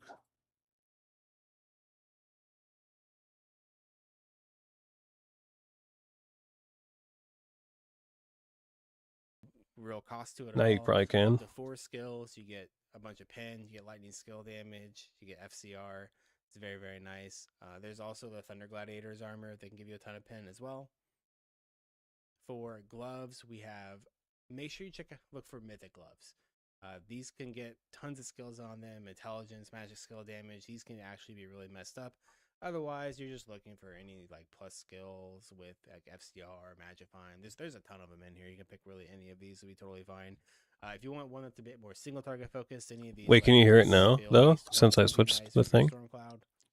For boots, Quick Steps is going to provide you the most movement speed. We don't need a ton of movement speed with Storm Reaver just because we have the teleport. So definitely try and make a ghost if you can. Okay, They'll just be a curious. little slower in terms of your movement speed, but you get movement phasing, so you can go through. Yeah, I don't think I'll ever be a content creator for this game, but more damage, and then he definitely has a monopoly. Introduction. For belts, you have things like Storm's Dawn is a really good early DPS belt. If you can find a Canungulum, this can be super nice as well. What did he just call that? Canungulum. Canungulum? Nice Not quite. He added like 3 letters. Rings, you absolutely need to be looking out for just rare or mythic rings that have skills on them. You can get like +5 lightning skills on a ring, which is super strong. So definitely be paying attention to that. You will want. Yeah, dude, TLI is my calling. Soul Forge ring. These things are insane. especially early on. 12% increased experience gain. This is no longer hero bound. You can put this on I multiple. have to change my name. You can farm another one on another character and wear 2 of them. They're absolutely fantastic. So 2 skills, FCR, lots of attributes, percent and life, percent life and percent mana increased, 15 all res. Honestly, early on, I'm going to be farming 2 of these because they're just really good. 30 all res, just little everything you need. I looked up their content creator Nice. They made the quest program, easier. and you it's don't have something to that like go they and technically try and farm discontinued, I these guess. licenses for as long, so that's really nice. But I'm sure if I just Otherwise, contact them for and this stuff, character, it'll be Tectonic something you Frequencies is can also do. a very, very strong ring. You get a ton of pen, tons of lightning skill damage. This Oh is no, more if you get damage, sponsored, you it's don't not have to good blow the with money on Soulforge Ring, pets. but Soulforge Ring just has a lot of value. They to just it, give so you if not, the there in-game are currency to some other use options in here to buy the based on your boxes, budget, kind of what makes sense for you. buy the rolls. For amulets, the Thunderstone amulet is an insane DPS amulet. You can see up to 3 skills, tons of lightning skill damage, tons That's of how lightning Alkaiser skill got his damage, level 3 absolutely cube pet. He stupid. didn't bet. He didn't even There's buy it. also Storm Pendant, which is very close to a Thunderstone amulet, but just not a little bit less DPS overall. Because this converts energy into lightning skill damage, but don't really stack a whole lot of energy, so this doesn't do too much. Or level This would 6, be I a meant, decent not option level as 3. well. For charms, you're mainly looking for your Of course, level 6 cube is the way to go, bro. flat lightning damage, life charms, mana on kill charms, just kind of rounding out your charms with just these different things until you're able. Yeah, it's a to pretty start cheeky moving marketing into technique. satanic charms. I don't want you to miss out on any of your like rare charms, your mythic charms, because they can be absolutely stupid. You can get some crazy ones now. They've increased the total amount of affixes that you can get on these charms. It is very rare, but you could find some absolutely stupid charms. So just keep that in mind. So as you're filling up your charms with these things here, you might run. I mean, I think into level these 1 other cube items that you're able to is purchase. still insane too, though. You just find them. By all means, use them if you get them. But some of these will be a little bit expensive early on, just because everybody's gonna want them. Something like an Anubis song with up to 850 life and up to 18% increase. That's really good, right? So that's gonna be your. It's budget been enough gear. to satisfy me. As we move into progressionary gear. Sorry, I need a drink. This section is dedicated to helping you get through the later hell difficulties. So hell 3, hell 4, hell 5 being. Alright, I never did chest augments either. For chest augments, Zapper can be really nice. This will give you a bunch of lightning proliferation. Just causes them to discharge chain lightning at nearby monsters for a portion of the incoming damage. However, Monstrosity's the general go-to augment. You also get a bunch of cooldown recovery, which can be really nice for your Stormcloud. You get magic skill damage, decreased mana cost, cast rate. Just kind of has a little bit of everything compared to his Zapper. There are some other options though. If you end up running like Mystic Insight, or you get like a really, really high amount of magic skill damage, this can give you FCR based off your magic skill damage. So that Are these hard to do? Like hard to get, Quantum? The chest augments? Like, are they expensive? Like, how does it work? Nice as well.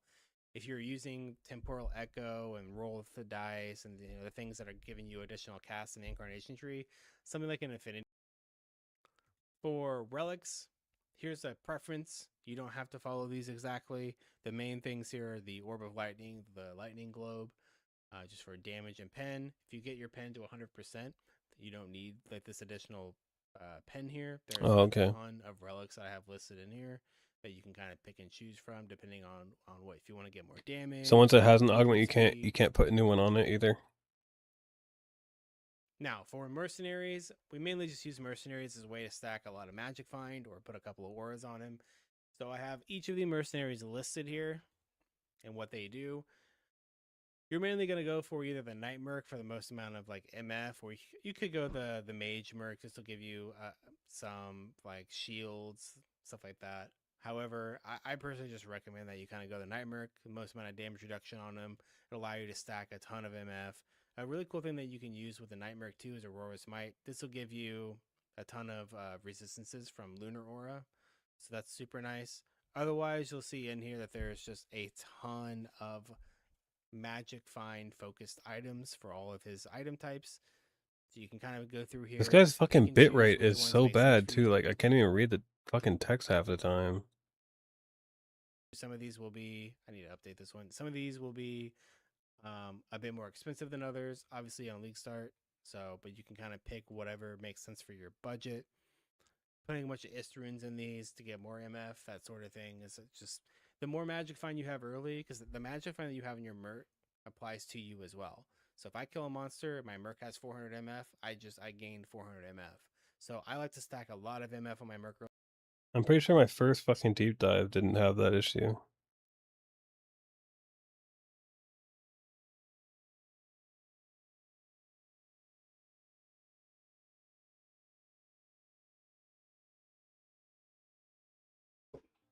Or no, it's when you have the quality on it. You get 5. And any increases in I got wait till it swaps apply to attack damage at 200% value, which is extremely strong for scale with Mage Blood as well. So now yeah, there's none of that. There's none of the bit rate issue. Okay, so let's hop into the ascendancies. So I haven't looked at this deep dive in a long time.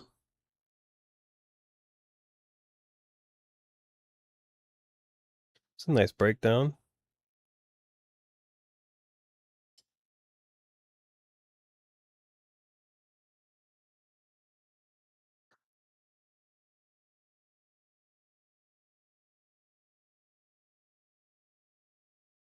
I hate this screen though. This is fucking terrible.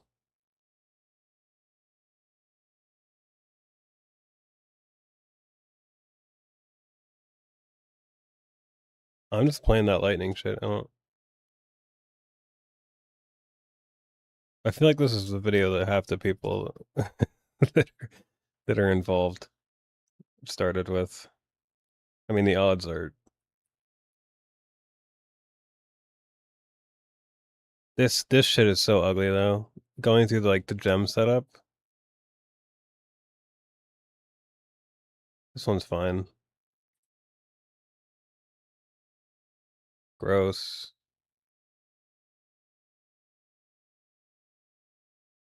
Hella gross.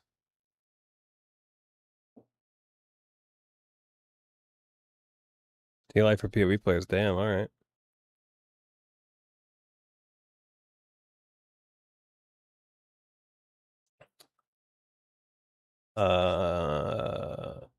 Okay.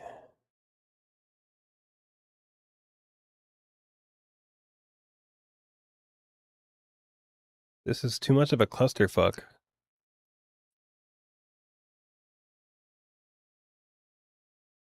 Is the TLI for PoE players actually like a really useful video? I felt like it was like it fell short. 50 minutes long though. 4 points in here. I'll also be able to pick one of these. Things get like messy or a multiplicative damage modifier for the skills that Yuga 1 would have a completely different power. Maybe it was better than I thought. But I'll show you a fucking clean deep dive, baby. It looks like a fucking clean deep dive. Not this. This isn't a deep dive. Where is it? Ow. I think if it weren't for the fucking shitty thumbnail, this one would have owned. I mean, it got 20k views. It's pretty good. I even think this screen is sexy. But it got so much cleaner. Like, this is so pretty to me. Continuously hitting enemies because I think it's like even like the glow of all the text and stuff is so sexy. After a short period without hitting anything. Next to that, you might be like, why the hell is Awakened AoE here? And the reason for that is we don't find aura. You just shouldn't. But when you're mapping, it feels like. Look at how clean it is compared to the fucking stupid Instack one. Go for it. You can find one that's affordable for you, but yeah, this is what's so crazy about the build, and you can roll up to 12% on the increase. Yeah, the Heavy Strike one's doing better than I thought it would. Hard to be Crusader if you don't have the Instacking Simplex or any other amulet with Crusader influence, because the boots are one. It's competitive with. Bro, it's so clean. Hella critical rings that aren't perfect. I had a lot of fun making this one. Intelligence.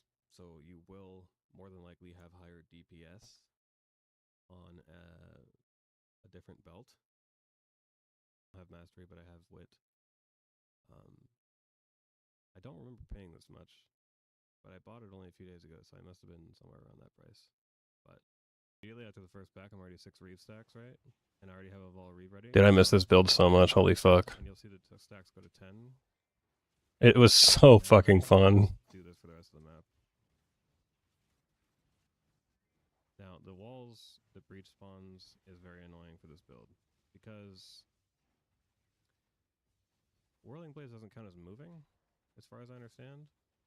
So the walls don't break very easily because you're not moving next. Like, to look them. at this, You know, dude. You just stand in place and nothing happens. Nothing happens. You just stand there. it's like moving next to them is really annoying. So you have to start walking. You can't just press. You never see monsters. It's just, I don't know. It's They never see you. Sometimes doesn't. Oh my god, man. Reeve is you don't need to aim with multi-strike. Multi-strike, the secondary hits auto target. So in a situation like this, you can just sit here and hold down right click.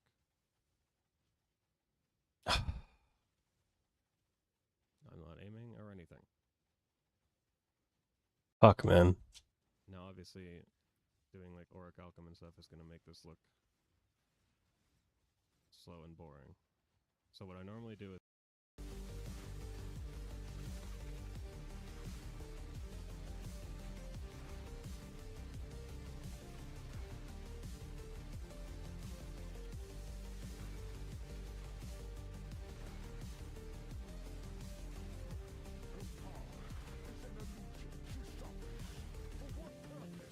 I'm finding a way to make Reeve actually work next league. I don't care.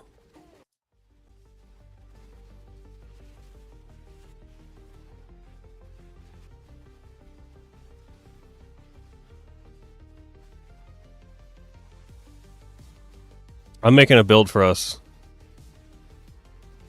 Fuck armor stacking.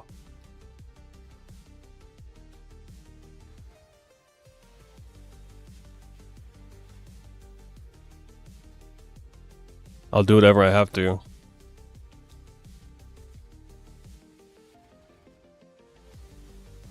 I will single-handedly make Reeve great again.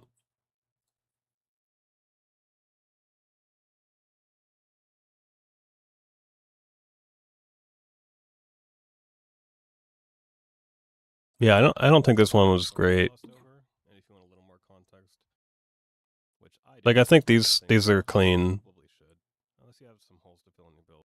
All these little Implicit tabs for each thing, but this is the Anime Guardian setup that we use. At least I think we. I do like Anime Guardian though. Anime Guardian made me like this deep dive a lot more. We should all use it. I think it's tremendous. This one's a little bit of a clusterfuck. Assassin's Mark, you can't use Sniper's Mark. Alright, so let's just talk about the gear, because that's really all the you have to worry about. Was it 5K views? Yeah. I mean, 8 days, that's not that bad. But it got copyright struck, so like 3K views are not monetized. And I had to put this stupid ass song on it.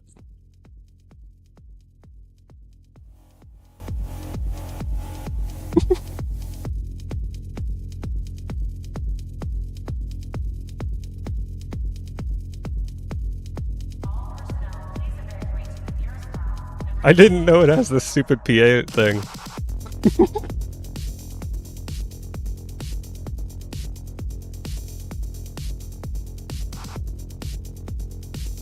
This is so funny.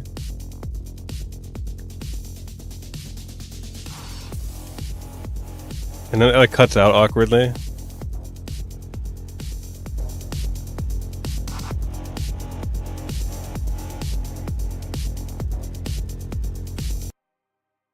Alright, so here it is. I'm going to cover the heavy. And the best part is you can still hear the other song in the background if you listen real carefully. Stacker build.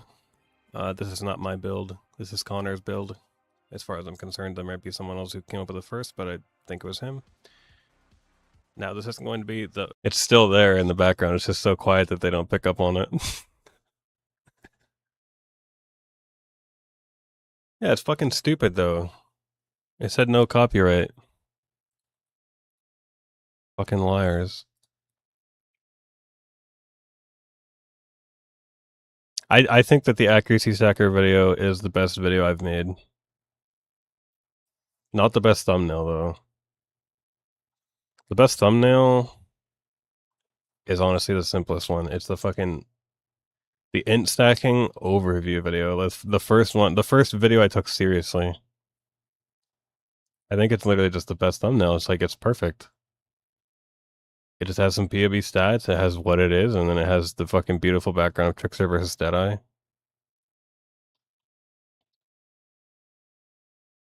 I'm always down for stop complaining like some hoes, though.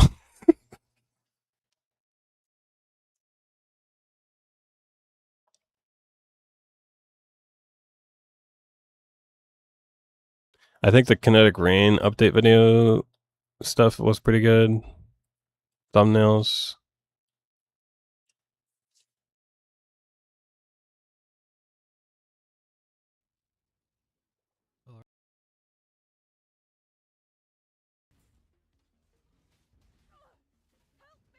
Absolute classic.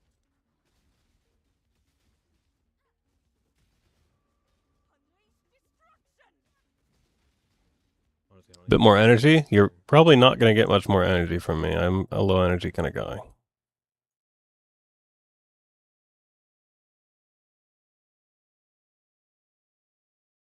Power.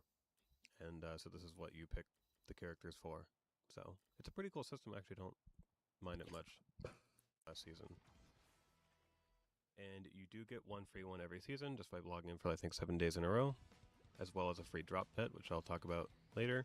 You can get these upgraded by opening boxes, and you also could get them by opening boxes as well. You can target farm them a little bit with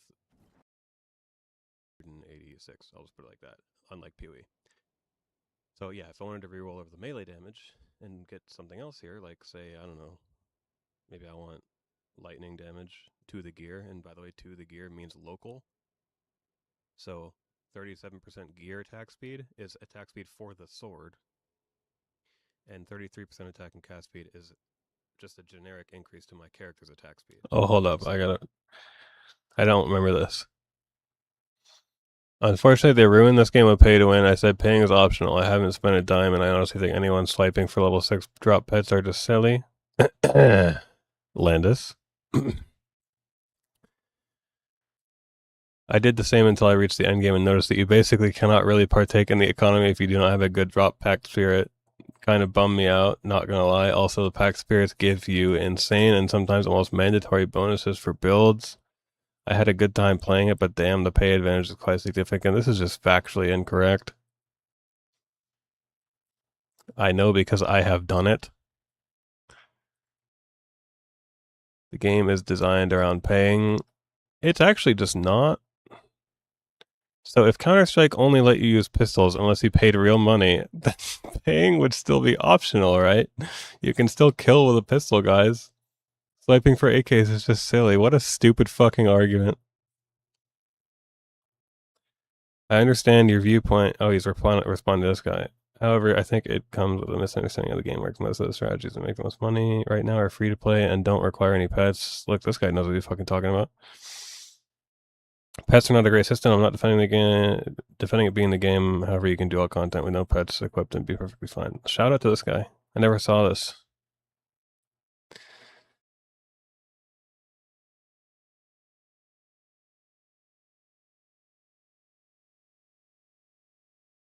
They have actively increased the amount of pay to win in every league since launch. That is so fucking false. You can actually get the fucking pack spirits without paying the goddamn money now. That's something that's like new. Especially drop pack spirits. Oh yeah, I want to watch Anime Princess Spark. He says the best Spark he's ever played. But I have to say, okay, every time fucking people ask him, when are you going to swap to Spark? When are you going to swap to Spark? When are you going to swap? He said Spark looks bad. So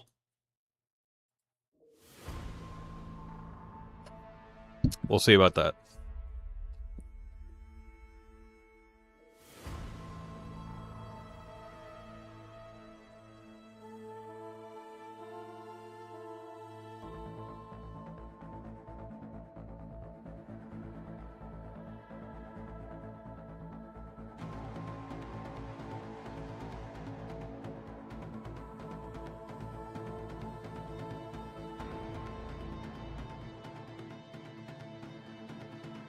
Cringe loot filter.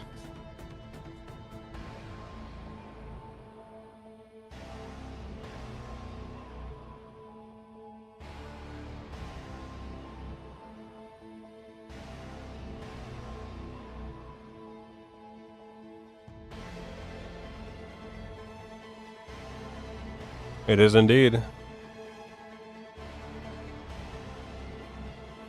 Our balls will be blue though, they won't be red like we saw in the video. Our balls will be blue.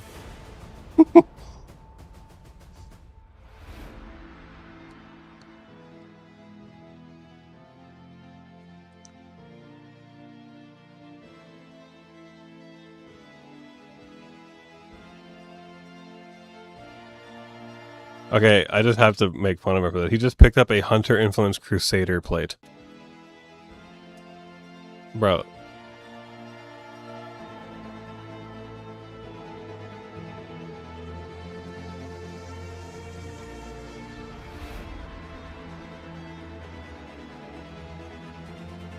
He's not even using acceleration shine belt.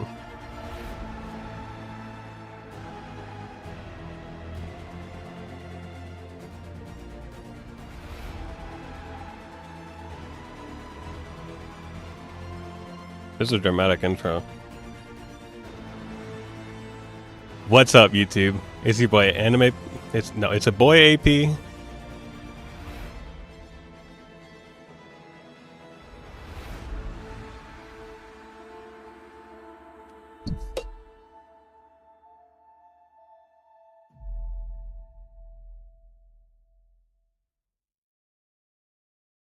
All right, we've been stalling. What the long fuck? You enough. didn't do it. What's up, YouTube? It's your boy Oh. AP, and today I'm There it finally is. releasing the best Spark build I've ever. Yeah, that played. was a build with absolute absurd 2-minute damage, something intro. strong defenses, and some of the strongest It emerging. was just kind of tanks. dramatic. Spark has honestly never been as strong as it is right now. So for patch 3.28, we got introduced to a bunch of incredibly powerful new items, combos, as well as synergies. Some of those were Okay, I TSA just have to point out though what he said. Spark has never been as powerful as it is right now.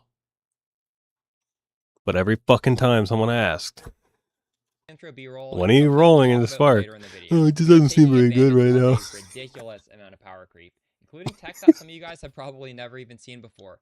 We're doing this to turn an already well-rounded defensive Spark setup into something with absolutely mind-boggling power. We're pulling out all the stops here, and I put together something that's still very plug-and-play with your budget in mind. Speaking of budget, we have a shopping list linked in the video description to help you guys budget as well as put the gear together. That document also includes links to quite a few crafting guides, which you should absolutely use if you want to save money. And if you follow my second channel, Anime Princess VODs, you will get notified when the rest of the crafting videos for this build go live, since I've only recorded about half of them so far. Now, speaking of this build, I really don't want this video to come off as some kind of ego flex, so I've made sure that the 200 to 500 div price tag is very justified here. And the point of this video is also to show I'm that so you do confused what he not meant by need to ego spend flex. over a mirror to make an extremely disgusting Spark character. Because at this current endgame power level, 200 to 500 Divine has honestly become sort of a mid-range budget, especially when you look at players like Fubgun and The Sebblade, Spider Spark who is are so much spending cleaner than the red absolutely one. stupid amounts of mirrors on their own setup. So first and foremost, this build guide was made for you, because I believe most people do not have time to farm all these mirrors, but with the current state of the endgame, my level of investment is actually quite realistic and attainable. So let's do a quick rundown of the shopping list itself, and if you want to jump straight into the full build discussion, that is coming right after. Okay, actually, let's just do the build discussion. I think that's the most interesting. So here's the path of building. We have 370 million damage with maximum hits. Now, if we only have a single Spark hit, Yeah, we'll it's just for do a you. map like Dunes, where the projectile just go off. My screaming videos, whatever though, like they're for that, me. you're still sitting at 60 million. And that's showcased in the intro B-roll where we insta-phased Uber Cyrus. He was never able to get to the part where he had all the clones spinning around because that arena is very big, but even with a 60 mil hit, that was enough to just gun him down right away. The way we're getting all of this damage. So there's a lot of things coming in play here. We have Archmage, which gives us a lot of flat lightning damage, which means we don't really need to scale plus levels or flat anywhere else. It's just baked into Archmage. As for increased lightning damage, that's gained from this Light of Meaning here. It's like 100 million damage. This gives you so much increased lightning damage. Now, for crit, we are leveraging the Screams of the Desiccated Diamond Shrine Belt. People are going to be asking in the comments, why aren't you using Acceleration Belt? Well, this is way, way, way more efficient. Just being able to Sounds like you're hitting on me. guaranteed crit lets us use stuff like Maralene's Fallacy, which has really bad downsides that are ignored, and stuff like Controlled Destruction, which have really terrible penalties, but also both these items have really crazy upsides.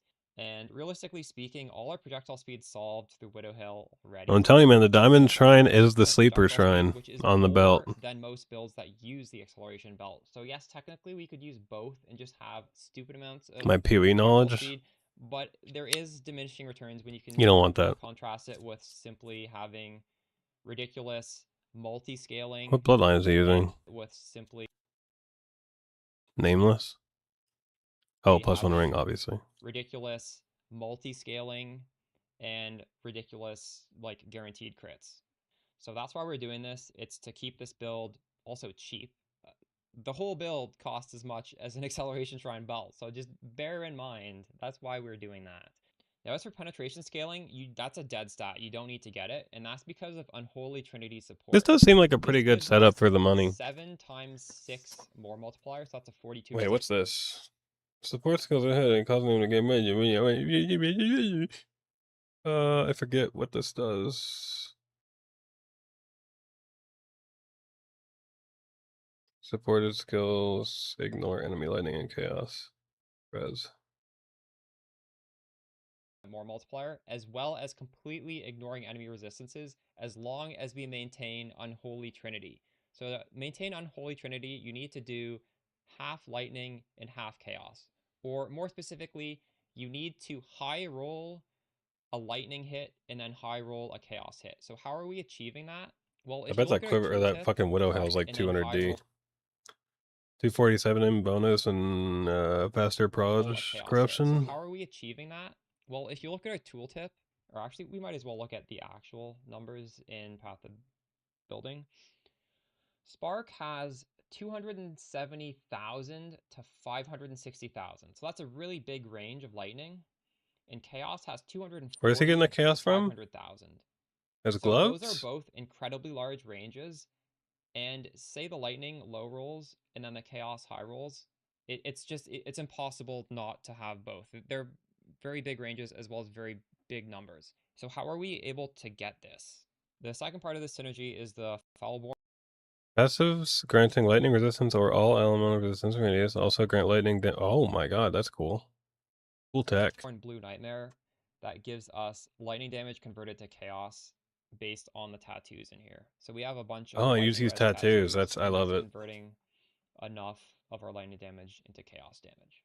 Now, as for other scaling vectors, the one thing we haven't touched on is cast speed. And this build is full Widow of cool Hell tech. I like had this. Issues with cast speed, but as you can see, we're casting over 10 times per second, which is incredibly good. And cast speed not only is an incredible damage scaler, it also, the more you get, the less clunky the build feels, because we have greater spell echo. So whenever you cast, you're like locked in, sort of stunned until he's not you using finish the echo. But if you're casting so fast, you're the not really circle stunned because it's spark. just happening so fast. So that is a huge Everyone else nice does. power creep that we got this league, and that is through these large clusters. So as you can see, each one of these clusters is giving 8% cast speed per node, and we have two 12-node clusters. So do that math. It is an ungodly amount of cast speed. We're able to do that by fracturing 3% cast speed with elemental skills and then re-rolling the implicit with the refracting with the refracting fog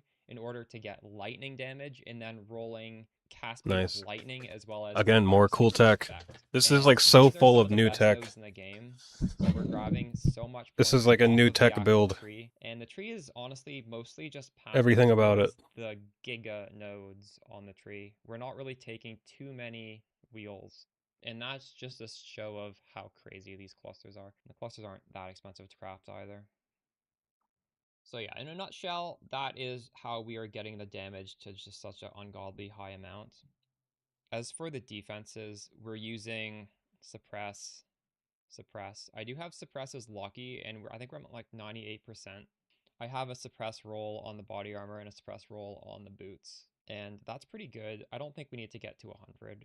It would pull off a significant amount of damage. This is if the we kind of had build where if to. Merc still existed in the Realistically, same form when that they you're did before, this would be a playing 2 billion Mana DPS setup, build. you have the Mind Over Matter with the mana, you have your life pool, and you have your energy shield. So if one hit doesn't get suppressed, it's not likely to Yeah, I'm happen very again. happy with how Other the than that, we are refracting also fog tech, going like for how they a implemented it. I think it's so amazing that it's obviously with the full accessible. Like it's still 95% expensive and it's in-game not situations when you the press easiest thing to golden do, boots, especially for the best but ones. realistically speaking, that's not up all the But time. And if you're not pressing it's that, so now nice. you're down to It's so 81%. fucking nice. If you did want to take this build further, I would recommend getting a double mod belt, so diamond plus impenetrable, and that's going to Yeah, dude, I was gonna say diamond impenetrable would be so quite a bit higher. But crazy that also good. makes the build cost way more.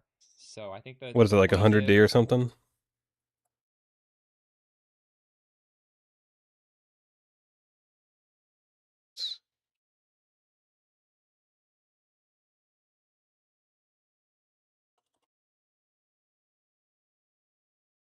Oh, 400. Yeah, okay. diamond only shrine is That's gonna go still way up. incredibly good. We're still very defensive, but you know, that's a way to scale further. As for mana costs, we have 1000 mana per cast, and we cast 10 times per second. So that sounds like it would get completely out of control. But if you actually look at the build, What is he using? Clarity mod plus mastery. it's not. Technically, in a map, you would have And he's using the cost reduction gloves. casting your arcane cloak, but it's still fine. And the Reducing it reason by why it's fine is 50%. because of these crazy gloves called Foul Or Bowing Blizzard 60%. Grace. This has a line that's locked in at 50% for reduced mana cost of skills. And that also means, since it's locked in and it can't be divined, it's a prime candidate for using the Volatile Val Orb. So I would recommend you use these to try and get it slightly higher, because you want to have, ideally, 100% reduced mana cost of skills when this procs. And you can get some from like the Mana Mastery, and you're also getting some through these points. So just at least reduce it quite a bit. That will mean you're spending 1000 mana once every 2 seconds. Completely solves mana. These gloves are crazy OP. It's such a huge power creep we got last league with them, and hopefully they'll get nerfed because they fully enable mana sackers. Looking at this gear, I guess I should touch on the Widowhail bow. You have a few options here. On a budget, you could honestly just use no corruption and a high increased bonus. I self-corrupted this to get the 2 best rolls, faster proj, which gives us a bunch of projectile speed, and blind, which improves our evasion. You could alternatively volatile this to be higher than 250%, and if it's like 280 plus, it's probably somewhat comparable to what I have here.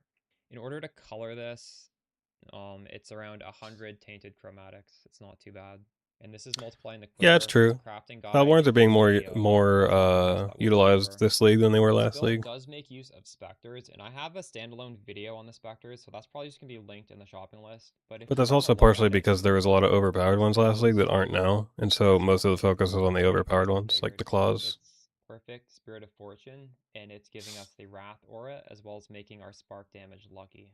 I'm doing a few cute things, such as punishment with supported by level 1 Curse Ground. I just love that phrase. Realistically, I'm there doing a are few 2 cute buttons in things. the build, and you really don't have to press them, but if you're doing an Uber boss, you might as well plant down the Sigil of Power, plant down the Curse Ground punishment, and just start blasting away. Those are the only 2 buttons you can press, and they will just buff you. They do last quite a while because we are scaling duration with the build. You could just do Curse Ground instead of Hex Pass. This is not important. I bought this because a 2020 with Curse Ground was somehow cheaper than a regular punishment. I'm not sure why, but this is not important. As for these rings, Like a PoE2 we will have curse. crafting guides on the channel soon. And what they're accomplishing is fixing all of our attribute as well as You don't need a resistance crafting guide for that. and That's like the getting most the two basic shit best ever. gears you can get on rings, critical multi, and cast speed. So helical is If slightly you more need a crafting expensive than guide for that, cogwork, there's but something wrong both with of you. those rings will work just fine. And if you're going all out in the helical, you should use the new catalysts that just improve suffixes in general, because this ring has 4 suffixes, so just qualitying all of those suffixes at 20% is pretty crazy. Yeah, those new catalysts are Quick OP. I overview don't of what remember we're what build I seeing was here. using it on. Ravenous Passion has our I was lightning using leech it. there. You technically can get leech on a large cluster, although then you're going to lose damage because you don't really want to have to use a cluster slot for that. If these get expensive, Yeah, keep in exactly. mind, on average, it takes 120 corrupted Ravenous Passions to hit this. So you could do the math and potentially just bulk buy this helmet to get that corruption. If you don't have a source of life leech, How many you tries? passions to hit this. So it takes 120 corrupted Ravenous 120, that's Passions not to hit terrible. this. So you It's a could free do the helmet, math so. and potentially just bulk buy this helmet to get that corruption. But that's a lot of If you Vol don't have a source Orbs. of life leech, you have no leech for the Volatile life part of Vol your build. Orbs. And actually, an honorable mention here would be you could move over life leech onto a helical or cogwork ring through the Life Leech? Refulminator, because that is a mod for prefixes on Delve. So Oh, maybe do it Lightning on Leech. a cogwork, Yeah. because in that case, if you lose the base, you don't lose anything because it's I'll be right back. cogworks are basically free. But that would be, I guess, a way to be creative and get Lightning Leech.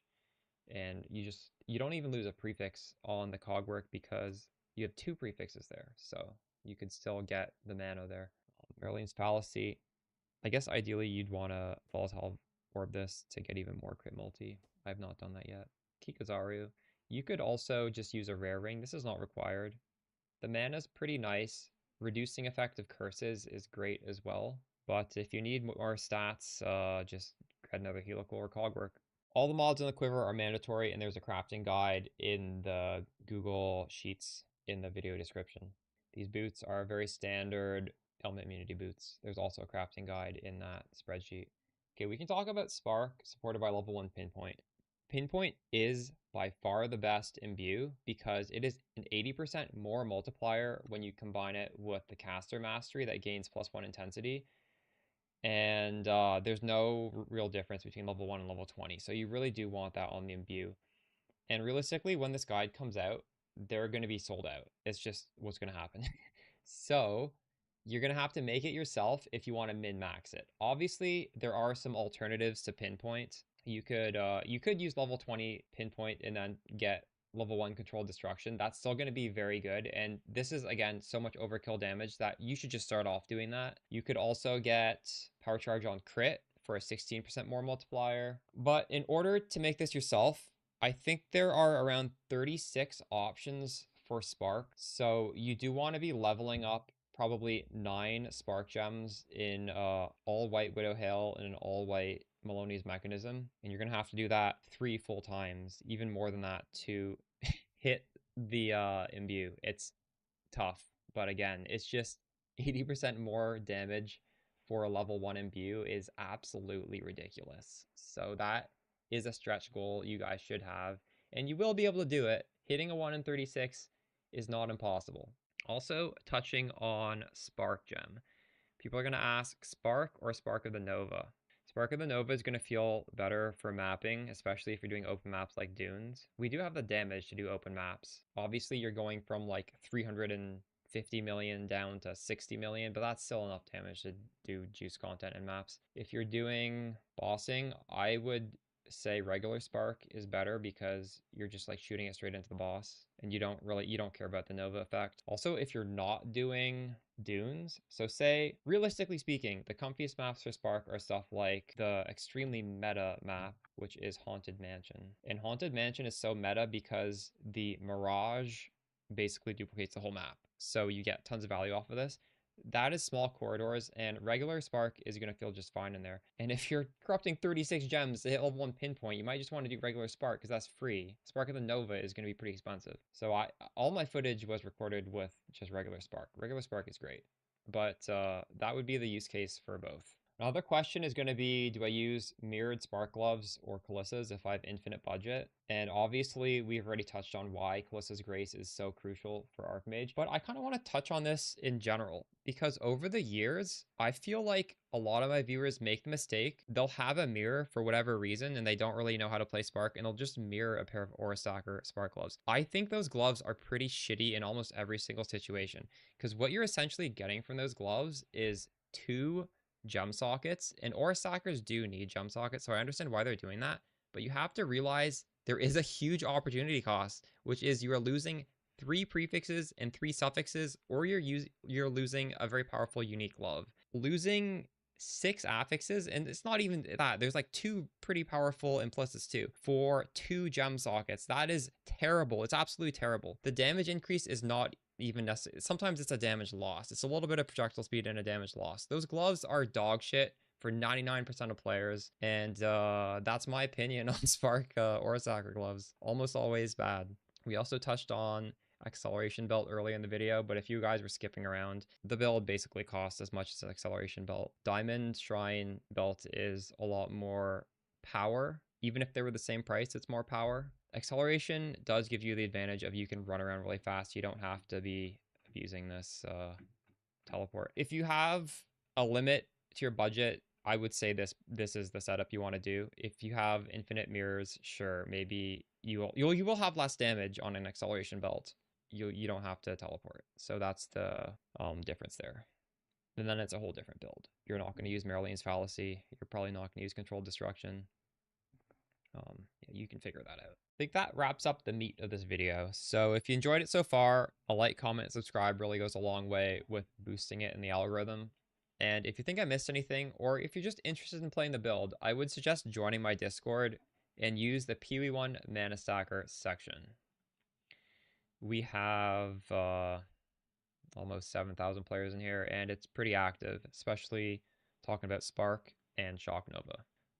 Looking at the price list, the minimum is around 180, and then the top end is closer to 500. And why is this such a big range?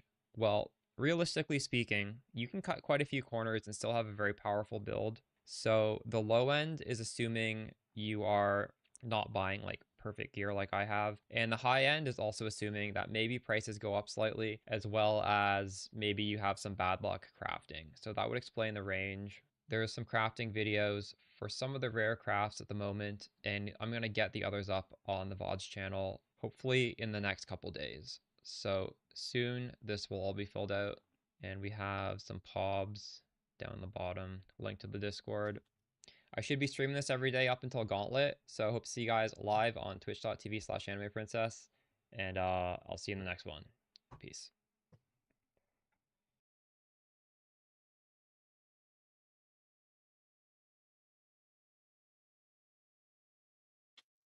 Oh, fuck.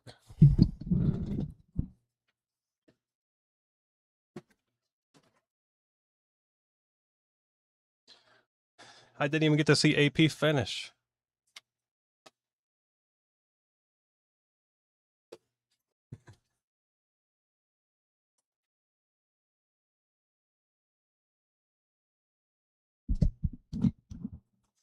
I gotta see if you typed anything while I was gone.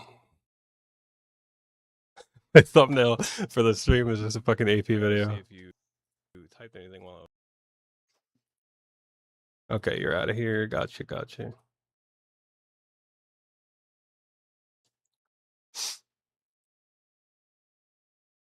No. Hey, it's your boy AP is not what he says. No. What's up, YouTube? It's your boy AP. And today,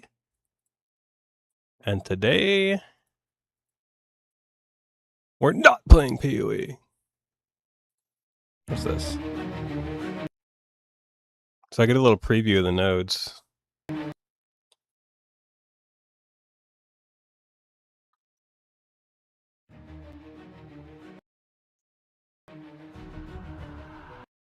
Fizz damage. Max life, fizz damage. This is not the side of the tree I care about. Oh, this is opposite to PoE, by the way. Right side of the tree is apparently Juggernaut.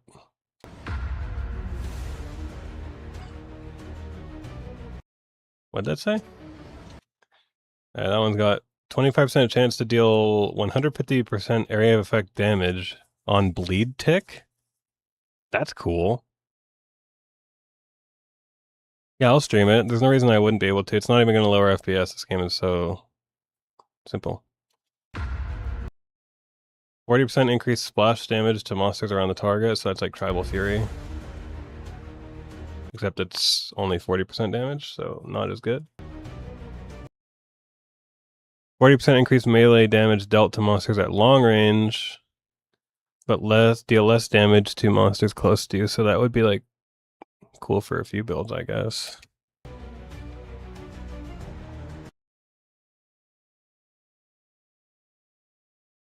%5 of strength converted to magic skill damage.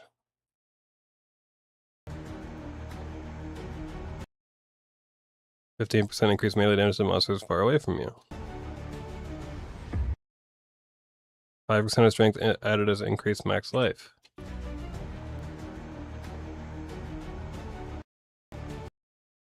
5% of max life replenished per second. That's a lot of regen. Why are you only showing me this side of the tree, man? This isn't the side I want to see.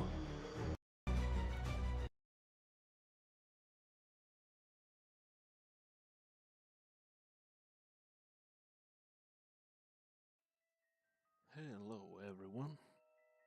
I have watched this So, before, but I there has forget what was in been it. some concern about the nodes being like +1 to strength and so forth. And I am here to show you that this is not the case. So let's take, for example, the caster side of the tree. We have right here. Just so you know ahead of time, spell haste means cooldown reduction. Okay, just to get that out of the way. Almost at the beginning, +5% increased total faster cast rate, and a lot of spell haste. And then we have some. That's a big node. Magic skill damage conversion here. Then we have. Yeah, see, this is what I was talking about. This is why they nerfed the duration of charged bolts to spark, because this, I mean, just this singular node gives 1.5 dispel duration, which is already. It had 3 base, and this makes it 3.5 base with the plus 15% increased spell duration, so it's even higher than that. So this is definitely why that got nerfed. It actually got buffed. Spell duration and percentual spell duration. As you can see, it's kind of highlighting the skills that it works with in green, and the ones that don't in gray. And this tooltip has to be moved a bit so it doesn't, the mouse doesn't overlap it. Anyhow, let's keep going. What would that say? Anyhow, 20% increased total lightning skill damage. So the way this is, so if you have something like 20% increased lightning skill damage, that's like a big multiplier for your damage, but it is still just increased like PoE. But there's way fewer ways to get increased in this game, so it almost acts like more. But this one says increased total, which means this must be 20% increase to all of your increases. So this is the more multiplier. This is like saying 20% more lightning skill damage. So that's cool. That's a huge fucking node. 20% more damage on a node. 30% increased spell area of effect radius. Okay, that's not useful for us, but cool. there is Spellbender that gives you spell haste and increased spell area of effect radius. This tree looks like it's insane, and this is apparently on top of everything that already exists in the game. They didn't really take away from anything else, which is kind of crazy to me. This is why I'm a bit skeptical of people like that Graxy guy when they say that we're going to have single target issues. Increases it a lot. Spark isn't even known for its single target issues. 5% base crit and 15% crit multi on one node. And we have some crit chance for spells.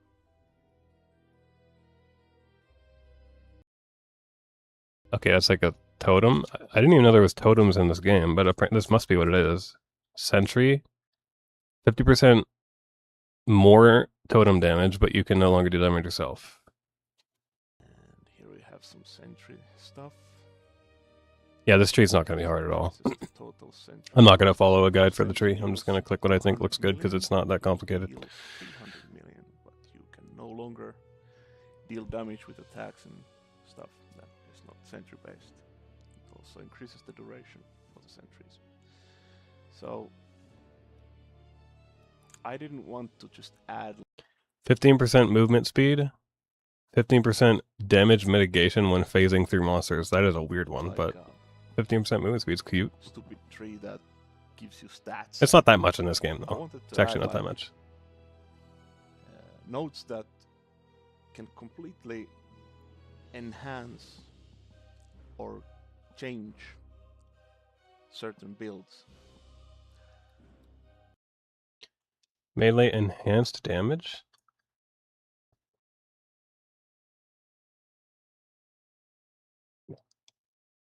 I don't actually know what that means.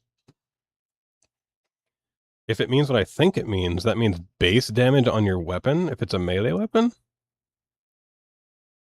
Which is cool as fuck. Now, if you take Why is his charged bolts level 93?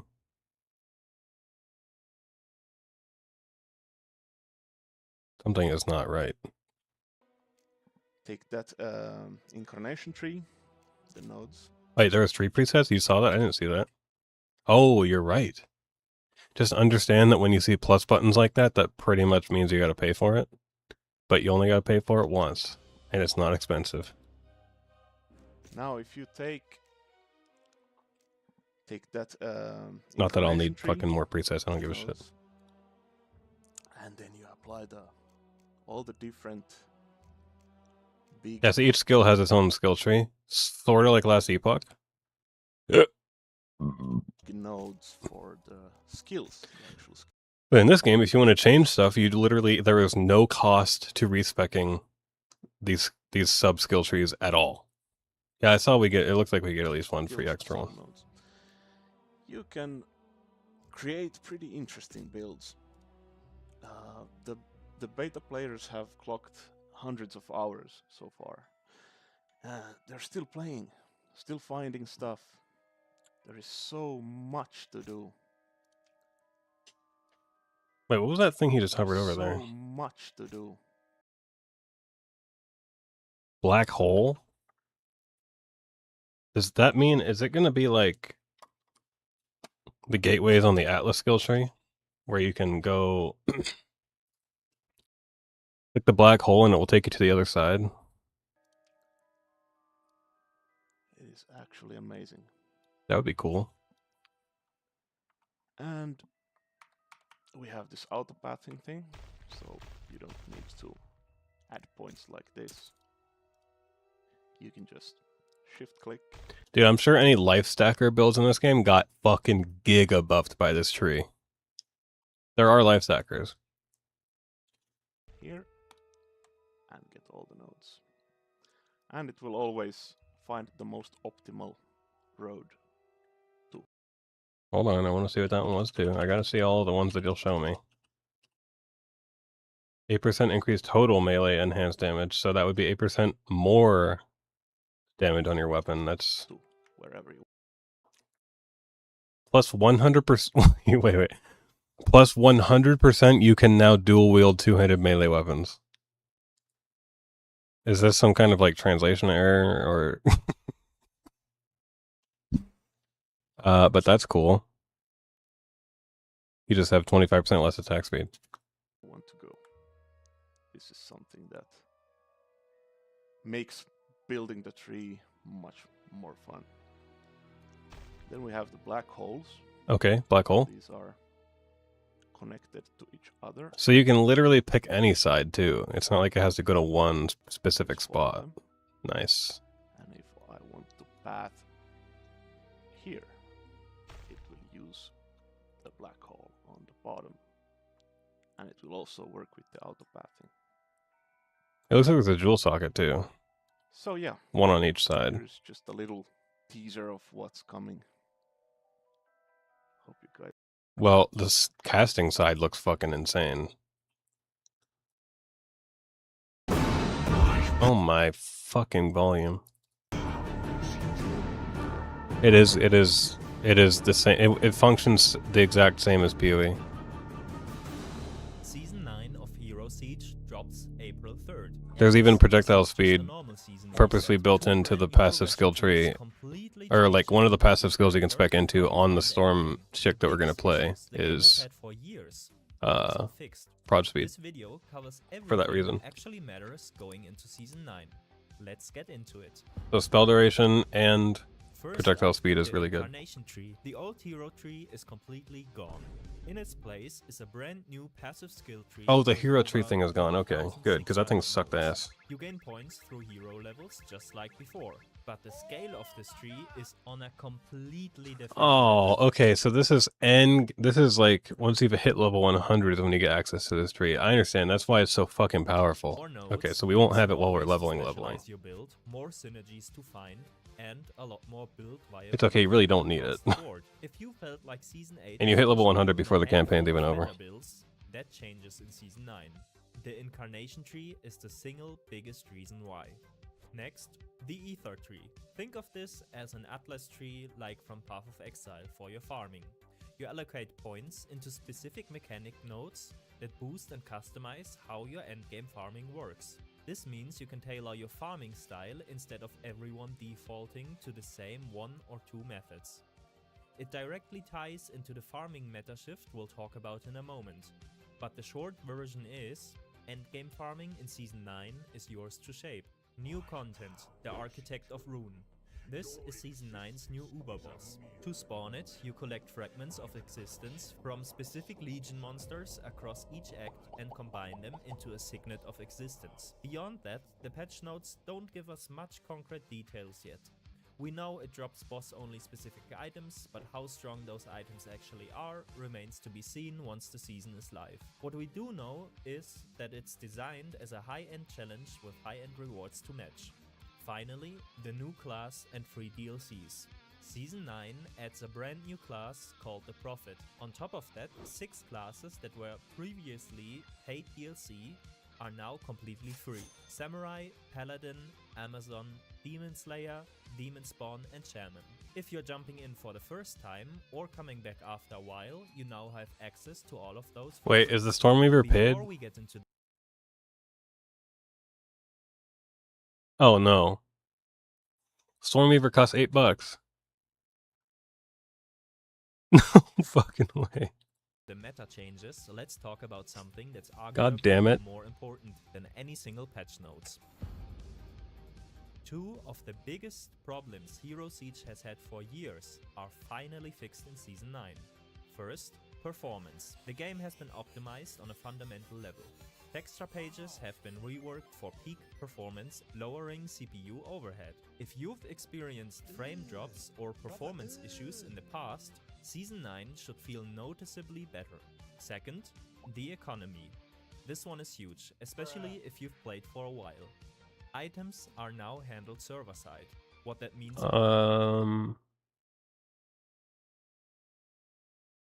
Oh. Wait. Not really. The only actual... Wait, okay.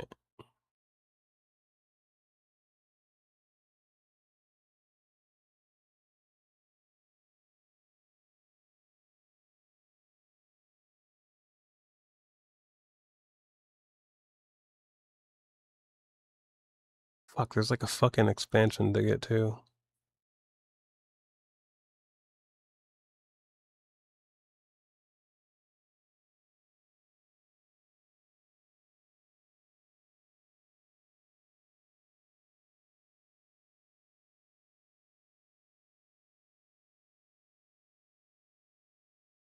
I don't even think I engaged with any of this content.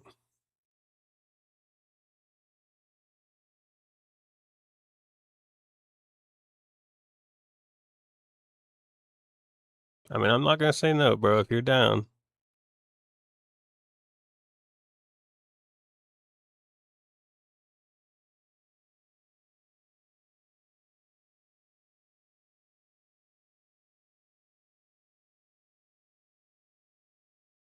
Stormweavers.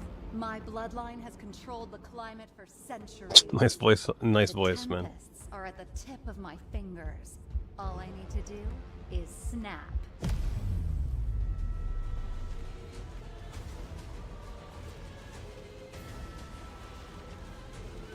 Oh, that sounds like a life, bro.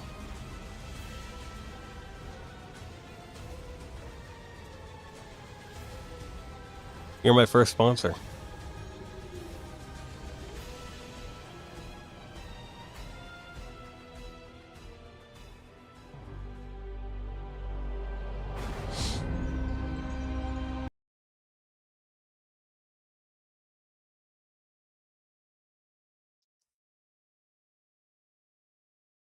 What do you mean you're not allowed to have one? What are you, a fucking felon? Practice, item duplication is no longer possible, and RMT, real money trading, is drastically harder to pull off. If you've played in Season 8 or any season before, you know how much duping and RMT poisoned the in-game economy. Prices were inflated, legitimately farmed items lost their value, and the whole trading ecosystem suffered for it. That problem is fixed in Season 9. The economy starts fresh, and this time it's actually clean. Now let's talk about what actually changed in the meta. What was strong in Season 8 that you need to forget about going into Season 9? Starting with Chaos Oh, I Pillars see. Hoaxes. In Season 8, this was by It's so far the weird, though. dominant farming strategy. Nothing really You're not allowed to convinced. contribute. In Season 9, it got nerfed hard. Combined with the Ether Tree opening up farming customization, the farming meta in Season 9 is going to... Whoa, this guy's showing a bunch of stuff. In Season 9, it got nerfed hard. Combined with... I don't know what this means.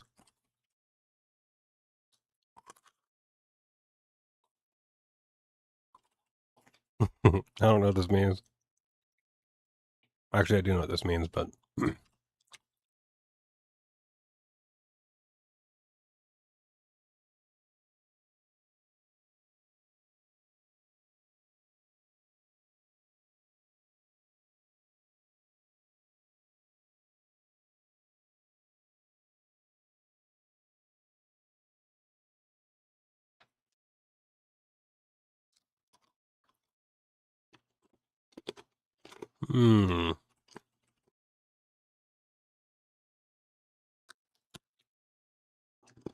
These are cool. I like the Chaos Pillars. The Chaos Pillars are fun.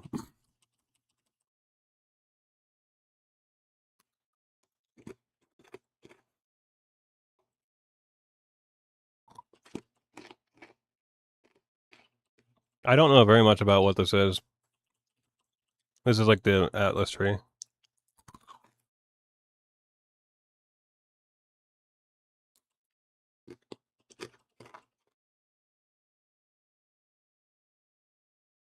+1 chance for an additional monster pack per spawn. What the fuck does this mean? +1 chance? What?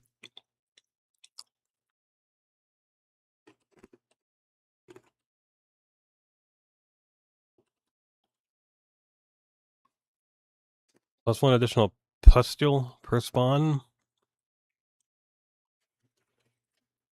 What is it talking about? Maybe this is some mechanic I never engaged with.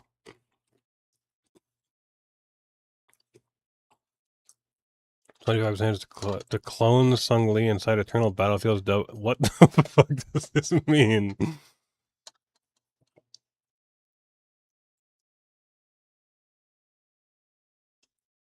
Oh, this is Breach.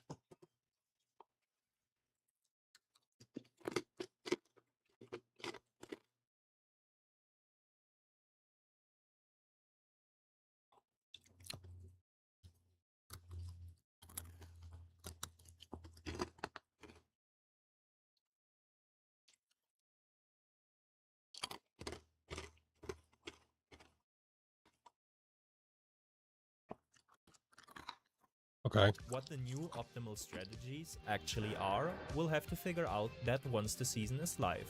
One thing is for sure though. Once Season 9 is live, I'll be on the hunt for the most broken farming strategies and builds I can possibly find. So if you want to stay updated with that, make sure to subscribe to the channel, because I will cover them here. Next, Not yet. Lucifer's Crown.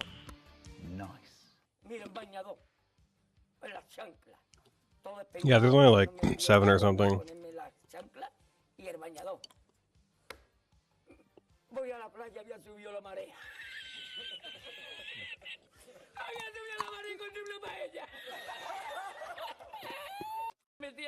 This is a very overused meme format, bro. Within their intended archetype, and Roma boots are a good example of that. Their damage affixes used to work generically across the board. Now they're element specific, and the socket roll is a flat 2 instead of 4. The same type of change applies to a lot of other items across the game. Glacier Talons, for example, lost its intelligence to magic skill damage conversion that made it useful on basically any caster. If you were running items outside of their intended archetype in Season 8, double check them, because that probably won't work the same way in Season 9. Let's talk about items, specifically what's worth chasing in Season 9. And before we get into it, there are a huge amount of item changes in this patch. A lot of items got reworked or buffed to actually be viable now, so there's genuinely a lot to discover on your own. I'm just going to focus on the changes that I think have This is a pretty biggest well-made impact fucking video though for only into the 600 scene. subs channel. First, Overloaded Dice. I will give him a like. This item got a small nerf, losing the +2 to all skills and the 10 all attributes it had in Season 8. But that's not what we were using it for anyway. The real power of the item comes from the +1 to sub skills of whatever skill it rolls. So in practice, this is a very minor nerf. What actually matters is the tier change from SS Satanic to Unholy, which means it's significantly rarer now. This is probably going to be one of the biggest changes. No, I didn't. I never season. like stuff. I Don't just be always, I never worried, remember. The value heavily depends on which It's skill like a you 1 in a use. million event. Find one Me remembering to that's a like this strong, video. popular skill, and you're sitting on something very expensive. Next, normal charms. Common charms could already roll well in Probably part of the previous reason my seasons, algorithm but in sucks Season ass. 9, the potential just went up significantly. For the first time, small charms can have up to 3 affixes, large charms up to 4, and grand charms up to 5. The chance is small, but a god roll charm could genuinely be worth a lot. Make sure your loot filter is set up to catch charms with good mods. You don't want to miss them on the ground. Jewels have also been reworked. The random stat pool has been completely overhauled. Weak stats were removed, so the rolls you can get are just better across the board. Jewels could already be insane for certain Nice. builds in Season 8. That's still the case in Season 9, arguably even more so. Don't leave jewels on the ground, because these could be absolutely huge. And one more thing worth mentioning, Essence Vaults. In Season 9, they are a lot more worthwhile. The completion requirement is now easier than before. You need to kill monsters, legions, and bosses in a specific act. And based on what we've seen in screenshots, the loot also Like looks incubators. much better. If you've been ignoring vaults, Season 9 is a good time to start using them. Last up, a few smaller changes that are worth knowing about before you jump in. Portals are now visible on the minimap. Shadow Realm, Eternal Battlefield, Unstable Rift, Unholy Siege, and Archdemon's Plateau. They all show up.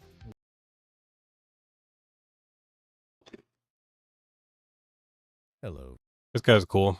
friends. Today I wanted to run you through a few tips and tricks for Hero Siege Season 9. Maybe you're a returning player who hasn't touched the game in a while or kinda disconnected from all news involving the season, or you're a brand new player picking up the game for the first time on the recommendation of a cat. Well, I want you to have a little bit of information, and while it's not everything, there's a few things I find very useful that people have pointed out to me or I've seen asked about. First off, unless you want to kind of break the mold and build your own build and just play the game on your own pace and however you want, which is totally fine, and you can do that, but if you don't want to do that and you want to have a very smooth, easy time, I hate suggest advice following like some this. You want to play the game with a guide? Use it. If you don't, don't. And somehow he managed to say that for a minute straight. Learn from any mistakes and why that people say you should take the items or skills that you do, and it helps you understand the game overall a little better. Next up, let's talk about starting the game. If you've chosen a build or doing your own thing, the first thing you want to do is press escape and find the little hat button and activate a companion. You should get 2 free companions in general just for linking your Steam account. These companions will run around picking up runes, gold, keys, jewels, gems, all the little things that are a little too numerous. I forgot about that. Don't forget to yourself. put on Also, a they're cute. companion. Next up is a filter. Filters are very important. This is an ARPG and a lot of loot drops. A lot of loot. A lot more than most ARPGs you're probably used to playing. So one of the things that's really good to do is filter out a lot of that loot, both to save your frames, your eyes, and your sanity. This also helps you move faster through the game, as you can instantly recognize via highlighting the items that you want with the stats that you want. Setting up a filter is pretty easy, and it's not a skill that's hard to learn. I have a whole video guide on how to set up a filter that briefly explains what you would do and what you would look for, as well as my own custom filters in my build guides, and I'm sure plenty of people can send you one and you can import them directly into the game. However, keep in mind that it's okay to just go into a filter and edit stuff whenever you want. You don't have to follow someone's filter to the T. Next up, Loot is the filters are crafting really bench. simple in the Season game. 9, these are now in every town, and it's always good to take a look at them if you're a new player. They have a lot of recipes you won't be able to use at an early level and are more oriented towards endgame, but 2 I highly suggest taking a note of early on in the game are runes and gems. Runes and gems can both be upgraded for a certain number into their higher tier, and runes can be downgraded. So maybe you have a high tier rune or a higher tier rune than you need for a rune word, you could downgrade it. As for gems, you can upgrade in their higher tier, but I highly suggest if you're an elemental build, just socketing them in any good socketed satanics you find early. You can worry about upgrading them later on in the game. Next up is stat distribution. I suggest for all classes 2 vit and 2 of your main damage stat. This does have some deviation as well. This is every level. You could also do 4 one level and 4 the next. The deviation would be if you're an attacker and you need attack rating to hit the enemies, dexterity is always good. And if you're someone who needs some mana, energy is good too, but I don't like investing in these too deeply as I try to solve that with gear. The good thing is damage and health, and I try to do an even split of both. When you do level up a couple times, 5 specifically, you'll get a sub skill point. What are sub skills? Any main skill you have with a little plus next to it when you open your character screen and look at your abilities, well, that's a sub skill. You click on it, you go into a whole menu. You get points. You get a point every 5 levels, totaling 20 by the time you hit level 100. Sub skills are per skill. Meaning if you get 2 sub-skill points at level 10, all of your skills have 2 sub-skill points. So you can put 2 in this one, 2 in that one, and so on and so on. You're not limited to 1 skill. This means there are plenty of skills you only need to put 1 point in to benefit maximum from their sub-skills. It's pretty awesome. It's a great system, it's really fun, and it changes how abilities work to your own custom desire. Another thing not to sleep on is the journal. It is a great tool, and if you press escape and hit this book, you will see pretty much everything you need to know about the game. It details a bit about all the mechanics in the game. It talks about rune words, items, mining, oh yeah, this game does actually have like end-game information. That's actually useful. Things you could look at, and we'll touch a bit more on what it can do later. But first, like I noticed there's a lot of missing stuff from the wiki, and then I realized that most of it's just in here, and that's why. Rune words are runes being socketed into items in a certain order, and the rune word journal will tell you what runes, what order, and what types of items you can put them in, and show you what the rune words do. There are some rune words you can build on your leveling journey if you're fortunate enough to find the runes or target. Have you played Diablo 2? Do you know what rune words are? One in Wood Hills Plain, the end boss dropping quite a few runes, and some rune words will actually help carry you if you have bad spots of gear and are really stuck. It's always a worthwhile farming activity if you are completely unable to progress and need some little bit of juice. Next up is if you're a class that has an aura, and an aura is defined by if you hover an ability and it has the aura tag. Auras need to be activated. Just because you put in a point in it does not mean you have it. Unless an aura. So you probably haven't really experienced rune words. Rune words are fucking sick, man. Bar, where all your abilities are, and I wish they were in the PoE. Right click effects where you move or attack, and there's a little red square on the left corner there, and that square is where you activate your aura. Go ahead and slot your aura in. The closest we ever got was the rune enchantments in Settlers League. The same aura, they do not stack. But yes, many items also have auras on them, but don't need to be activated if they're on an item. Something else to talk about is early gold. Gold is very valuable even if you're not playing trade, because you need to buy things from vendors occasionally, as well as spend it on other things like resing or hiring a mercenary, which we'll talk about in a bit. But a good way for early gold is to vendor flasks. I usually keep flasks on my entire filter, and I just vendor them as I pick them. Rune words are like vendor for nearly as much as they used to, but early stages of the game, they're pretty good for some gold. Now later on, you put runes in a specific runes in a certain specific order inside of a piece of gear that's not like rare, like it's not magic, it's not rare, it's not unique, and it will make it into like a sort of unique. Shards, which you can use for 5-starring up satanic gear, but the use of gold is probably going to be better to you early on in the game. Now, which means you get to like use certain bases, and this game has like a lot of bases. Like you can get a fuck ton of like affixes or like implicits on your gear, the first day, some are just as if valueless. it's like But if synth you're implicits, wrestling kinda. upwards in hell on day 1 or 2 of Oh, yeah, I PvE saw, I ECS saw. or Satanics, someone's gonna buy them for more than you can vendor them. Just check the vendor Hell price. yeah, bro. It's usually much lower than you could sell it for on the auction house. Next up is updating your Thank flasks you. on bosses. We just talked about flasks, so let's talk about that. When you go to a new boss, one thing you might have forgotten is to update your flask from when you entered the act, or sometimes you get to some point in the game and you're like, wow, my flask isn't doing anything anymore. We're gonna Well, fucking you can do own. this each act, or just when this happens to It's you, such a like the small first game, too. And port to town, talk to a vendor. Vendors will have flasks, and they usually 3 update them GB. every act. So what you can do is you can buy flasks from 3 them GB. that are better than yours and equip them. Now let's talk about resetting your flasks. Your flasks don't naturally fill up from kills unless they have an affix for it. So to get your flask to be full, what do? One of two things. You either reset the game, which resets all your maps and respawns the mobs, or you go to town. So let's say you just went to town to buy new flasks. What you do is you go back through your portal and then just take your portal back to town again. And that'll Yeah, I fill your feel the same flasks, way. and you just go back. It's a little bit of going back and forth. It's like every You'll fill ARPG flasks that with isn't boss. TLI If or you get a PoE is situation like where fun you for flask, at just go to most a town, week come or back 2. using your portal. Very easy. Though you can't do this during a boss fight, so if you run out of flasks there, you're kind of out of luck. Since we talked about vendoring and resetting, let's talk about vendor resetting. One thing you And can that's do TLI in for a lot of Siege, people. very similar to Diablo 2, as many things are, you can reset vendors. To do this, hit escape, press vote reset. Keep in mind this will reset the entire game, meaning all mobs and all zones will respawn, all maps will become undiscovered. If you have boss waypoints, those will go away. But the vendor's inventory is refreshed. And you can do this once every like 10 seconds. So every 10 seconds you can reset the vendor, check their inventory. Good reason to do this if you're falling behind in gear, you have open slots, you have bad items, or you're looking for specifically socketed items for a rune word. You can just keep resetting it and eventually you'll probably find it. There's been a lot of strategies in the past to do this when you're really looking for something, either in SSL. I think for they just blood don't have very many or not playing convoluted early on. stats Next up, a fun little feature. in This was actually TLI. considered a bug, but I believe it's going to stay in the game, and I really hope it does, or we're all probably going to riot, and that is Wi-Fi looting. Wi-Fi looting is the act of hovering your mouse over an item and pressing your interact or use key, which for me and most people's default is F. This will pick up the item regardless of how far away your character is from it. This is a very welcome addition to the game and something that we Wait, I didn't know take this. long term. It was originally a bug, but they just kept it in. It now seems to work with quest items as well, which it didn't before, and I hope that also stays in Season 9. But if you are far away from an item, just hover it and press F. You don't have to walk over physically, just press F to pick it up. If you're used to other games like Path of Exiles, it's very hard to get used to, but it is awesome and it's a great feature to have. I will briefly touch on mercenaries, and in all my guides I have some mercenary breakdown on like what you want to do for the gear. Mercenaries can be hired in Act 1, Act 3, and Act 6. There's a Knight Merc in Act 1, an Archer Merc in Act 3, and a Caster Merc in Act 6. I don't really like the Caster Merc. The Knight is good for tankiness and defense and good to put Magic Find gear on, and the Archer is good for giving you attack speed. All right, bro. I'll see you tomorrow.